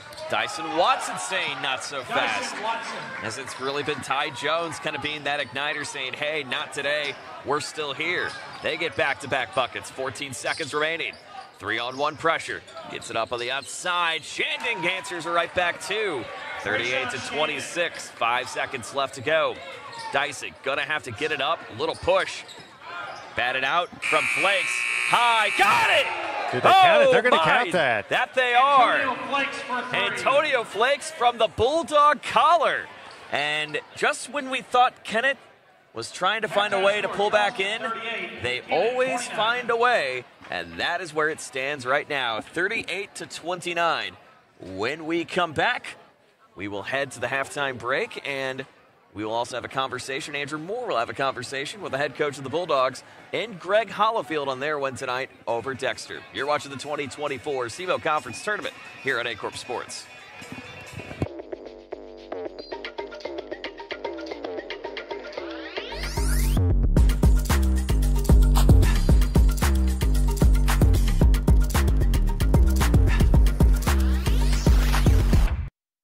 Focus Bank, we understand your community because it's our community too. With branches across Southeast Missouri and Northeast Arkansas, Focus Bank offers services such as fraud protection, really free checking, and mobile banking that lets you bank simply and securely. Anytime, anywhere. Stop by any of our branches or visit us online to open an account today. Plus, you'll receive an awesome free gift just from opening your really free checking account. And when you refer someone who opens an account, you'll both receive a gift. Focus Bank, member FDIC, equal housing lender. This is Andrew Moore from Aycorp Sports. Just coming off that great win against Dexter, Sikeston head coach Greg Hollifield. Coach, what'd you think of that game? Well, you give Dexter credit. They came out very patient offensively. We didn't do a very good job of pressuring the basketball. Defensively, we've got a lot of work to do, and we understand and know that, but give Dexter a lot of credit. I thought they played very well in the first half. I thought we came out in the second half and played better. Now, just with some of the additions to your team, I know that's causing quite a stir. What do you think about the performance tonight? Well, I mean, our guys have worked hard, and they've done a good job, and our guys, we have the potential to do really good things, and we just have to play as a team and be a team. And I'll say our guys have really done well so far, and we just have to continue on. Now, as far as this season goes, I feel like there's a lot of expectations. How's kind of dealing with that pressure going? Well, it's every year, and our guys, we take pride in our program. We take pride in doing as much as we can with our program, and our guys work hard, and we just play. And honestly, we don't think about that. We just play. Awesome, Coach. Yeah, once again, great win. Thanks for being here. Yeah, appreciate it. Good to see you guys, too.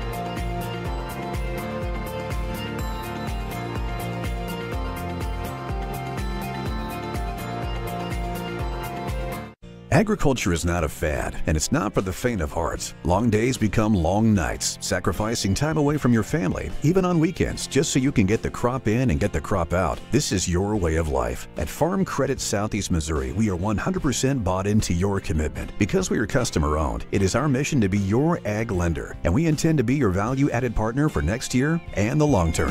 Your ag lender will always be there.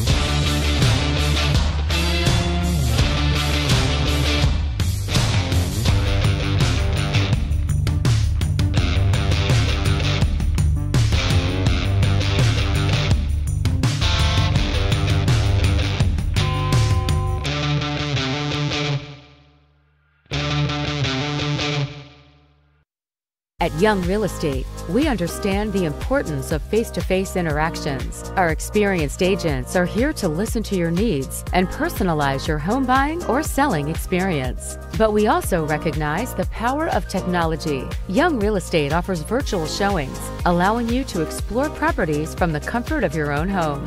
Young Real Estate, where technology meets a personal touch. Your dreams, our expertise. Contact us today and let's make your dream home a reality. What First State Community Bank means to me is, it says it in its name, community. We're family, we care about one another, whether it's in our SEMO markets or we can reach out to someone in Farmington, Columbia. They're always there to assist. We are very customer focused. Our employees do a great job with listening to the customers. The tellers know 100% of all customers by their name. If you want to feel at home, then walk into the doors of First State Community Bank. The best things in life never change. They just get better, like Hardee's Original Bag. Back and better than ever. Just $6.99. Mix and match any two full-size favorites. A juicy charbroiled double cheeseburger, melty hot ham and cheese sandwich, or crispy hand-breaded chicken tender wrap. Any two plus fries and a drink, all just $6.99. Hardee's Original Bag, loaded with handcrafted goodness. It's the greatest meal deal for your buck.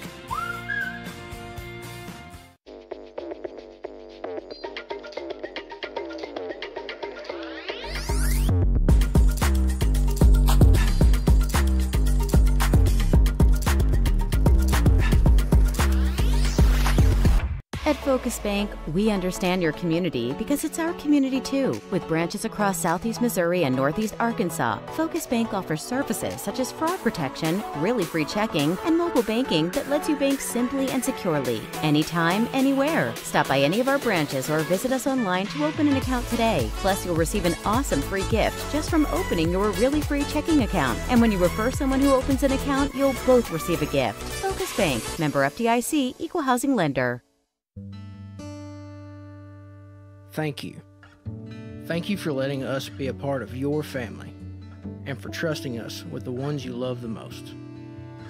Thank you for allowing us to be a part of those lifelong memories. Thank you for taking us on the job and for putting us to work. Thank you for choosing us for your first vehicle and for every vehicle after. Thank you for trusting us for 70 years. We welcome you back up top. A nice little near half-court shot. Wasn't completely half-court shot from Antonio Flakes. Kind of maybe woke up the Kennett crowd. We shall see. 38-29, an advantage of Charleston. We welcome you back in. Joe Northern, David Jenkins with you again. A first half that seemed to be dominated primarily by Charleston. It still did for the most part, but you have to think, though, Kennett had a little bit of success thanks to the steals from Ty Jones, and Watson being able to find the basket quickly.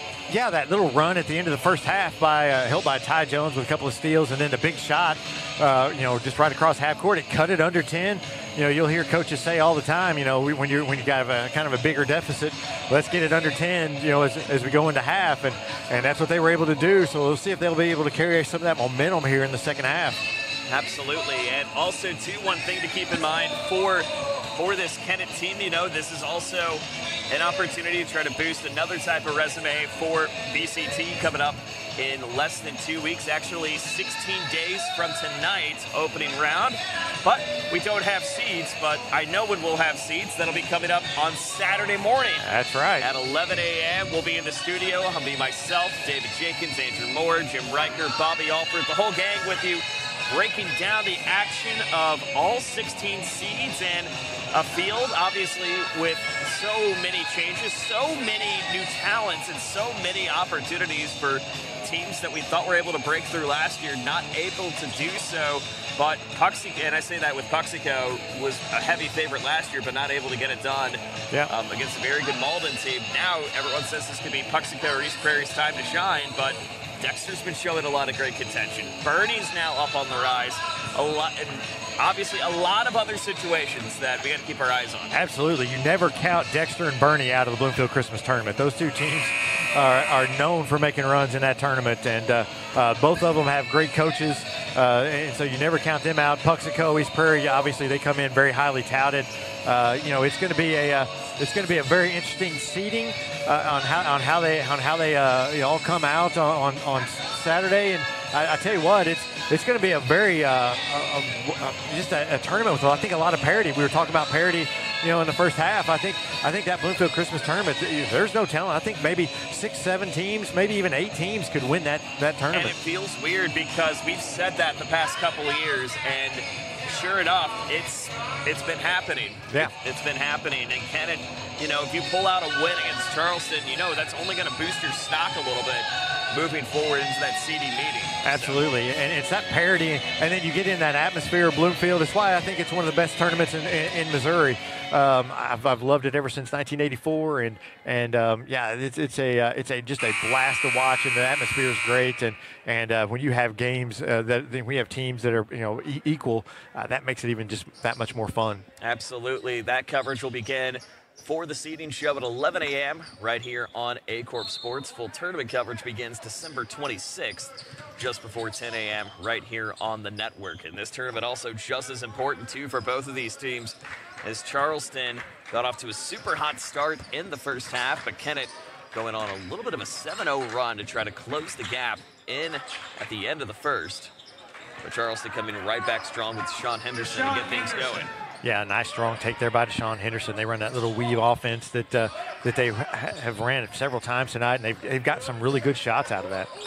Kennett now going to go the other way, left to right on your screen, in the hands of Watson. Watson picks it out, finds Gilmore, a little short in the meantime.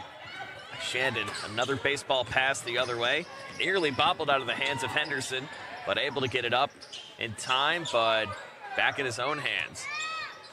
And a quick triple coming in from D.K. Williams. D.K. Williams, a nice pass, or not nice play, but a nice pass there from Deshaun Henderson. And I tell you what, he's a big guy, but he can pass the ball.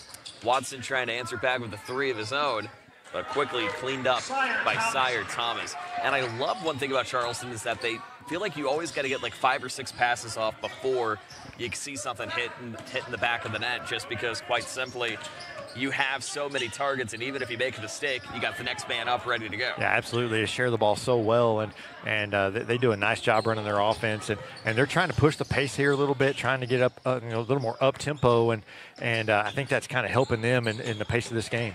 6:27 left to go here in this third frame. Sire Thomas now answering with 2 back-to-back buckets on his own. He's got 8 on the night so far. I'll tell you one thing, Kennett just won't go away. It was the same thing last night against Dexter. They just hang around and hang around and hang around, and they just play hard. And that's just a testament to coaching. Absolutely. I mean, they just buy into what the coaches say.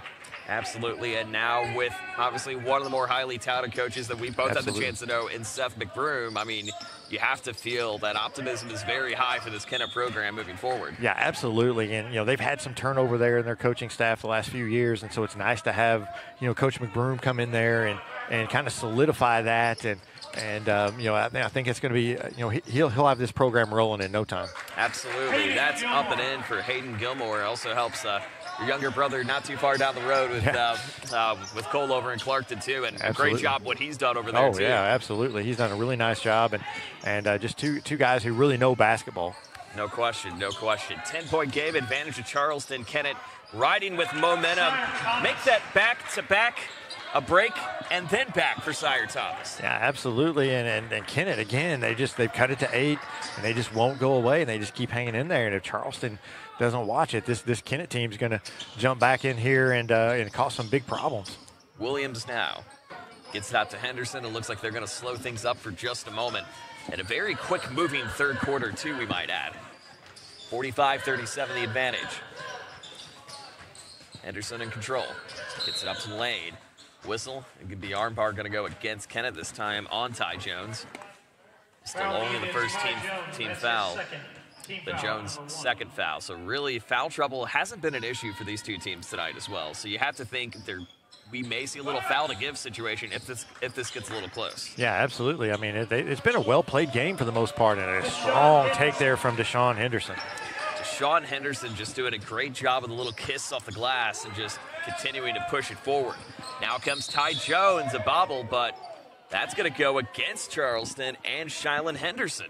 So it looks like he maybe had a little bit of a tug, maybe? At least yeah, it looked from like, our vantage point. Yeah, I think he kind of got their arms kind of connected, you're tangled up there a little bit. Ty Jones kind of looking at his hand like, maybe there was kind of a twist there or something. So yeah, they'll get the foul on Charleston, and Kennett will keep possession here. 47-37 the score. Gets it out to Gilmore. Gilmore sets over to Jones. Jones at the top, trying to chase in. Spits it out to find Franklin. Franklin over to Watson for 3. He got it to go. And now Dyson Watson trying to turn on the Jets again. A 7-point game. Tell you what, you don't want him to get hot. We saw what can happen if he gets hot last night. He's a tough player and can really shoot the ball. Therese Lane also getting hot too. Yeah, he's now got 10 on the night. And nearly picked away from Shandon. But they're going to have to go with a quick attack and crossing the timeline, and they do. Watson on his own, yes.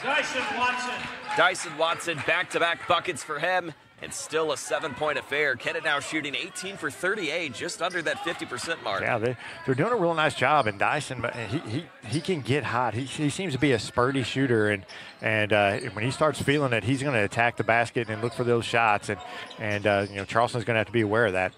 Henderson on the other side. Spits out, but out of play again. And it looks like you're seeing Charleston trying to struggle to adapt a little bit on Kennett, kind of giving them a little taste of a run and gun on their side. Yeah, a little bit. And, Kennett's getting the ball up and down the floor. They're kind of spreading the floor a little bit on offense and spreading that defense out, for Charleston. And they're able to drive to the basket, get some drives, and get some good looks. Here's Hayden Gilmore now to bring it over. 3:29 remaining here in this third quarter. A lead as many as 16 points of the Blue Jays has now been trimmed to 7. Again, they're kind of spreading the floor, giving them those drives and foul on the floor. But again, that spreading the floor is causing Charleston some problems. It's really stretching that defense out and putting some strain on that man-to-man. Absolutely. Watson again to go on the inbound. Sets that up high for Thomas. Launches this high. Gets a kiss off the glass. How about the second half we've seen from number 34 so far? Yeah, big, strong take right there. And he's like, hey, you're talking about Deshaun Henderson. Talk about me a little bit because he's a big, strong guy himself. Absolutely. The 6-foot junior making some noise. And he's saying, hey, guess what? I'm going to be right back here. I'm not going anywhere. Absolutely. And he's battling down inside. And Kennett forces a turnover. They've got a chance to cut it to maybe one possession. Here's Watson now chasing on the other side. Watson Down to Thomas, scooped up away from Watson. You can see the frustration. Now Charleston's got to move quickly. Here's Stringfellow, pitches it up in time to find Biles. Again, that's Charleston's bread and butter, finding those close little gaps off the glass. Yeah, absolutely. Running a fast break, they run that to perfection, and they're going to find those open men. A nice little kiss off the glass again from Hayden Gilmore. One of only 3 seniors for Seth McBroom's squad at a 5-point game. Charleston now quickly moving the other way. Spits that one high. A nice 3-man connection you got there between Henderson, Lane, and Biles to keep extending things by 6, 53-46. Kennett now quickly moving the other way. 2:05 left to go here in this third. It's Jones. Jones spits this one high, can't get it. And again, Charleston now trying to utilize that glass all on their own. Here's Biles chasing, saves it in time. Looks over to Lane. Lane now to Shandon. Shandon 2-on-1. Blocked away from Watson, but out of play. Good clean block there. But again, Charleston trying to get out in transition. Every time they rebound the ball, they're looking to push the ball up the floor, try to get an easy shot, try to just outrun Kennett down the floor. Kennett's doing a good job though of trying to get back and match that fast break. It's off the glass and into the hands of Antonio Flakes. 1:41 remaining here in this third quarter. Watson here, top left, gets that one up, tries to go with a one-hander, couldn't get it. Now back in the hands of Gilmore. Gilmore throws it up, off the mark. Now back in the hands of Biles. Biles chasing, stole it away from Gilmore. What a great steal to try to reset the tempo, and now maybe not necessarily slow it down, but find the gap. Watson wants the gap and gets it to go. Cut it to 4, and I thought that was the smart play there by Antonio Flakes. It was kind of getting like out of control a little bit. He grabbed the ball, kind of calmed him down, and was able to get it to Dyson Watson for the easy shot. 53-49 as Kennett has found a way to cut this back down by as many as 16. They will pick up the foul in the meantime for Antonio Flakes with 55.5 left to go here in this third quarter. And that'll be his first personal, team foul number 2. So again, we talk about foul trouble not being as important, but you really want to try to avoid those inactive shooting fouls. Yeah, absolutely. Shandon makes the first. Charleston perfect from the line tonight. Quiet night for free throws too, we should say. Yeah, it's been a well-played game. Not a lot of fouls. They've been kind of up and down, kind of a good flow to it. But Charleston has taken advantage of these free throws. They took advantage of the free throws. Yeah, there we go. Hey, only the third curse tonight. Only the third. Only the third one. We're well under on that, we should say. Here comes Watson. Launches that one up and in. This is a one-possession game again. Now here comes Charleston the other way. Sets it out now over to Shannon. Launches it up and gets it. A great open gap that Kennett just stands back and watches. Yeah, you've got to be tougher on the defensive end there. It's fine to, it's fine to be, having a good offensive night and they're really starting to play better offensively, but you got to match it with your defensive intensity. Gates now finds Jones. Jones lobs this one up, can't get it. Does he get his own board? It's a jump and he will continue to hang on to it. So again, more hustle points on the board for Kennett, 15.5 remaining. But have trimmed a 16-point lead down to 5, as close as 3 at 1.2. Here comes the inbounds pass from Checkett. Out of play, but still going to stay with the Indians, coming off the bounce of Demarion Lane. This has been one of the most offensive games we've had the entire tournament, and it's coming at the late game on Tuesday night, which you typically don't see. No, absolutely, and when you say you typically don't see attendance, you typically don't see in that front either for the Tuesday 8:30 window. That's right. Here's Jones now. Jones, 8 seconds. May have to go for that last shot if he can here. 4 seconds, 3 seconds. Jones just lobs it up, can't get it, but he'll get a chance to go to the line. Yeah, a strong take there by Ty Jones. He had a man wide open in the corner. I'd like to see him kick it out there and see if they can hit an open 3, but he's still going to get to the line and shoot 2 here and see if he can cut into this lead. So an opportunity now for 5'10 junior. He's got only 3 points on the board tonight, but has been a big defensive presence for Kennett this evening as he makes the first. So again, winner of this will have a date with New Madrid County tomorrow night at 7:30. And winner, you get that nice 5:30 p.m. window on Friday night Second shot's up and good. Yeah, that 5:30 game, it's kind of like this when you first start. There's not many people here, but by the end of that game, it's packed. Well, right now, Kennett has been absolutely packing in the points, and with good reason. What is a large lead has now been trimmed to 3. Back with the nightcap quarter in just a moment. The best things in life never change. They just get better, like Hardee's Original Bag. Back and better than ever. Just $6.99. Mix and match any 2 full-size favorites. A juicy charbroiled double cheeseburger, melty hot ham and cheese sandwich, or crispy hand-breaded chicken tender wrap. Any 2 plus fries and a drink, all just $6.99. Hardee's Original Bag. Loaded with handcrafted goodness. It's the greatest meal deal for your buck. Take a look at the Charleston bench right now with Jamarcus Williams talking it over with his team. And again, it's been a tale of 2 halves for the most part. And I think of one thing that's been a turning point, and I think we could both probably guess what that was. A nice little near half-court shot from Antonio Flakes. That feels like the momentum kind of shifted after that. Yeah, it did. And even a little bit before that, Ty Jones got a couple of steals. They got a couple of layups. And then that led right into that 3-point, shot just across half court. They had all the momentum going into halftime, and they've carried it out here in the second half and cut it down to 3. And so we'll see if they can continue that here in this fourth quarter. We could have another good finish. That we could. I mean, again, with most of the games that we've had here in the SEMO Conference tournament, 4 out of the 5 that have been completed have been within 2 possessions. And Dyson Watson wants to try to pull it away, and he does. 56-55. He's got 17. And you just got lazy in with the pass, and Dyson Watson made him pay, and that's a cut it to 1. Here's an opportunity up front now for Henderson. Lobs it up, answers right back. And again, you have to answer back on those quick cuts if you're Charleston. Absolutely, and of course they go into their big guy, and Deshaun Henderson, and he's the guy that they go to whenever it's crunch time, and he paid off for him right there. Here's Flakes now, trying to chase Henderson. Throws it out. Finds Gilmore. Gilmore lobs it out to Watson on the other side. Watson trying to get past Lane. Now double pressure. Watson can't get it to go. Kind of bounced off his left hand a little bit. Now it goes in the hands of Charleston. Nearly bobbled and stolen by Jones, but quickly answered by Stringfellow. Talk about making something out of nothing if you're Charleston. Yeah, absolutely. And it was a nice drive by Dyson Watson on the other end. And we've got an injury? Or maybe just a quick cut for the moment, it seems like. So. Yeah, I think it's kind of a little hobbled there. So, but yeah, it was a quick cut by Dyson Watson. Excuse me, Dyson Watson going to the basket.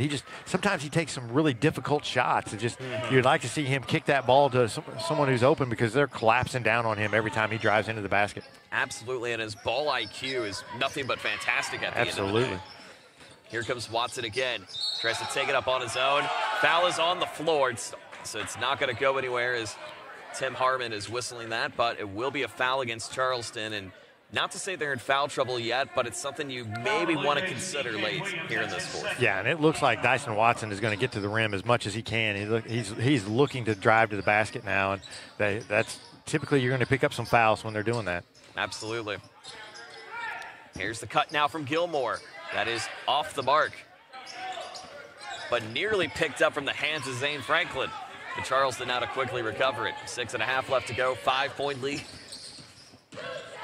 As Henderson cuts this one across. Henderson's just kind of that playmaker, kind of quarterback everything and get to his spot in the post. Yeah, absolutely. He puts it behind his back. He can pass. He's a big guy, but he's got some guard handles. Little misconnection on both sides, so kind of an interesting series. Henderson had it bounce in the hands of Jones. Jones had it kind of roll off his foot for just a second, so it just pushes Charleston back a little bit further. Yeah, you can see some grabbing of the shorts here a little bit. Some of these guys, they're getting a little winded, but they played up and down this game, and it's been a lot more up and down than a lot of the games we've seen so far in this tournament. A very up-tempo matchup that, truthfully, I mean, we knew this was going to be a little close, but not as intense as what we've seen, especially in the second half surges. Yeah. Here comes Williams on the other side, gets it to go, and one. DK Williams. DK Williams has just been absolutely electric, and now he's the 4th player for the Blue Jays in double digits tonight. Yeah, it's hard to believe he's a freshman just with those strong takes like that. He looks, you know, he's kind of got that baby face, but he's got the body of a bigger, maybe sophomore, junior, and he plays like it too. He's very strong. Absolutely. One of the taller forces for this Charleston team is, granted, tallest is 6'2", but comes in at 6'1", so you got to think he's right up there with everybody at the end of the day. It seems like Charleston never has that big, tall guy like 6'7", 6'8". I mean, every once in a while they do, but for the most part, they're always around 6'1" and 6'2", and that they play bigger than what they are. So it'll be up to Williams to try to get this extended to a full 3 possessions. Technically 3 possessions already, but won't get that to go. Now it's back in the hands of Shandlin. Shandlin to answer back, can't get it to go, but he'll have a chance to go. And now Kennett's got to think about that foul to win situation because, again, you're starting to rack up a little bit more here in this 4th, which was to be expected with this late in the match. Yeah, you need to get rebounds like that. Whenever you get an opportunity to get a rebound, you've got to get it now because you're down by 7, time is running out, and you need to save every possession that you can, and you know, you've got to box out on those you know, shots like that. And this free throw here, if he misses this free throw, you've got to box out and get those rebounds. 5:55 remaining. So he's at the line shooting 2, the 6'1" sophomore. Coach Jamarcus Williams and company currently leading the Blue Jays tonight with 13. And out of 1. 63-55.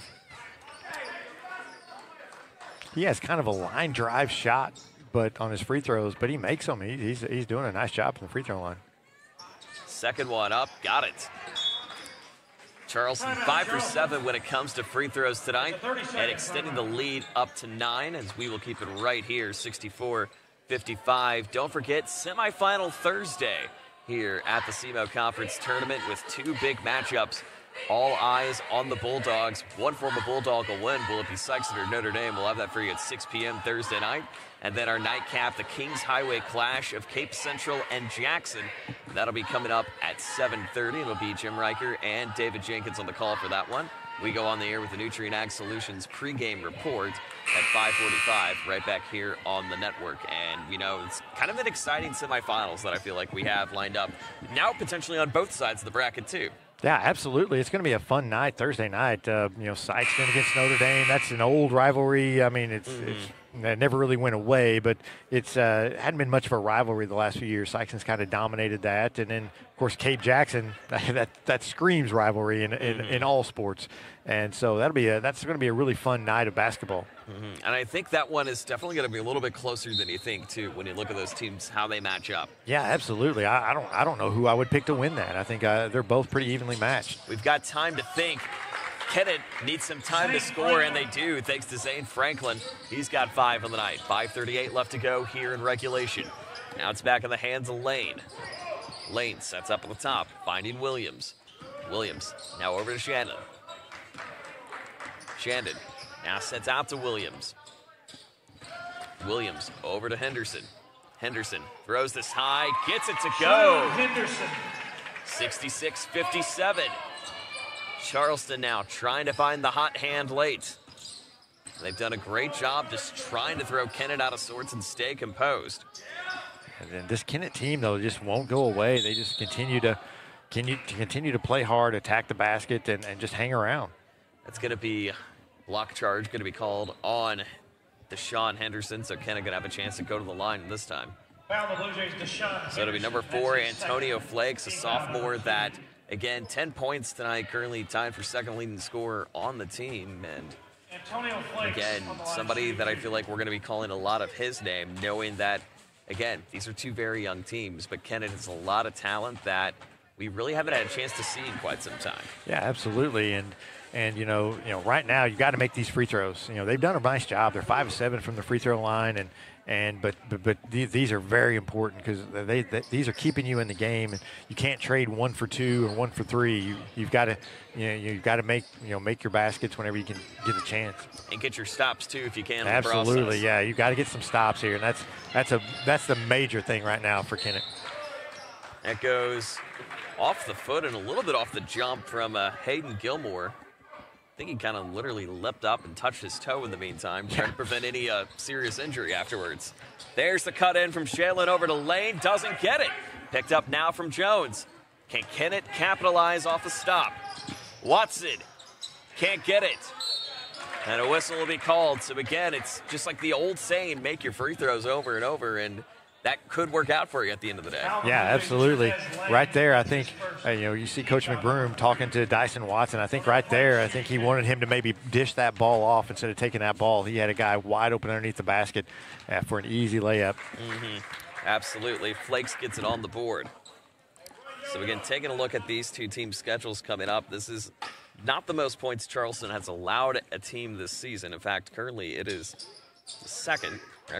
Well, actually, no, I take that back. It's about average of what we should say. It's 60 points. But for Kennett, this is their highest scoring game they've had all season, now officially tied with the win over Zenith Hornersville. Yeah, they, Kennett looks good offensively. They look a lot better tonight than they did last night against Dexter. The pace is a bit more beneficial to that as they're getting the ball up and down a little bit more than they did last night. But I think Kennett likes that pace a little bit more. And I think it helps that you play a team that's complementary to your pace, too. Yeah, absolutely. Both teams kind of seem very comfortable playing this more up and down style, and Kennett's going to have a chance to cut in the lead here again. That they will. It bounces off, looks like the knee of Henderson. So with 4:05 left to go in regulation, Kennett's got in the hand of Antonio Flakes. Can he continue to keep the Indians in this one? Flakes gets it up and one! Antonio Flakes has been carrying the team in the fourth. He's number 4, but wants them to be number 1 tonight. Yeah, absolutely. Nice, strong take there. He can cut it to one possession if he makes this free throw. And Kennett just, again, they just won't go away. They just keep hanging around, and Charleston just can never put them away. Gets the answer back on this one. It is a one-possession game yet again. 66-63, 3:50 remaining here in the fourth. Sets now over to Henderson. Launches this high, can't get it. But now Charleston will have a chance to go to the line. Kennett now with team foul number 3, so they've only got the one more left to give at this point. That's going to go on Jones and his third, too, to keep in mind. Yeah, we still have 3:46 left, a lot of time here. But if you're Kennett, you've got to start getting some stops. That is a doink off the board from Shylan Henderson. He's got 8 points tonight.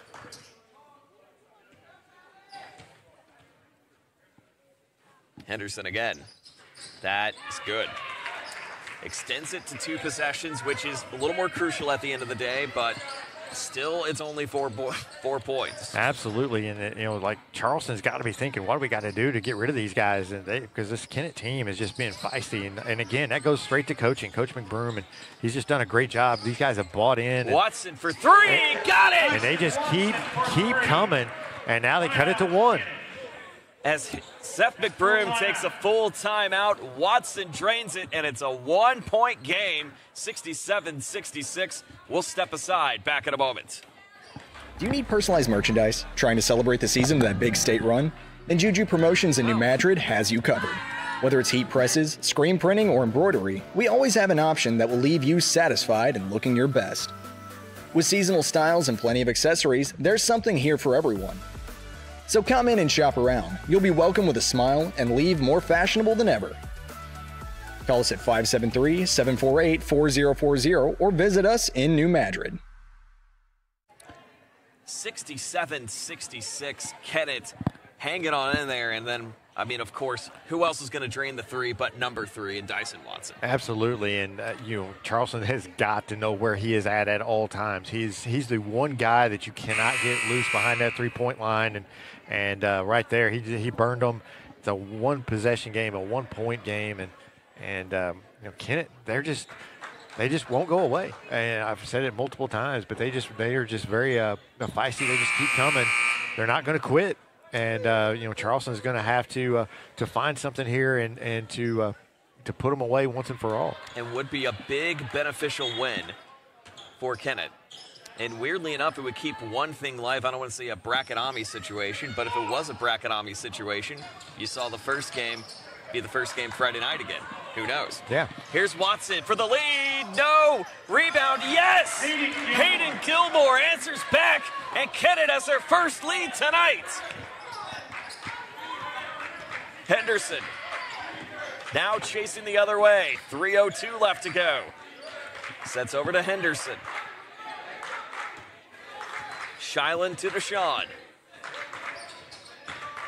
Now outside the lane. Answer back, up and off the mark. It's off the tip. It looks like it got off number 11 and Zane Franklin in the meantime. So the Blue Jays have the chance to inbound, and who else but Deshaun Henderson to bring it in. Shilan now to get it outside. Finds Shanlin. Charleston can't stop moving on offense. They've got to move. It sets now again for Henderson. Just lobs it up. Can't get it. Got to get the loose ball, and they do. It's Hayden Gilmore. Cross court to Watson. Gets it up and in. Dyson Watson continuing to carry Kennett on his shoulders. 70-67. It's off the head and off the shoulders. A crucial mistake for Demarion Lane. And it's the second night in a row a team has had a big lead on Kennett. It was a 9-point lead just about a minute and a half ago, and all of a sudden now they've got a 3-point lead. And Kennett just, they just continue to fight and try to find ways to win. Here comes Gilmore. Bobbles it out of the hand. Charleston nearly tipped away from Watson. Here comes Shanlin. Sets up to Henderson. Gets it up. No! Henderson again. Yes! Deshaun Henderson. Deshaun Henderson gets it on the board, and Charleston will stop to take a timeout. 70-69, and 30-second timeout. Again, one stat to note, 4 out of the 5 games have been within one possession of this tournament. And barring, or 2 possessions, I should say, and barring anything wacky here, this one will make it 5-6. Yeah, absolutely, and this is just another fun game in this tournament. This tournament just has produced, just a great game after great game after great game, and and Kennett's been involved in 2 of them now. Absolutely, and when you think of the SEMO Conference tournament as a whole, I mean, yeah, you think some great games, but early on you see a lot more blowouts in games that aren't really competitive to the horn. I mean, you get maybe 1 or 2, but not 4 out of 5 in the first day. Now 5-6 in the first 2 days, and yeah, absolutely. It's like, I mean, normally you see those games at the end of the tournament, but not at the beginning. And this is, Kennett just hanging in there, and all of a sudden it's just next thing you know they've got the lead. And that's what we kept saying. Charleston had that 9-point lead. It's like, well, you're trying to put them away, but they just keep hanging around. And I felt like the entire first half Charleston dominated this game, but I felt Kennett the entire second half. This has been Kennett's game. It's been a completely second half, I feel, compared to the first. Yeah, I mean, absolutely. Again, Charleston with as much as a 16-point lead in the first half, and then Kennett rattling off 41 second half points as it stands. Here comes Watson now to bring it up on the other side. Watson throws it up, can't get it, but a whistle and a foul.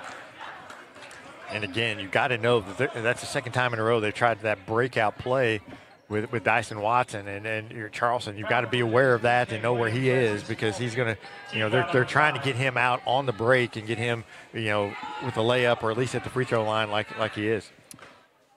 So Watson again at the line, makes the first. And if you are Charleston, of course, you got to do everything in your power to keep this at a 1-possession game to at least still give yourselves a chance no matter what. And really taking a look at shooting, too. I mean, you're hovering around 50% on both sides. And dare I say, maybe the best shot game of the tournament so far. I think so. But if you're Charleston, I think you continue to get the ball up the floor. Don't take your time. Continue to push the ball, attack the basket, and see if you can get something easy or catch them in a breakdown. 1:36 remaining. Kennett trying to play spoiler, first upset of the tournament. But Therese Lane wants to say something about that. 72-71. Kennett trying to fend off Charleston. Would be a hallmark win for Coach McBroom if he can pull it off.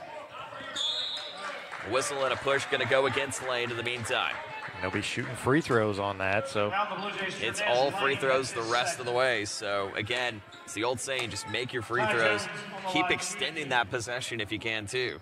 And Kennett has shot the free throws, 11 of 13. That's the best we've seen the entire tournament. So, they're shooting it very well right now. Here's Ty Jones at the line. Gets it up, in and out. Even, of course, obviously with the 8:30 game, you don't have as big of a crowd. It doesn't feel like 2020 with COVID and the Masters. No. Here's now Jones on the 18th green. Jones, the shot. It is off the mark. Back of the hands. Here's Shannon now to bring it the other way. 109 left to go, and a traveling violation. I imagine it'll get a little bit louder in here than the last 108, if not more. I think so, but you know, that's a tough break right there. He was trying to pull up. He just got a little bit ahead of himself, and he drug his foot. And man, if you're, I think they're going to sub out Deshaun Henderson here and try to add some quickness. 105 remaining. You got to think Deshaun's going to be that presence in the post every way he can when you get a break. Here's Watson. Gets it up. Yes. Dyson Watson answers back. And a timeout called by Kennett. Kennett now with 1 timeout remaining. And Charleston with 2 remaining. But again, kind of trading buckets back and forth now. But again, free throws have been on Kennett's side. I mean, 11 of 15. Sure, you have Jones missing the 2 on the last front, but they've done a great job of just executing well on shots. Yeah, Charleston didn't take advantage of it. They were able to miss both free throws, but then they turn it over immediately on the other end, and you just can't do that if you want to win a basketball game. And that's just youth, a lot of youth trying to learn how to win. And you know, this Charleston team can kind of lean on what happened against Notre Dame last week, and dig into that a little bit and say, hey, just hang on here, and we can pull this out. So both of these teams are fighting hard, and it's nice to see in a usually in a consolation bracket game, sometimes you may have a team that maybe doesn't give a full 100% effort. Right. They're just kind of going through the motions, but not these 2 teams here tonight. They're playing very hard. No, absolutely. Could be one of the more competitive consolation brackets I think we've seen in quite some time. Yeah, absolutely. So Charleston trying to extend the match and try to pull away late. Kennett trying to go for the upset. And we'll have to go back and do the math of brackets, but maybe one of the first 9s to ever advance onto the semifinals.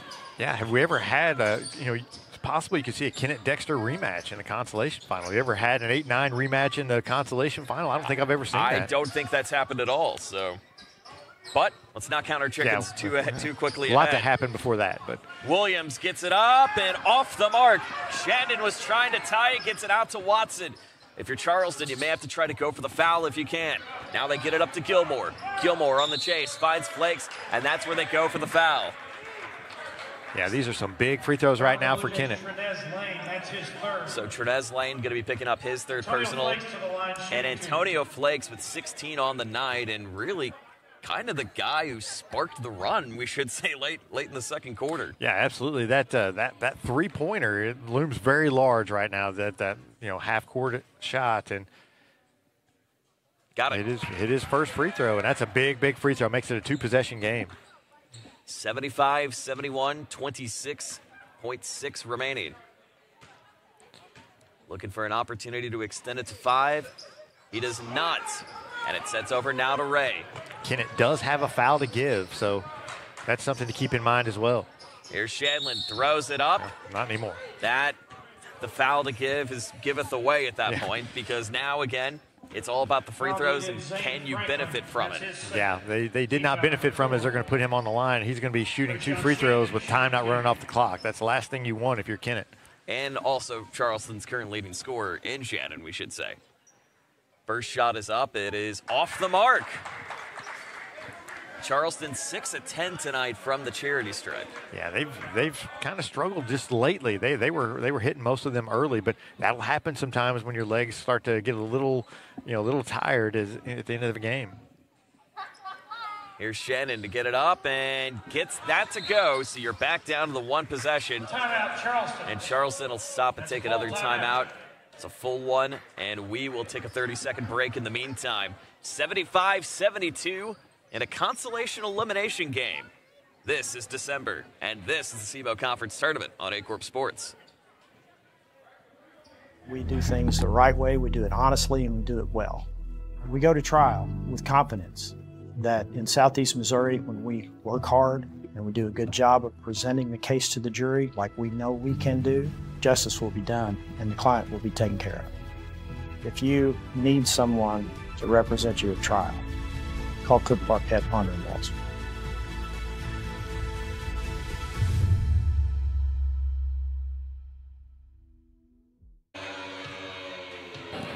Well, you see Coach Seth McBroom talking it out, and this coaching staff of at least trying to find a way to hold off Charleston and maybe be one of the first 9 seeds, if any 9 seed, to play beyond Tuesday night in this tournament, which, keep in mind, the SEMO Conference tournament was 8 teams for the longest time, but it was only the addition of getting Kennett or Dexter in there to make it 9 teams. Yeah, I think at one time they had 10 when Crothersville was in here. That's right. I forgot about that. But it was just for a couple years, and then they went down to 8, and now they're back up to 9. So it's kind of went up and down over the years. Here's Gilmore now to get it into Watson. Charleston gonna have to try to foul or force a steal. 12 seconds, 11 seconds, picked away, but they got him inside. And you could see the frustration from Shylan Henderson, too. Yeah, they thought they had the steal there, but they're going to get the foul call. But still, I mean, maybe he goes down here and misses a couple free throws, but keeps you in the game here. So it's going to go against Shanlon. So that'll be his third. Yeah, a lot of precious time went off the clock there as they were trying to trap.